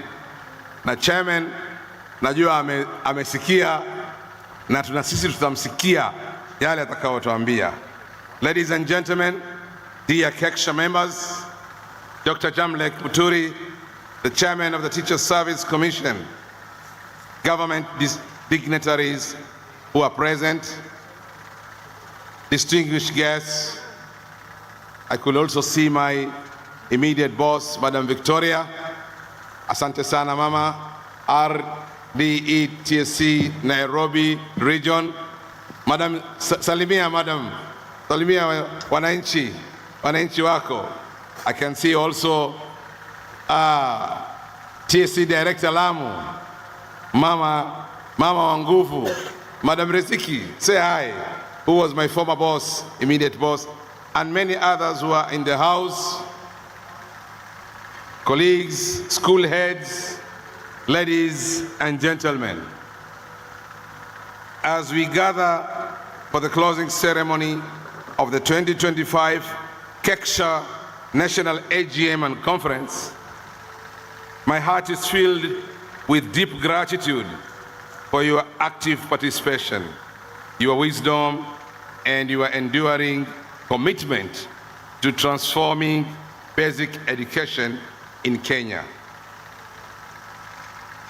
Over the past 4 days, we have journeyed together through a powerful reflection on this year's theme, CBE Transition, Celebrating Achievements, Strengthening Leadership, and Shaping the Future of Learning. This conference has reminded us that education reform is not merely about managing change, it is about leading transformation. And transformation demands vision, courage, and collective stewardship. Let's reflect on our conference top themes for this year. 1, celebrating achievements in CBE implementation. And to reflect on Kenya's journey through CBE implementation, we celebrate key milestones and share evidence of impact.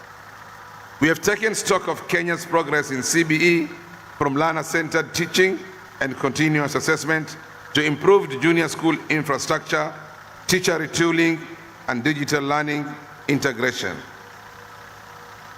These achievements affirm that CBE is no longer a concept on paper, but a living, evolving experience that is reshaping our classrooms, empowering learners, and engaging communities. They also reaffirm the role of school heads as champions of change, custodians of quality learning, and bridge between policy and practice. Through your leadership, colleagues, schools have become the front lines of reform, translating the ideas of curriculum into real learning experiences that nurture competencies, values, and creativity in every learner. The second sub-theme is building bridges for systematic change through partnership, policy, and sustainability, and to drive the alignment between school-level practices, policy priorities, and long-term education systems reform. We reflect on the need to close the gap between policy design and classroom practice. The conference reaffirmed that while schools are heartbeat of reform, success depends on coherent policy, adequate resources, and collaborative partnerships. We agree that effective implementation of CBE requires shared responsibility, where government provides direction, teachers provide leadership, partners bring innovation and support. We therefore call for a continued investment in strengthening policy coherence between national, county, and school-level priorities, expanding infrastructure, digital ecosystems, and learning resources, promoting sustainability through predictable finance and inclusive partnership, and fostering whole of society participation, where parents, communities, and the private sector all contribute to the success of our learners. Indeed, systemic change is not a single act. It is a network of aligned actions that connect vision to impact. Our sub-theme number 3 is strengthening school leadership for CBE pathways implementation to build capacity and preparedness for head teachers to lead effectively during the next phase of curriculum reform. Our sessions reaffirmed that leadership is the heartbeat of reform. Heads of institution today are no longer just administrators. They are instructional leaders. They are mentors and community builders who shape both learning and character formation in our schools. Through adaptive accountability and value-based leadership, we must continue to drive professional excellence, promote teacher motivation, and nurture ethical, innovative school environments and model that competencies and values we seek to cultivate in every learner.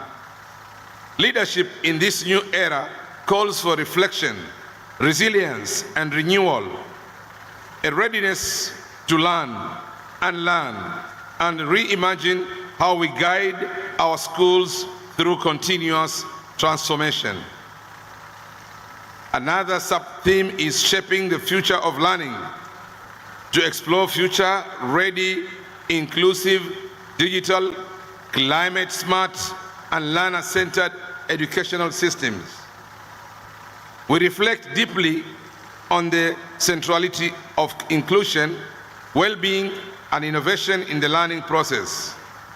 We celebrated initiatives promoting access for learners with disabilities, interventions for girls and out-of-school children, school meals, and partnerships supporting mental health and drug prevention in our schools. These interventions remind us that every child counts and that no learner should be left behind in the journey of reform. Looking ahead, we envision a future of learning that is green, digital, inclusive, and globally connected, where learners not only gain knowledge, but also develop competencies, creativity, resilience to thrive in the fast-changing world. To achieve all this, our schools must become innovation hubs, nurturing curiosity, sustainability, and digital fluence, instilling in learners the values of empathy, responsibility, and global citizenship. I want to remind you, colleagues, that as leaders, we must lead in front. And today, all these things I am reading to you, at my school, the Nairobi Comprehensive School, we are trying to make this a reality. And I want to introduce to you a team that I've come from Nairobi Comprehensive School. Can the team please from Nairobi Comprehensive School stand and wave to the crowd? This is part of the Board of Management of Nairobi Comprehensive School. This is a committee known as Advocacy and Communication. Thank you very much, led by the chair, Mr. Joseph Karuga, and the rest. This committee looks at the affairs of how we can resource mobilization and help the government in making the schools child-friendly schools. Thank you very much for coming. A tribute to partnership and shared vision. And by the way, the accommodation and travel allowances are all taken by the Board of Management of Nairobi Comprehensive Schools, including myself, courtesy of the chair, who is here, who has approved a good amount that I can also come under Parents Association funds. Our progress as Kecsha continues to be anchored in partnership, the power of working together towards a shared vision for quality education in Kenya. I extend my sincere appreciation to the Ministry of Education under the leadership of Honorable Migo Sogamba, the Principal Secretary for Basic Education, Ambassador Professor Bitok, Ambassador Professor Bitok, Madam Evelyn Jesang Mitei, the acting TSC CEO who was here yesterday, and the leadership of key national agencies such as KCB, NEC, Semastia, Kemi, Kise, Sepu, Nakonek, Nakada, and the Public Service Superannuation Fund and Unclaimed Financial Assets Authority. And to our strategic partners, Zizi Afrique, Usawa Agenda, Basic Needs, Basic Rights, Kurasa Africa, Mount Kenya University, Open University, and others, we thank you for championing innovation, inclusion, and system change in school leadership and learning transformation. Your partnership continues to enrich professional growth, research, and digital integration in our schools. To our corporate partners, the title sponsor, Kenya Commercial Bank, which is here in the house. And I want to make this public apology to our partners. We are all human beings, and human beings are not perfect. Sometimes people think differently and behave differently. If by any means that my executive board or myself or any member of Kecsha, whether accidentally or intentionally, did not meet your expectations and maybe at one point made you feel very uncomfortable, on behalf of my members, I'm saying we are sorry for that. We are very sorry for that. Because human beings are not perfect. We are born to errors. I know there are instances that happen. Some of our partners didn't take them lightly, and on behalf of my members, I apologize for what happened. Otherwise, we value our partners very much. A big clap to our partners. We do value our partners very much. And in fact, we've just discussed with KCB this morning, come next year, instead of you going out for M-Pesa services, M-Pesa services will be in-house here. We shall also have a full bank branch where if you need to come and deposit your funds, you want to make some transactions, there will be a full branch of banks inside the compound with M-Pesa services, with internet facilities all through. Asante sana. A call to action. As we close this conference, let us return to our schools with renewed purpose to strengthen accountability, inspire teachers, and ensure that every learner benefits fully from the promise of CBE. The task before us is to sustain momentum of reform and to humanize it, ensuring that learning remains joyful, relevant, and transformative. Let us move forward together. Government, teachers, parents, and communities, building the future we envision. For indeed, the future of learning is not something we await, but something we must lead. As I conclude, ladies and gentlemen, it is my honor now to invite Dr. Jamlek Muturi, the Chairman of Teachers Service Commission, to do the official closing of the 2025 Kecsha Annual Conference and AGM. Thank you very much, dear colleagues, for your dedication, participation, and service to the children of Kenya. May we continue to lead with vision, serve with humility, and transform with purpose. Asanteni sana na Mungu atubariki sote. Turudi salama salimini majumbani. God bless Kecsha. God bless our beloved country, Kenya. Asanteni sana. Mwana kego kwira niwedo Utu magamudu oye mwakesuye Utu magamudu anye marathoni Ahute moyoni unduwa mundungi Onegararira Aikwani otambotiga Aikwona mute tundwari na mwana Diga kumude muhike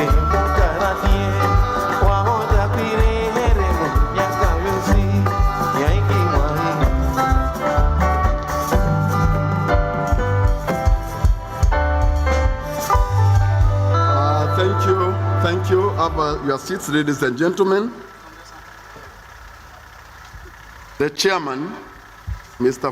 Faud Ali, all the executive officials, ministry and TSC officials, our partners, the unionists who are here, delegates, ladies and gentlemen, good afternoon. Good afternoon. God is good all the time, and that is his nature. We want to thank God for the opportunity that he has given us. We have been here for 4 days, some more than 4 days, and I want trust. Even you being a hand of an institution, it takes the hand of God. It is an opportunity given by God to you to do his will and his purpose. Do you agree with me that? Do you agree with me? Can you turn to the person next to you and tell him or her, you are favored by God at this time? Sijui kama hiyo ni ukweli. So that is God's favor.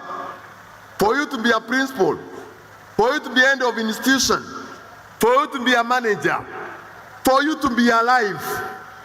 Turn to him again and tell him more, you are highly favored. Thank you. Ladies and gentlemen, it gives me great pride and humility to stand before you today as we begin to close this year's Kenya Primary Schools Association General Meeting and Conference. I was here yesterday with my team. In fact, my team is somewhere within this city, 001, to address some of the issues I have seen you raise in your requests. To your advantage, I can converse that.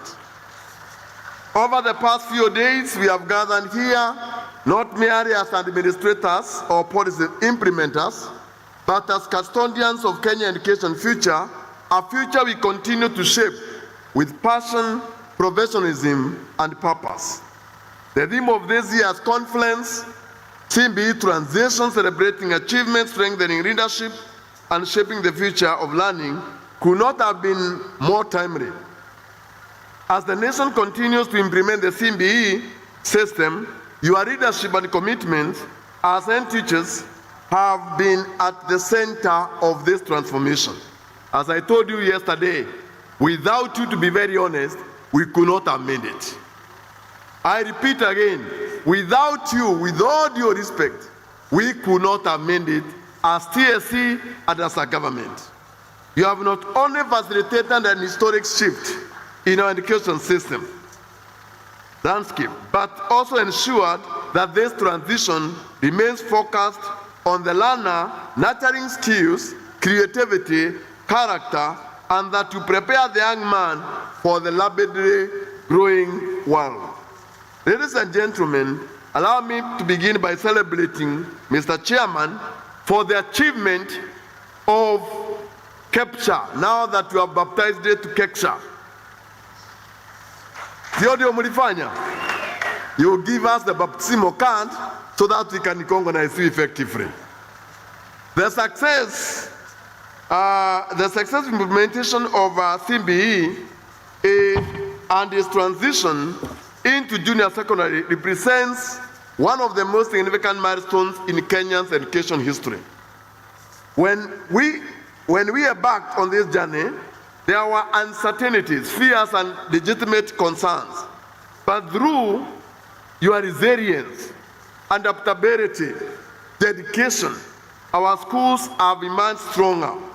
You have worked tirelessly to orient teachers, sensitize parents, and support learners as they navigated new modes of learning.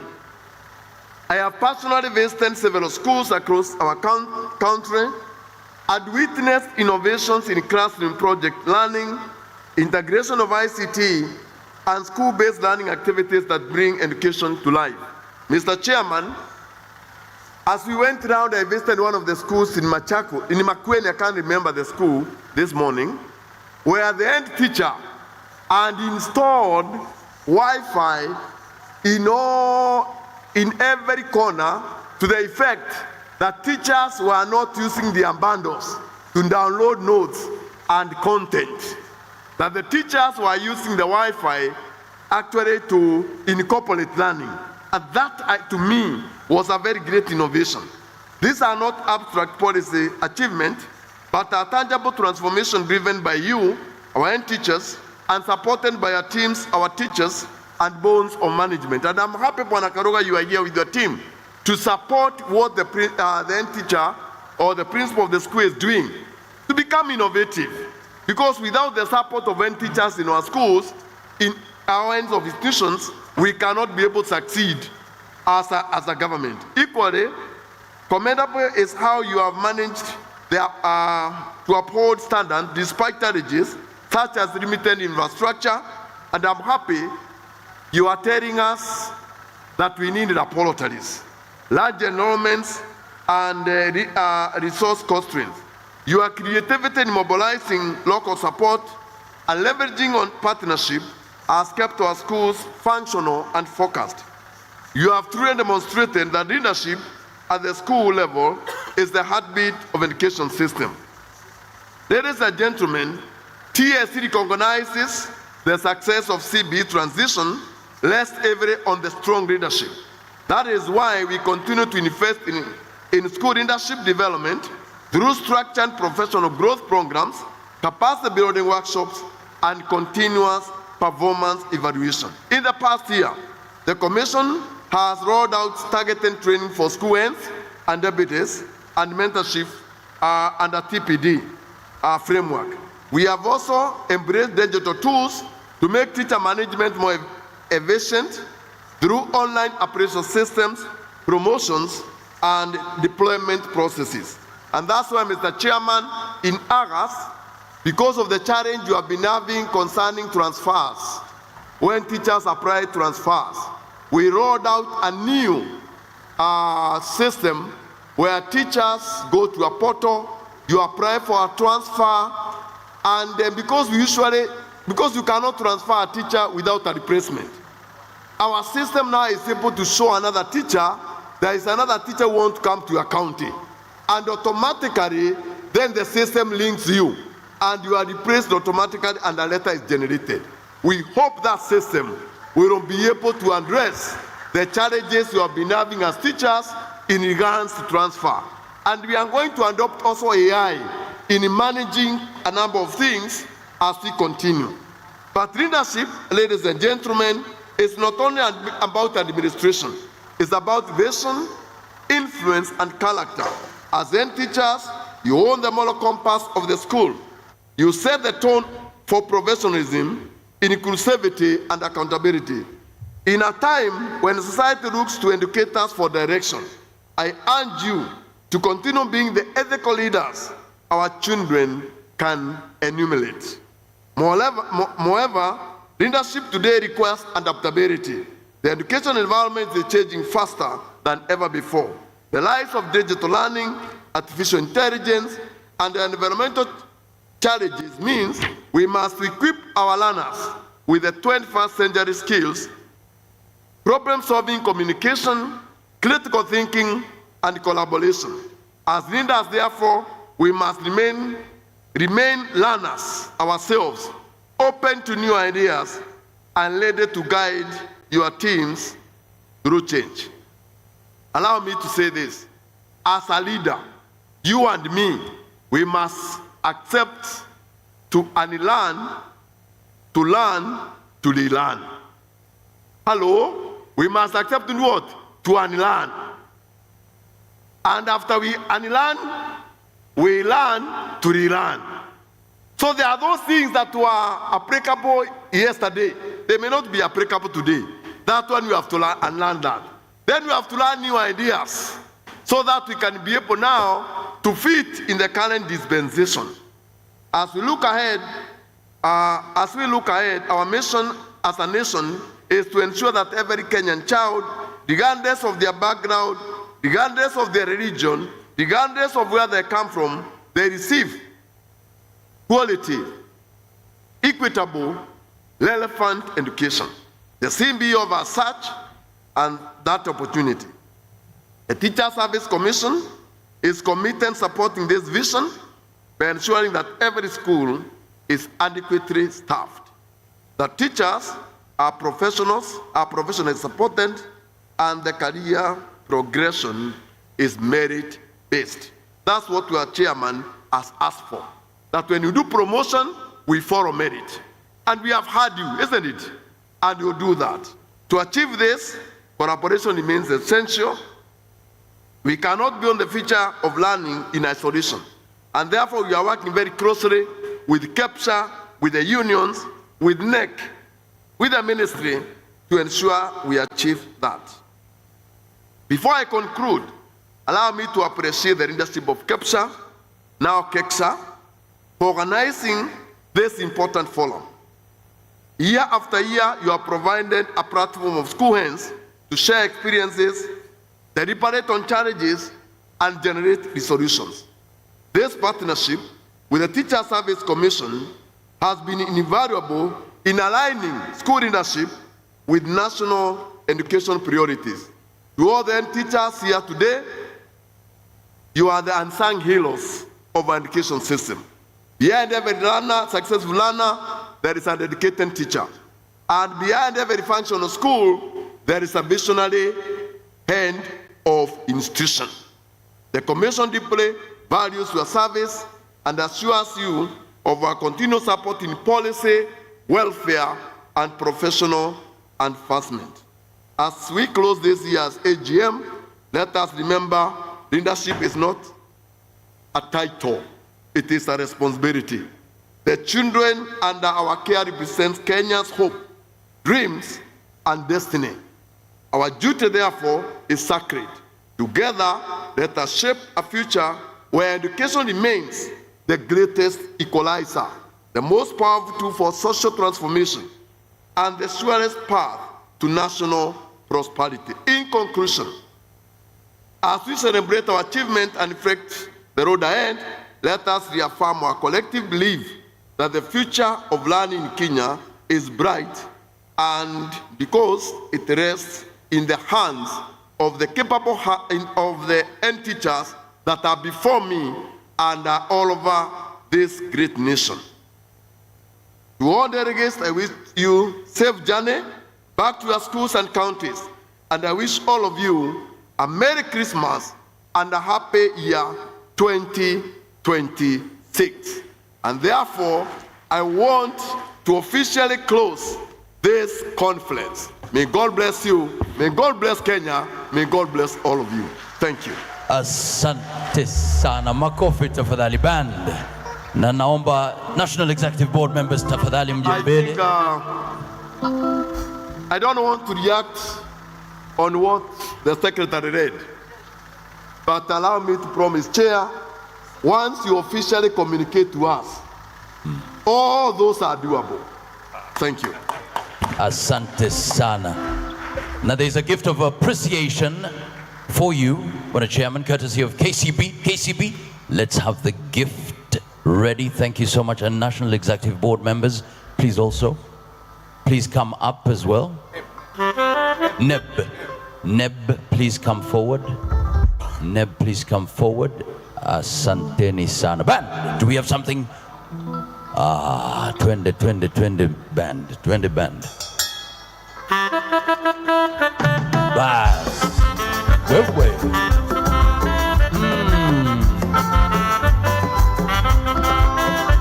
Asante sana.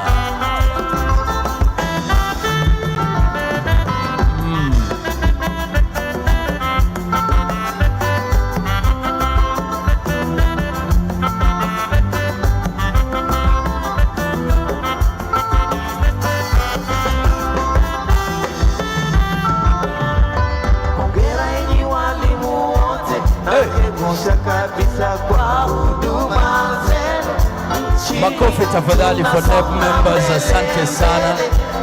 Well done for your leadership. Thank you so much.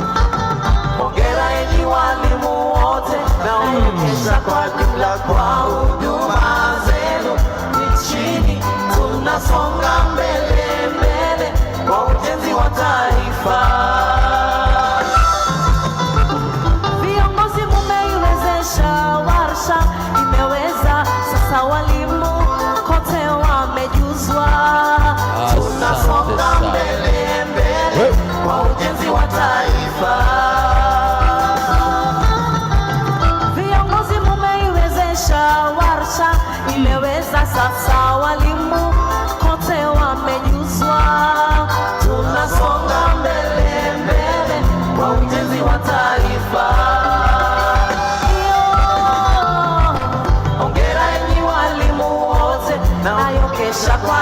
Chairman, makofi tafadhali for the national chairman. Well done, thank you so much. Kwa ujenzi wa taifa. Hongera enyi walimu wote nayo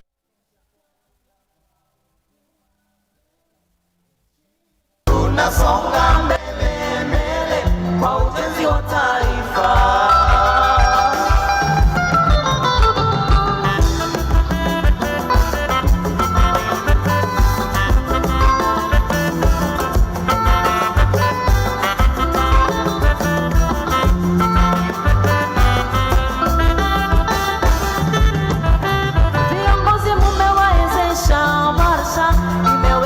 Sasa walimu wote wamejuzwa, tunasonga mbele mbele kwa ujenzi wa taifa.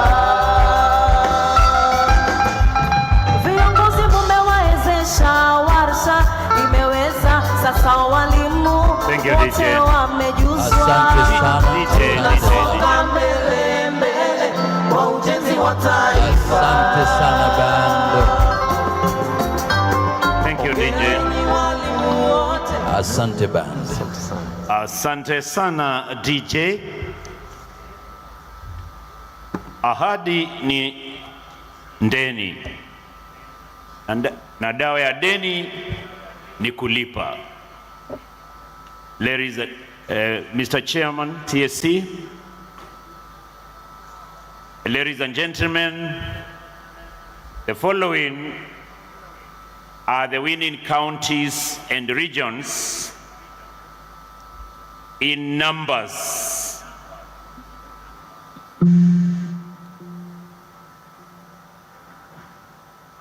County number 1 in numbers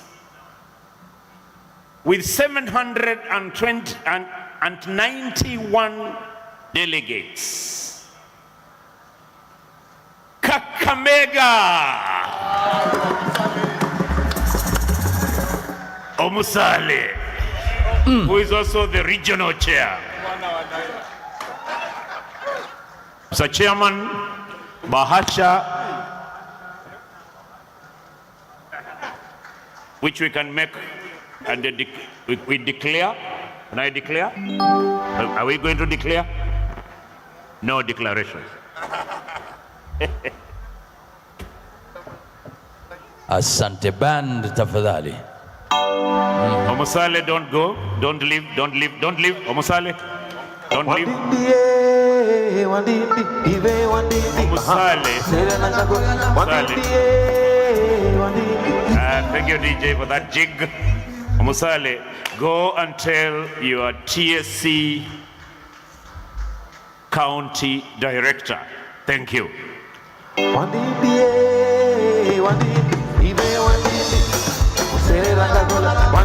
Mobilization is teamwork. Mobilization is teamwork. TSC RD. Omusale, go and tell your ministry RDE, no, County Director of Education, Kakamega, MOE. Thank you.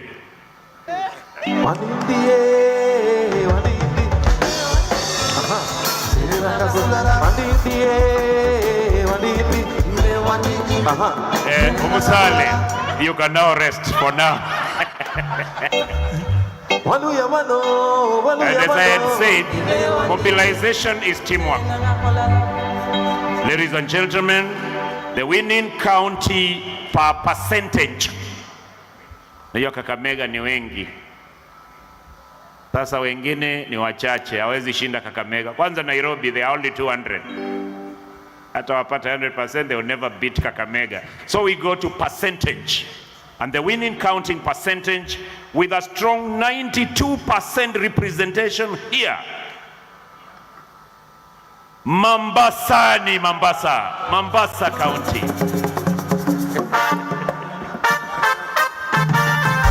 County chair.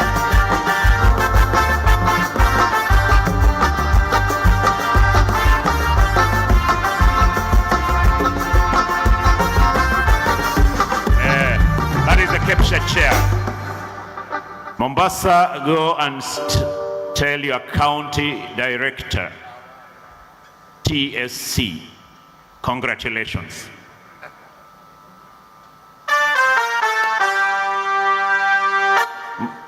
Mombasa, your county director of education, Minister of Education, congratulations. The CDE. Mobilization of delegates is a team game. Mombasani, kunaweza pumzika sasa. Mr. Chairman, we go to the level 2 and the level of the regions. The leading region in numbers, with a whooping 3,550 delegates, as usual. The great Rift Valley. Chairman Dr. Kitur.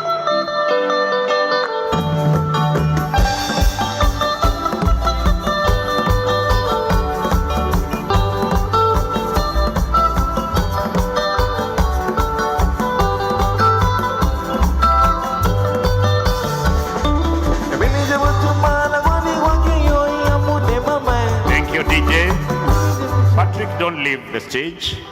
You did not do this alone. It was massive mobilization with your RD TSC Rift Valley.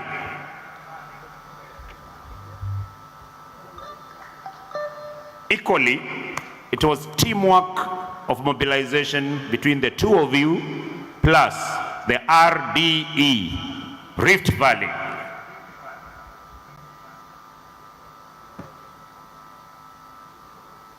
Daktari, unaweza kupumzika for now.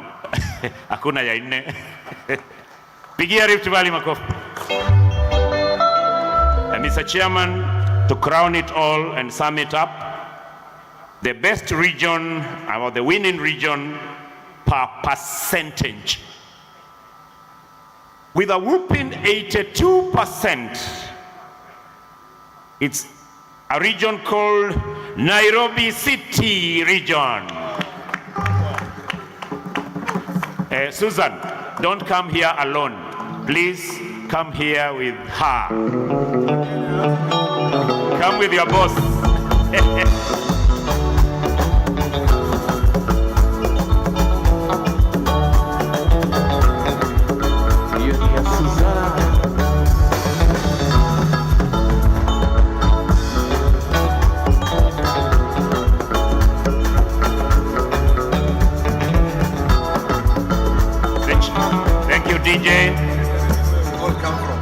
That's the region where the national chairman comes from. It's the region where the national treasurer comes from. It's the region where member Omondi comes from. It's not for any other reason other than saving the child time. Unajua chairman, ukianza kutembea kutoka Mombasa, mwanafunzi yule unafunza, si uko na somo? Unafunza gani? Kiswahili? Kiswahili. Na business education itaumia sana ukaambiwa na chairman TSC kuja Nairobi. Yangu pia ilienda hivyo. Madam RC, the only lady regional coordinator Nairobi, pokea zawadi yako.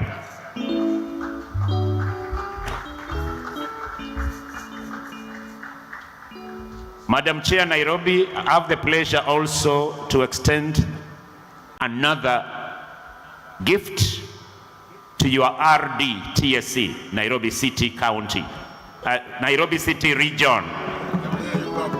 Naye mwenyewe yuko hapa yeye binafsi. Wacha mkubwa yake chairman wa commission ampatie direct.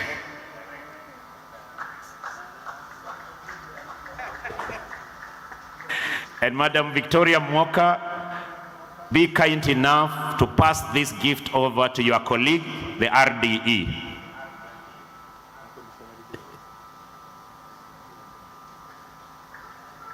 Makofi kwa Nairobi City Region. And Mr. Chairman, the gifts are done. Thank you very much, Commission Chair. Pichama. Haya, kuna zawadi kidogo hapa. Naambiwa Coop Bank wamejipanga pia. Wacha tusikie.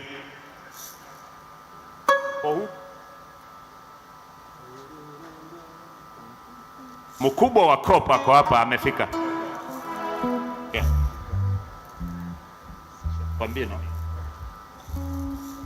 Good afternoon, everyone. We felt that we needed to appreciate the Kecsha team for the job well done.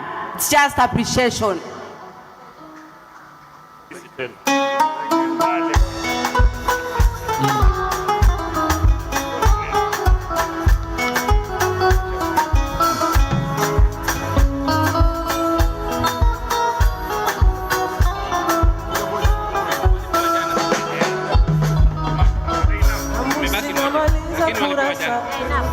Omusale, Dr. Kitur, and Madam Victoria Mwoka, I'm told Cooperative Bank wants to appreciate you once more. Wow, wow. Omusale, Dr. Kitur. All the winners, the region that have won.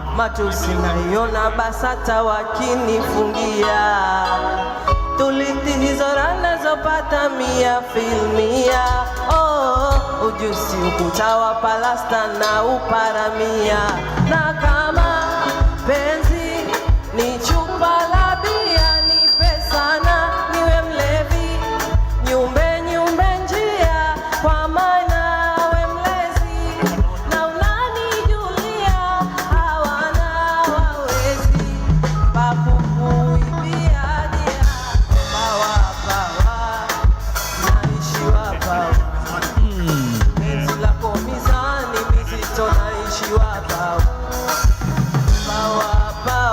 Kuna zawadi ya Cooperative Bank from Kecsha. Ndio hao wamepokea. Makofi kwa Coop Bank.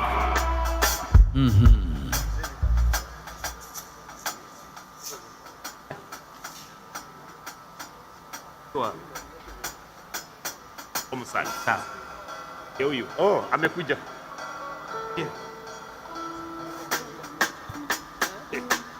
Zawadi leo ndizo nyingi.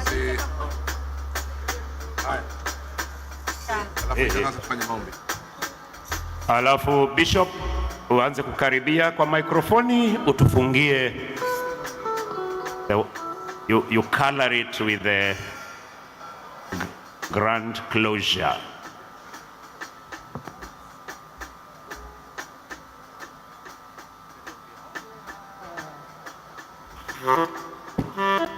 Okay, all of us, let's be upstanding.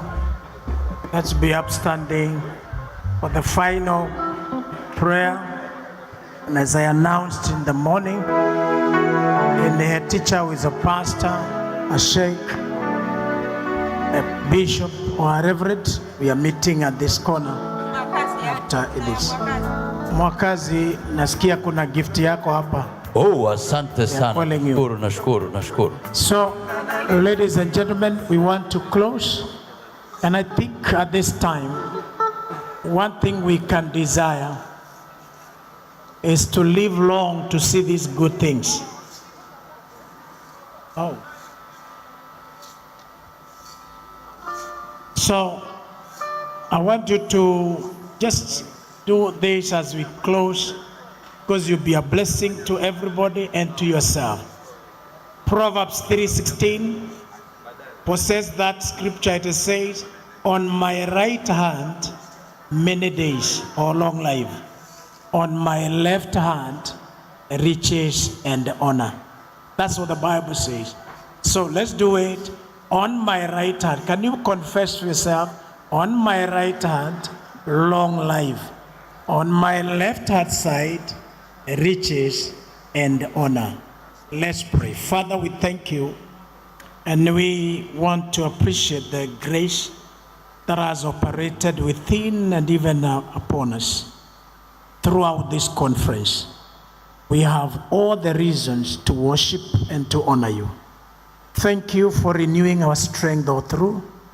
Thank you for giving us such a great team of facilitators and even all the stakeholders and many that have also gifted us with different gifts. We thank you, the Lord, your presence was also a gift to us. And even now as we close, we surrender ourselves to you. We ask of journey mercies back to our respective destinations.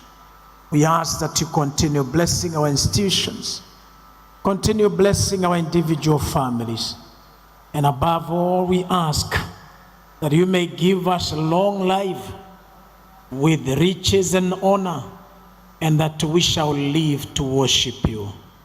Father, it will be a great pleasure to fight the next conference with everybody that came still living, sound and kicking. And we thank you for this. This is our humble prayer of faith in the name of God the Father, God the Son, and God the Holy Spirit. Amen. God bless you. We'll now have the Kenya National Anthem. The Kenya National Anthem, please.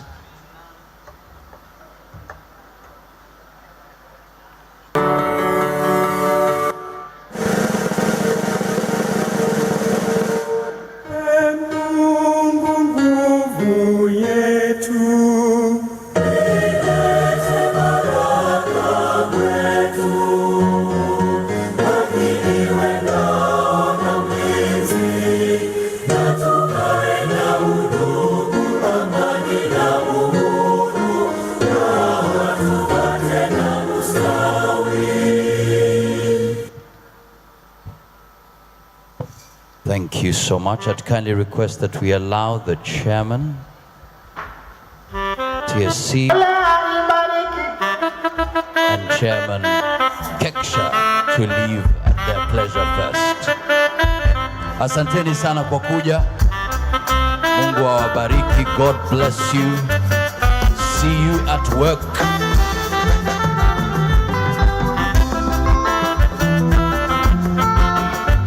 Well done, band.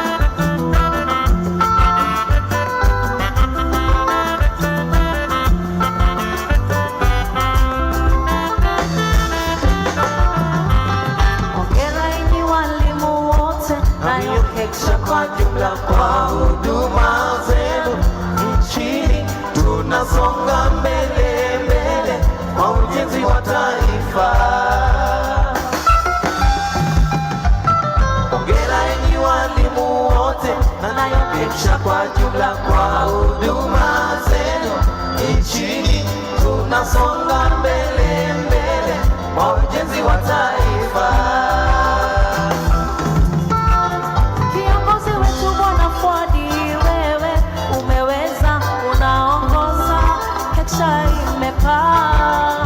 Tunasonga mbele mbele kwa ujenzi wa taifa.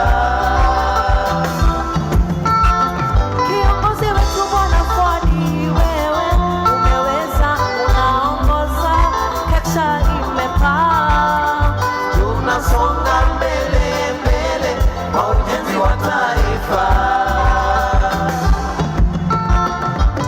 Hongera ewe walimu wote, nayo Kecsha kwa jumla kwa huduma zenu nchini, tunasonga mbele.